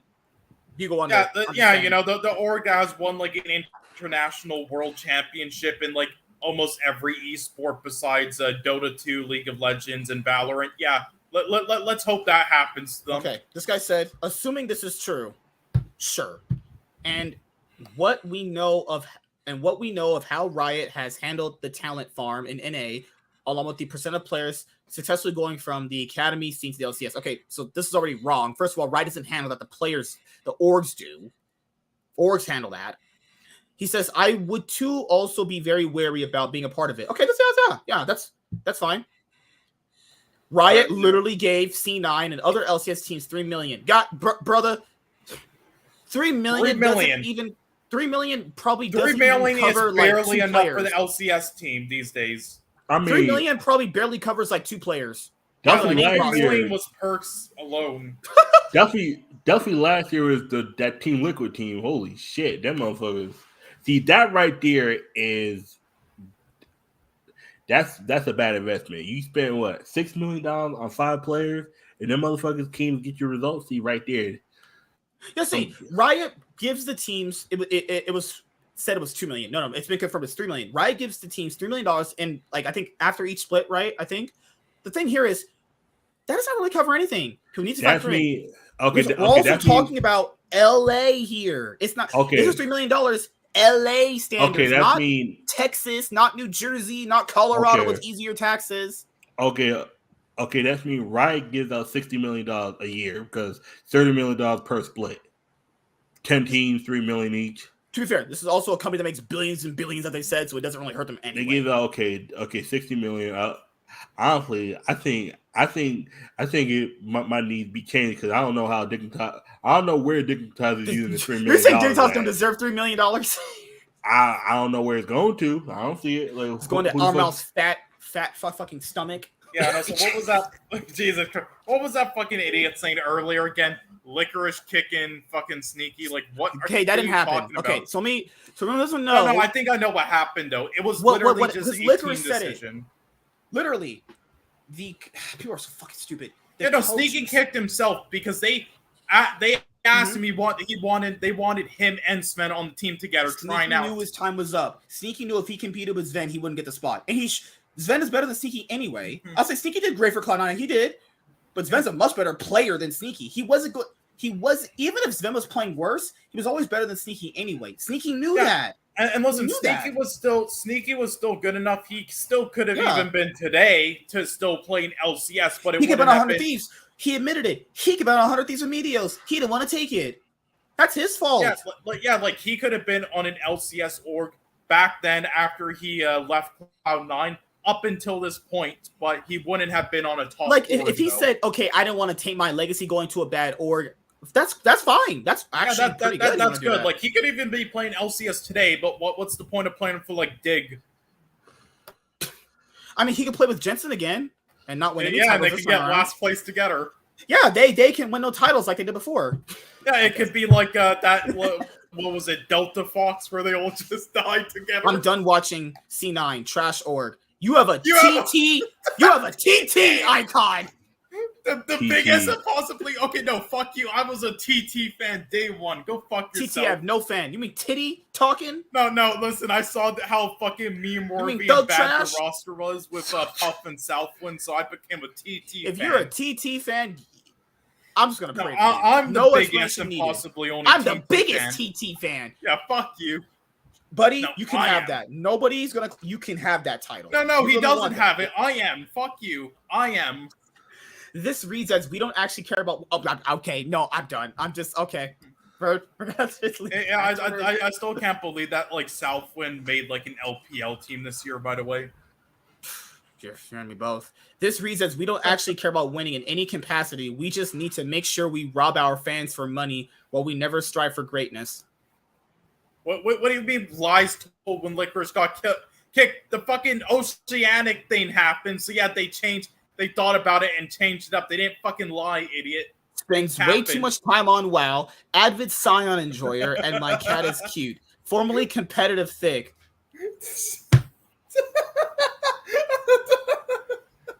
What? I was not. Motherfucker look like this. The motherfucker put his profile. This is what you look like? Oh, you are ugly, he looks like Insanity when he was on Immortals. Why he look like fucking like 80 mil knocking at 04? Like, why does he look like he sticks cheese up his ass? Yeah, he looks like Andy and fucking Insanity. LMAO, greedy orgs. Got anything else there, buddy? Nothing? Okay, cool. Hey, you do you. It's not like we don't have it's not like we don't have talent in NA. We've got the mechanics clearly. We lose at picks and bans. That's fine. That's okay. I like that one. Disappointing. Do better.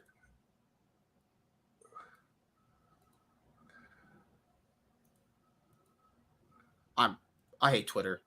I hate this fucking platform. I hate this app. That guy, so TL is the only org who cares about the league. TL. So TL is the only org who cares about league. Yeah, the org that imported 5 Koreans. And look, last year they had no NA players. Look at the profile for Judge Judy. Look at the profile. Like, we don't know who. Not the real Judge Judy. No shit. First of all, Judge Judy X. First of all, if the real Judge Judy only had 27 followers, I'd be like, that's a bot. That might be a bot, yeah. Okay, thank God, somewhat of reason. Thank you. Think of it from a business point of view. It does not make sense to invest into something that does not make you profit or many benefits. Previously, when relegation was a thing, the academy team could be promoted into the league, and the owner sold that spot. FlyQuest, yeah. Jack got a team through relegation, promotion challengers, then sold that spot, which is now FlyQuest's spot. Now the incentive is gone. Yeah, this is fine. This is fine. I understand the backlash. Looking at pro sports around the globe, they have tier 2 teams to promote players performing. Problem is, BO1 doesn't provide a chance to trial new players. Yeah, this guy's okay. He's speaking all the facts. That's fine. All that's facts. Sign Tarzan. Oh, okay, that's just retarded. Yeah. Also, there was. Or we unfollow. What? I don't know. Go up. I think up. Wait a second. At Fudge Cakey, you will flame your org. The top there. Fudge Cakey, surely you will flame your org like you have the others. Jesus Why Christ, would he? That one above that. Wait a minute. Are you dumb? The reason why they have him is because he came. Oh fuck! He came from Yeah. the academy team. Yeah, idiot. Yeah, no, look at the one above that tweet. Why would Fudge flame the same org who brought him from that system? Because of that system that people claim they don't like. That's how you have Fudge. Retard. How sad is that C9 wins, NACL doesn't have buyouts on their players, and not a single team ended up picking up a single one of them? Well, no one's picking up Lost, because that's how you get 11th place. No one's picking up Fake God, that's how you get 15th. And yeah, no one's probably going to pick up the other guys either, which is because they're on the same team together. Just sad. Making them drop their NACL roster since NA teams just don't give a fuck to cultivate NA talent and use it for our region. But no, he's in agreement with them. They won it, developed all those players, but none of them picked it up because nobody else cares about it. I was gonna say he's got a point there. That just goes to show you it's not Cloud9 that is not developing talent. It's you can't develop Lost and Fake out at their ages now, but you know what I'm saying? Like you can. What he's saying is basically you can have NA player like 22 or 23. What he's saying is you can have NA players there, but these other orgs don't want NA players though. What I'm trying to tell you guys, these guys are fake, man. These other orgs, I can baffle them on some things, but I can't do it for other things. They don't want NA players either. I'm sorry, guys, NA players really aren't that good. Domestically, I can agree with Chaz. Yes, if you want to go domestically on some of them, sure. If you want to go domestically, but if you want the best chance to win, you don't go domestically. It's like this: if Dokla is worth $200,000 a year, and then I find out that 369 is worth $250,000 a year, who do you think I'm going with? Who? Oh, thank God! You know what I'm saying? Found it. Mm-hmm. Because honestly, who's had more success competitively, Dokla or 369? That's a rhetorical question. I already know it's 369. Mm-hmm. I'm just saying, if the better player is also cheaper, you go with the cheaper person. Yeah. It's basically what you're saying is, what is the goal of your org? That's what you're saying. If you want to be a domestically decent LCS org, you go ahead. Dokla. Yeah, but if you know that 369 wants to come over because or they use or whatever top pay or Doran or whatever top like Korean, and he wants to avoid getting drafted, and he's willing to come over because he's already won the championship or two and wants to come over to LCS. It's like if you have a chance to play this top laner who's gonna cost you a little more because he's banned longer, but he's a proud proud American player, yeah. Or you got this Korean player that's willing to come over. He's already got a world championship. He got 2 LCK championships. He got an MSI championship. He brings leadership, and he's worth $100,000 less per year. Who the fuck are you taking? You don't take a Honda Civic over a Ferrari. If you do, whoo.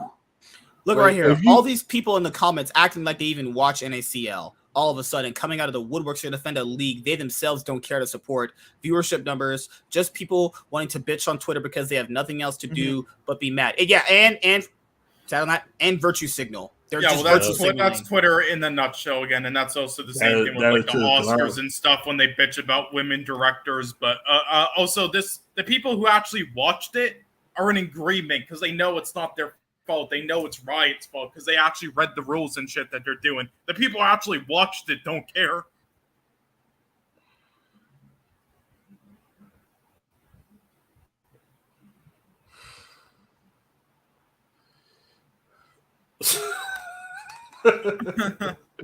Oh, Jesus. Oh, shit, man. Yep.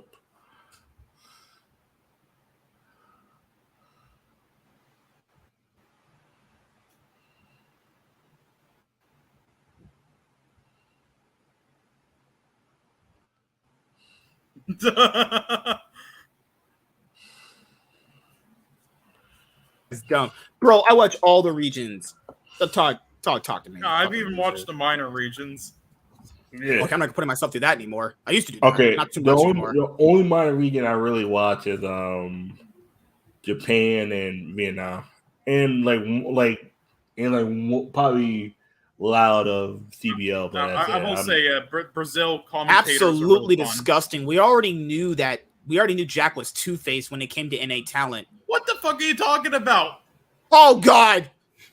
Oh, this guy has a Canucks profile picture. No. he's Well, a go back. Canucks Go back. He's a Canucks fan. He has a Bo Horvat profile picture. Okay, go. Nah. Oh, that's Retired, dirty. horny, somehow alive. Canucks. Get the fuck out. Get him out of here. Get him out of here. Look at this. But to flat out ignore and abandon NACL, you people on Twitter are some virtue signaling. There's progressive surprisingly a lot of retards. Cloud9 fans who are also Canucks fans. Oh, follow C9 religiously. The last 2 years, you just lost a fan. Yeah, You're fuck nothing you. more than a 2 business years, go fuck looking yourself. to turn the Turn what it the. over. You're nothing more than a business looking to turn the highest profit possible. No, you mean Disgusting every capitalist Oregon dick. history? Every Vivek. Oregon history, you mean? Vivek. Tell me one org. Oh, I'm sorry. Is there Oh. one org? Is there one org that's just like a charity? Is that it? Is FlyQuest a charity?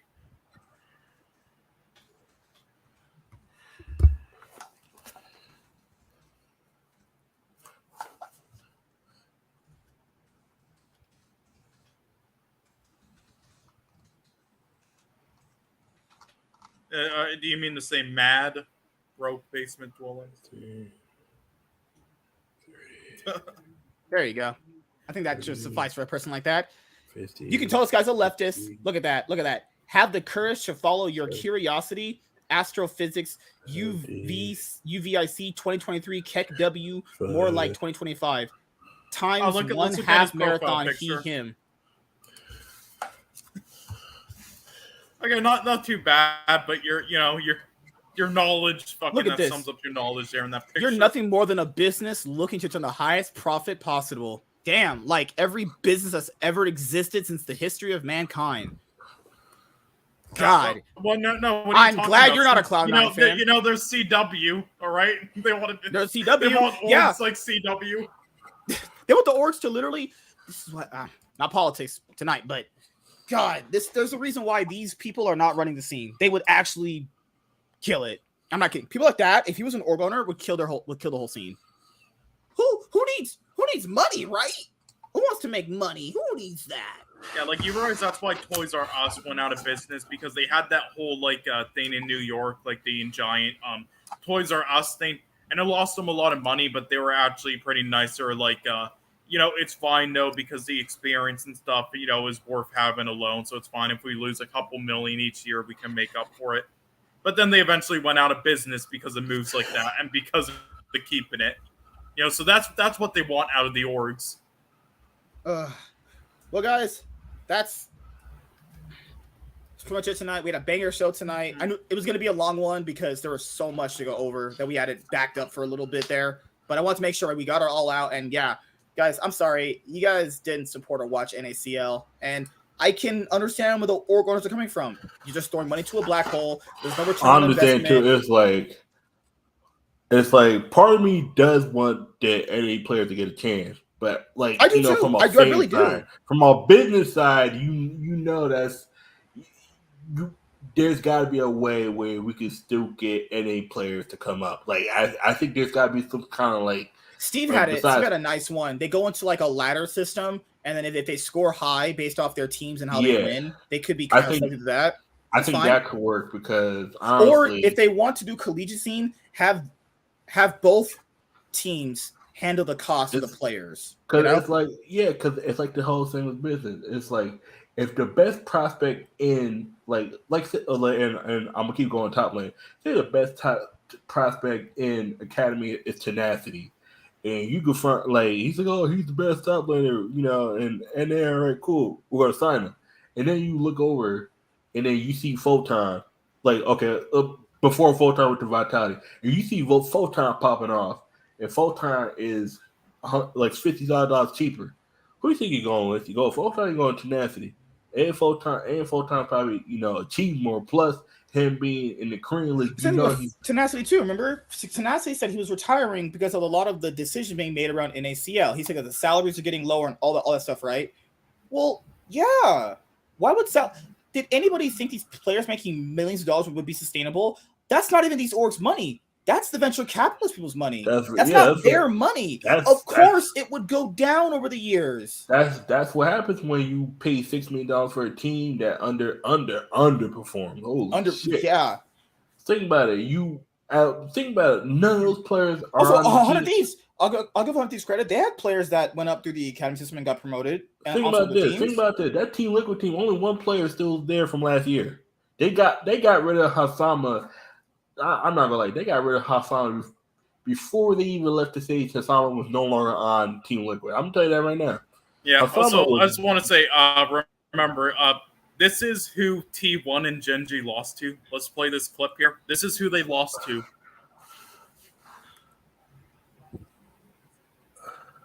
What happened? Oh no, it's. Yep. That's when BLG kind of fucked up the team play. Do I need to play it again for you? No, I saw it. My bad. That's half asleep. That was a nice that was a nice bliss crank, play there by On. That was fantastic. Yeah, pretty good. Yeah. He always had the mechanic. Missed the hook into his death. That's who they lost to. Yep. That's why you can tell. Like, I do agree. It's not just based off maybe this team being better. No, the better people have to know better teams with better players underperform on days. Anything can happen. Yeah, it happens. Any given day, anything can happen. But you always got to predict for what is the most likely scenario. That's what I try to do. But yeah, I mean, you could be loud in the VCT Americas and clap everyone here, right? Yep. What's that cool looking? What's that white dude that looks like Sean on Cloud9's Valorant team? Want the glasses? I know you're talking about. I can't say. Looks like Sean if he was buff. What are you talking about? You mean that Vanity guy? Yeah. Cloud9. I only watch Valorant with 100 Thieves and Cloud9. I don't watch anybody else really. Or people say watch Sentinels. Oh, you look like Tens. No, I can't stand Sentinels. Those fucking assholes. Sentinels is overhyped. They're overhyped as a motherfucker. Dude, Lena runs Sentinels org. They have to be making good decisions, right? Yeah. No, I love it how she literally started running Sentinels org, and then ever since then they've. Oh, you look like Ruin. Yeah, they've been running into the ground. What does Ruin and look like again? There's been loads of scandals with different players. Do you think Ruin looks like a buff version of James? Bring up the picture. I have Ruin. Man, I do watch Valorant, but it's 50-50. This guy right here. He looks like a buff version of James. Does he not look like a buff version of James? He looks like James if James didn't go into septic tank shit. Yeah, and got nicer hair. Yeah. And I think I don't know, man. It's gonna be a really weird scene happening. Oh my goodness, this fucking leftist idiot. Oh Lord, I hate leftist people in this scene, man. It gets so aggravating. Because he might be just joking, sure. With all the LCS news, I'm just hoping that we get Ludwig is it Disguised Toast? Yeah. And Mr. Beast involved in league. Mr. Beast already said no, so that's not happening. No, Mr. Beast said he thought about it. He would buy a team before he creates his own team. Ludwig still salvage it. Ludwig was Moist critical that Moist has no interest in league. Lud could do it, but then you have to break his ties with Moist that he's not doing that. And Toast don't have that much money. He just blew up his one of his Valorant teams after 1 month. Yeah, because people are fake. No one watching women esports things. Yeah, Lud Moist getting into Lud the Moist. Mr. Beast. No, it's Moist critical. Moist Esports and then Mr. Beast that they got into the league. Mm-hmm. Yeah, Moist Esports and he has some kind of a point here. Yeah, people are protective of the olden days. That's any fandom in general, though. For every Baron flip is a Beast Burger. Beast Burger is those things. I tried the Beast Burger. It's all right. It's not that good. I think the thing here for the LCS is people have said because CLG and TSM guys, they've been. I repeat this, literally shells of who they used to be. CLG has been good since 2017, 2018. Yeah. Social And basically hasn't TSM been the same since then. and TSM hasn't been good since Worlds 2020 or before Worlds. Ever since franchising, TSM has won one title. That was when we all went to be online during COVID. And then after Worlds, TSM. Keep in mind, the most winningest LCS organization literally stopped winning when we had a franchise system. You know what? Because they spent the most money. When they realized they weren't the top spender, they started just getting trashed. Plus, also don't forget that Muma 1v9, so where the whole team just looked at a Muma alt and no one did anything. Oh no, Lilia. Let's look at the worst tweets of all time. Lilia alt. Because now I want to play League. Yeah, it's fine. No worries. These are the worst tweets of all time. Let's look at them today. All right. Cloud9 has always tried to paint themselves as the good guys, giving chances to young local talent, but actions sure to speak a hell of a lot louder than words. Guess they're no better than the rest. Shame. All right, I'm gonna not go into that crackhead tweet right there because my brain would fry. LCS owners spent months selling fans on franchising under the premise it would allow them to invest in local talent. That part's true. Yes, and they did before when it was good. Now half of those LCS orgs are killing their Challenger League teams, ending careers, and trying to convince you that they're the good guys. Okay, no. Riot Games is to the orgs who stayed. Fuck you. First off, Riot Games is doing that, not the LCS org. Secondly, yeah, because it's almost like they changed. It's almost like Riot Games. Who's the org staying? We know EG is staying. Oh, great org we have right there, right? Yeah. Not like there's any scandals there, and then FlyQuest, yeah. Yeah, it's not like they have a LaQuisha, a Shaniqua running their org in the ground. LaQuisha, and then FlyQuest after the shit they pulled, and then Team Liquid, who's the opposite of that. Right? Oh Lord. Okay, so EG, FlyQuest, and Team Liquid are saying. All right, Team Liquid. Oh my god. Yeah, I don't know about that. I'll say that EG Challenger team finished like what? 9th, I think. No. EG they got eliminated first out of all the LCS Challenger orgs in the tournament, and then FlyQuest I believe finished like the lowest out of all the LCS orgs in the regular season. But then Winsome came in and they did very well. Like again, getting top 8 out of a tournament with like 30 teams is really good. So, but that was only because Winsome came in. The other players were struggling before then. And then Team Liquid, they do not care. They like imports. They don't care. Oh Lord, people are like, man, I saw those tweets and I was like, what do you mean? Oh God.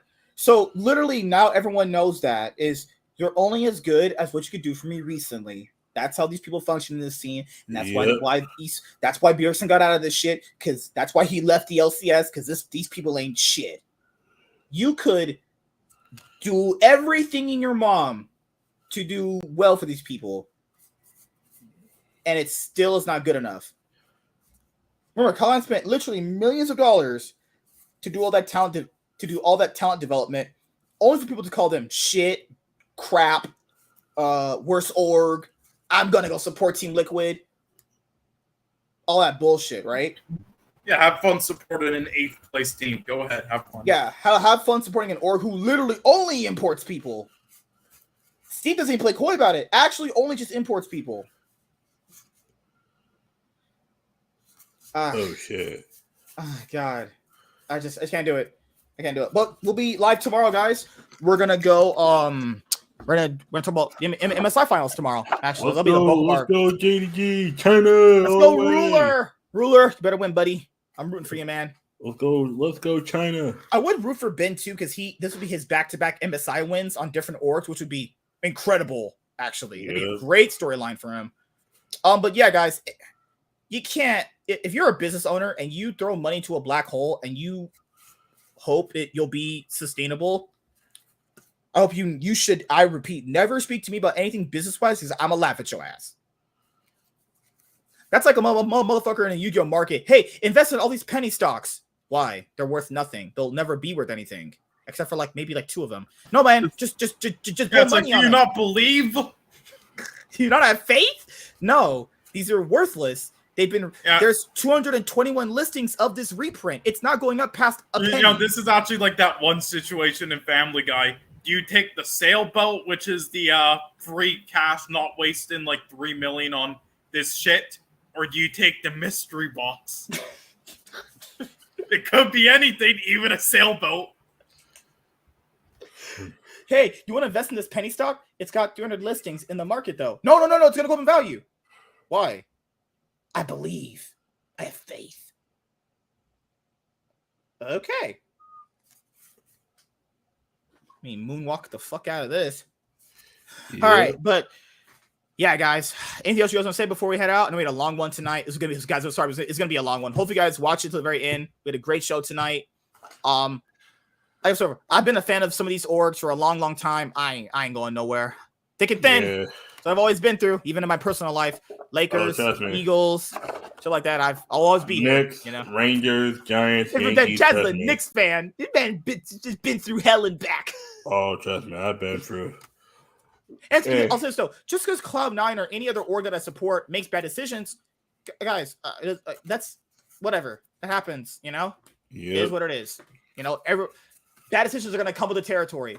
As long as they're not making apprehensible bad decisions, promoting like really, really bad shit, that's when I probably have to leave.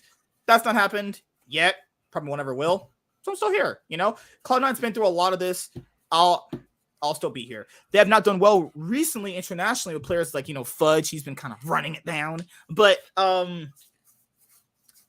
imagine doing bad against Ben. Wow, the best player at MSI. Imagine doing bad against everyone else.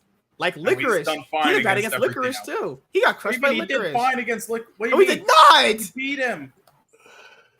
Chaz, please help me. He was competing with Licorice. Like I'm not gonna say he was better than Licorice. Yes, they went toe to toe, and then he did fine against. Solo kill by Licorice in the games too. Yeah, he did. He did get solo kills by Licorice. To be fair, Licorice hasn't played well this event. Oh, that's not a. No, Licorice was the best player. Solo kill. Good job. And then what else happened? Licorice was the best player on Golden Guardians. You know what happened? You know what's different with Fudge? Fudge has Berserker to play with. You know what Golden Guardians have? Okay, they also have absolutely nothing.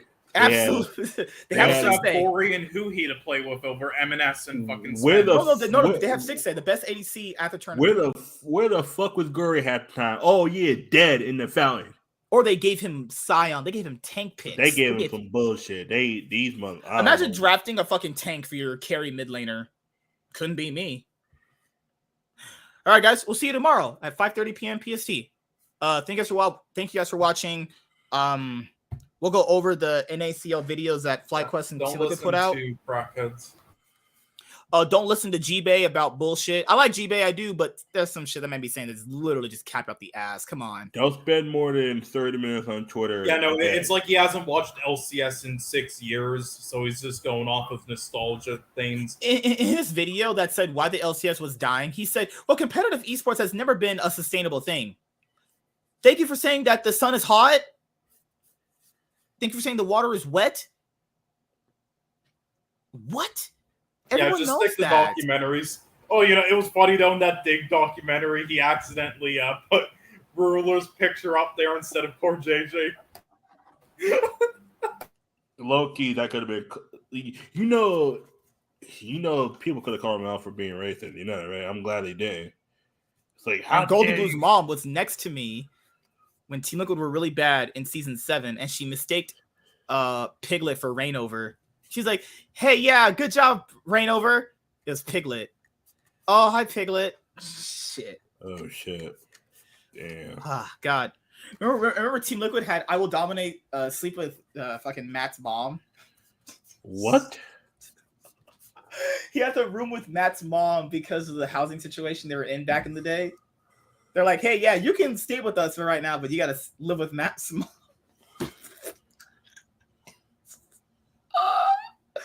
Oh, I love this scene. But I do hope the LCS has a better future. Does it look... Oh! Last thing to talk about, very, very quick. The LCS announced their broadcast talent for the LCS 2023 Summer Split. And we Gabby's still have there. no Dash. And we still have no Dash. Where the... We know we have Gabby Durden. No more little tiger. I call her Gabby Durden now. It's like, why?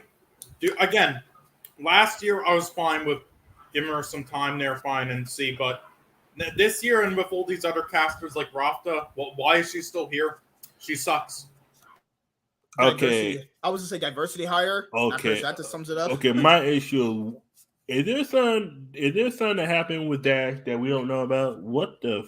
They just want to What? phase him out, man. They want him to they- be in Valorant. If they haven't, he's been featured in all the Valorant stuff, so he's still getting work from Riot. It's not like he's not working for them. They just don't want him a part of the LCS product anymore. They really truly feel like he was the reason why it wasn't succeeding. All right. Okay. Yeah. It's like that's what else could it be? They truly feel Oh no. like the LCS was I'm not succeeding. flabbergasted. I'm No, flabbergasted. they truly feel like the LCS was not succeeding as a product because of Dash. I guarantee you they think that, dude. Dude, Riot are the same people that literally told I Will Dominate on Twitter, glad you can make a career off our free game. These motherfuckers ain't shit. Yeah, Dash was like the best one on the desk. I will say, like, I mean, yeah, I don't think he is good at like everything that he like tried doing, and especially at like Worlds. Well, he's better than. Yeah, but he was better than like all the others, though, and he did a great job still. But it was crazy. They let him go after he won a Esports of the Year award. Don't know how much that means or anything. For it doesn't mean anything with the people they give it to. But Kitty Cinderella gave it out. Jesus Christ. Yeah, it means nothing, but still. So it means as much as the fucking Streamy Award for YouTube. What did she blow him award? What? Okay. So he won Esports of the Year award for being a host. So after he wins an award for his hosting, they're like, you know what? Now is the time to get rid of you. What? Oh, okay. Okay, that makes sense. They think he peaked? They think he's peaked with that? You get rid of him and you put him into Valorant while his stock is super high. I've seen that before. Might because he's asking for more money because he feels like, oh, I want an award. Hey, you got to pay me more money now. It could be that. That's what it is too. Sometimes jobs will fire you when you're at your peak. Yeah, it makes no sense, but it's yeah. A lot of times they rather go with people who fit better as a team than someone that's outshining a lot of people. That also costs cheaper too because they know they ain't gotta pay. Be honest with you, dude. They don't pay Raz and Dash the same. No way. Yeah, think about this. We know that Gabby Durden is never gonna be as good or anywhere close to that, and we never have to give her a full rate. We could give her a good bump, but we don't gotta, overpay like what they would do with Dash in their mind. And now we could, let's put Dash into Valorant. Because he's so good here, he's no longer needed in League. League, we know League fans are liars. We know they're not going to support Dash in watching Valorant. Oh hell no! They only want him while he's in League. That makes sense to a certain because extent. Valorant and League ain't the same shit. Because let's be honest here, if Captain Flowers quit and he started casting Valorant, would people watch the same? Hell no. There's motherfuckers now who don't want to watch Captain Flowers. It's like shit. No offense. Well, a lot of people don't even bring up Atlas in the best shoutcaster discussion. Atlas is so good. No offense. Like when I was watching, of course, Riot Games gets 200,000 viewers on Twitch, but they're shit. LS, K-Drill, Sneaky, and Medias were getting a couple thousand. I Will Dominate was doing pretty good there for himself. Yeah, K-Drill was getting about 25,000 at one point. Also, before we go, thank you guys for showing up tonight. Tomorrow, I want to go over how bad the casting was for MSI 2023. I know we were going to touch it on today, but there's so much stuff to get to talk about. I'm not going to lie, man. The only good thing was Shox' outfit. My God. She was looking like a snack. She was looking man, I would. Yeah, honestly, they did a good job at showing how unbiased the NA casters are and how biased the EU casters are. I was going to say both were very biased, but no. NA was not that biased. NA's biased, but EU's biased is like these motherfuckers were acting like Mad Lions. They got hyped when they did good plays, but that was just because they were the underdogs, so they didn't expect it. They criticized because I don't want to go. I don't want to go over it right now. But guys, I'll say this before we go: the casting, not the actual play-by-play. That was so kind of bad. This tournament, despite its great format, I love the losers bracket thing. God, the casting was so bad. This casting. These people think it's literally season 5. League of Legends. MSK. This MSI's casting has been brought to you by Copium. That's what I was going to say. Crack. Yeah, that too. Crack Copium. These motherfuckers. They actually thought Cloud9 being ahead in kills actually meant they were beating BLG. That is deplorably disingenuous. What game are you watching? They were putting up a fight in all 3 games, That but was- they weren't winning. Oh, Kills you know, isn't the Blabber only was getting thing. on his knees and getting bent over by elk. Yeah, or so something? did they not see the gold at all? That goal diff is disgusting. And They that said there. What I swear, maybe I heard it wrong because I was That was half the- asleep in the morning. that was the same Remember, thing they with- said this. They said Golden Guardians were giving it to JDG. They're making them sweat. Well, to be fair, did the sweat part? No, but to be fair, they did it It was as probably best as they could for a team like GG against The only, JDG. dude, the only thing Knight was sweating against Gory was how much he was sweating, thinking his girlfriend's gonna suck him off afterwards.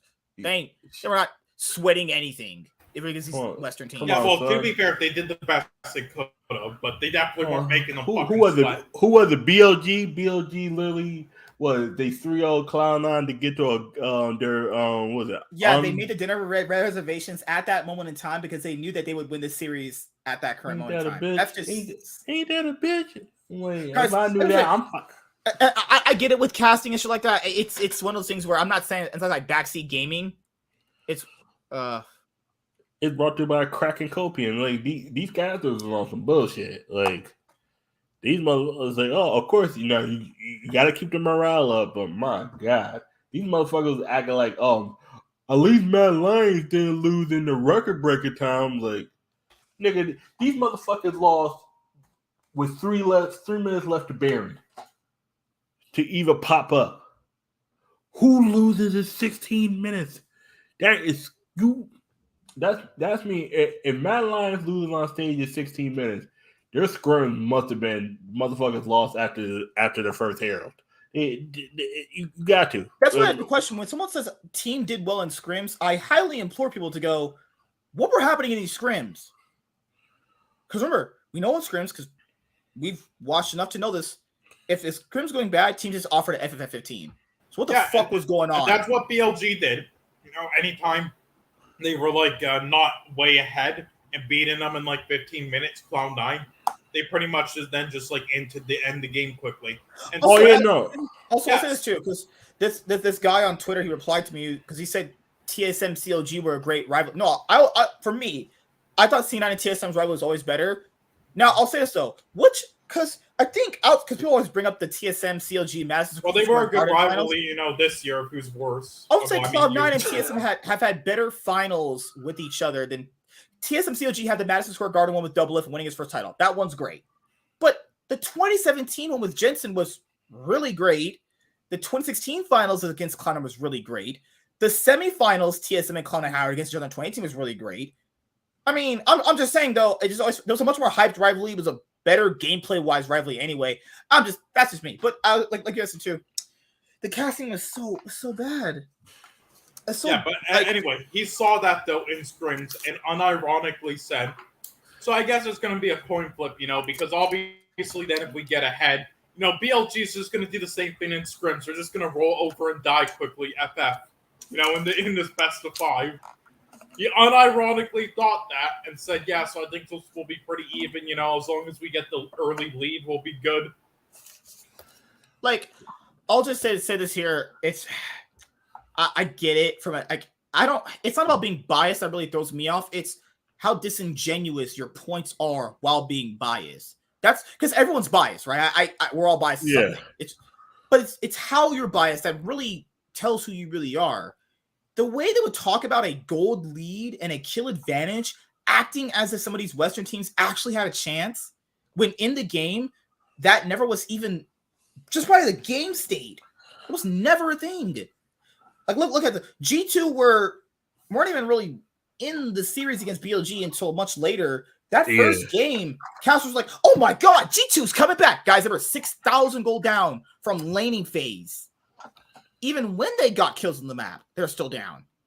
I'm just saying, like, we'll go over it tomorrow, but the casting is, thank God. I mean, it's always been. Hey, remember when just Frost Garen just like discounted FPX in 2019? On the chat, go watch the Damn One versus G2 casting from Dracos and Frost Garen. That, and again, like, when just the entire like 2019 Worlds, they literally wrote off. It's like did they even watch FPX at all? They just wrote them off every series. They were just like, Yeah, Fnatic's a better. Yeah, they won the version of LPL. This must be some bottom feeding org. Yeah, Like, yeah. bro, Fnatic's a better version of FPX. They'll win in the quarterfinals. Oh no, G2's a better version of FPX. They'll win. And they just Fnatic broke is them in a up. better version of like Nemesis. He was on Fnatic back in 2019. Now he's getting sucked off by Okay. Korean bitches. Okay. Okay. What year? For 2020, Damwon Gaming versus G2. It lasted. Oh, also for E's record, that's the fastest BO5 international right there. Damwon versus G2. Europe has that record. Fastest best of 5 finish ever. That shit finished in like less than like an hour. G2 2020. Worst casting I think I've ever heard outside of this event. The casting was bad. Game 4. Any of them. You can go through any of them, honestly. It's all bad. Okay. I'll watch all the games. You said 2020 semifinals Worlds, right? Yeah. So after Okay, Damwon ran through, I forgot who he ran through. G2. Yeah, G2 had ran through GenG. I forgot who Damwon beat. Damwon beat. Oh, they beat JDG. No, Suning beat JDG. Yeah, when it was JDG on the had other Zoom. side. They beat like the Oh! first seed, Harmwood Life or some shit. They beat DRX when. Oh yeah, right. DRX, and then it was T1 versus like. That's when Carrie. That's when they put Chovy and PO stick together on a team at one point. Chovy's over here carrying his ass. Oh my god. Mhm. But yeah, guys, That you was guys anything right. else before we get out? No, that's it. Just yeah. Also, you should check out if you ever have time, Chaz. Check out that I believe that April Fool's thing that LCS did one time. Oh, that was actually that's when they actually made decent content. Yeah, Okay. if only they did shit like that again. Anyway, yeah, look it up. That April Fool's game, like Canada versus United States, that was hilarious. Had all the memes in it. All right, guys. See you tomorrow. We'll talk about the MSI finals and the LCS because all the teams are known now. See you guys later. Peace.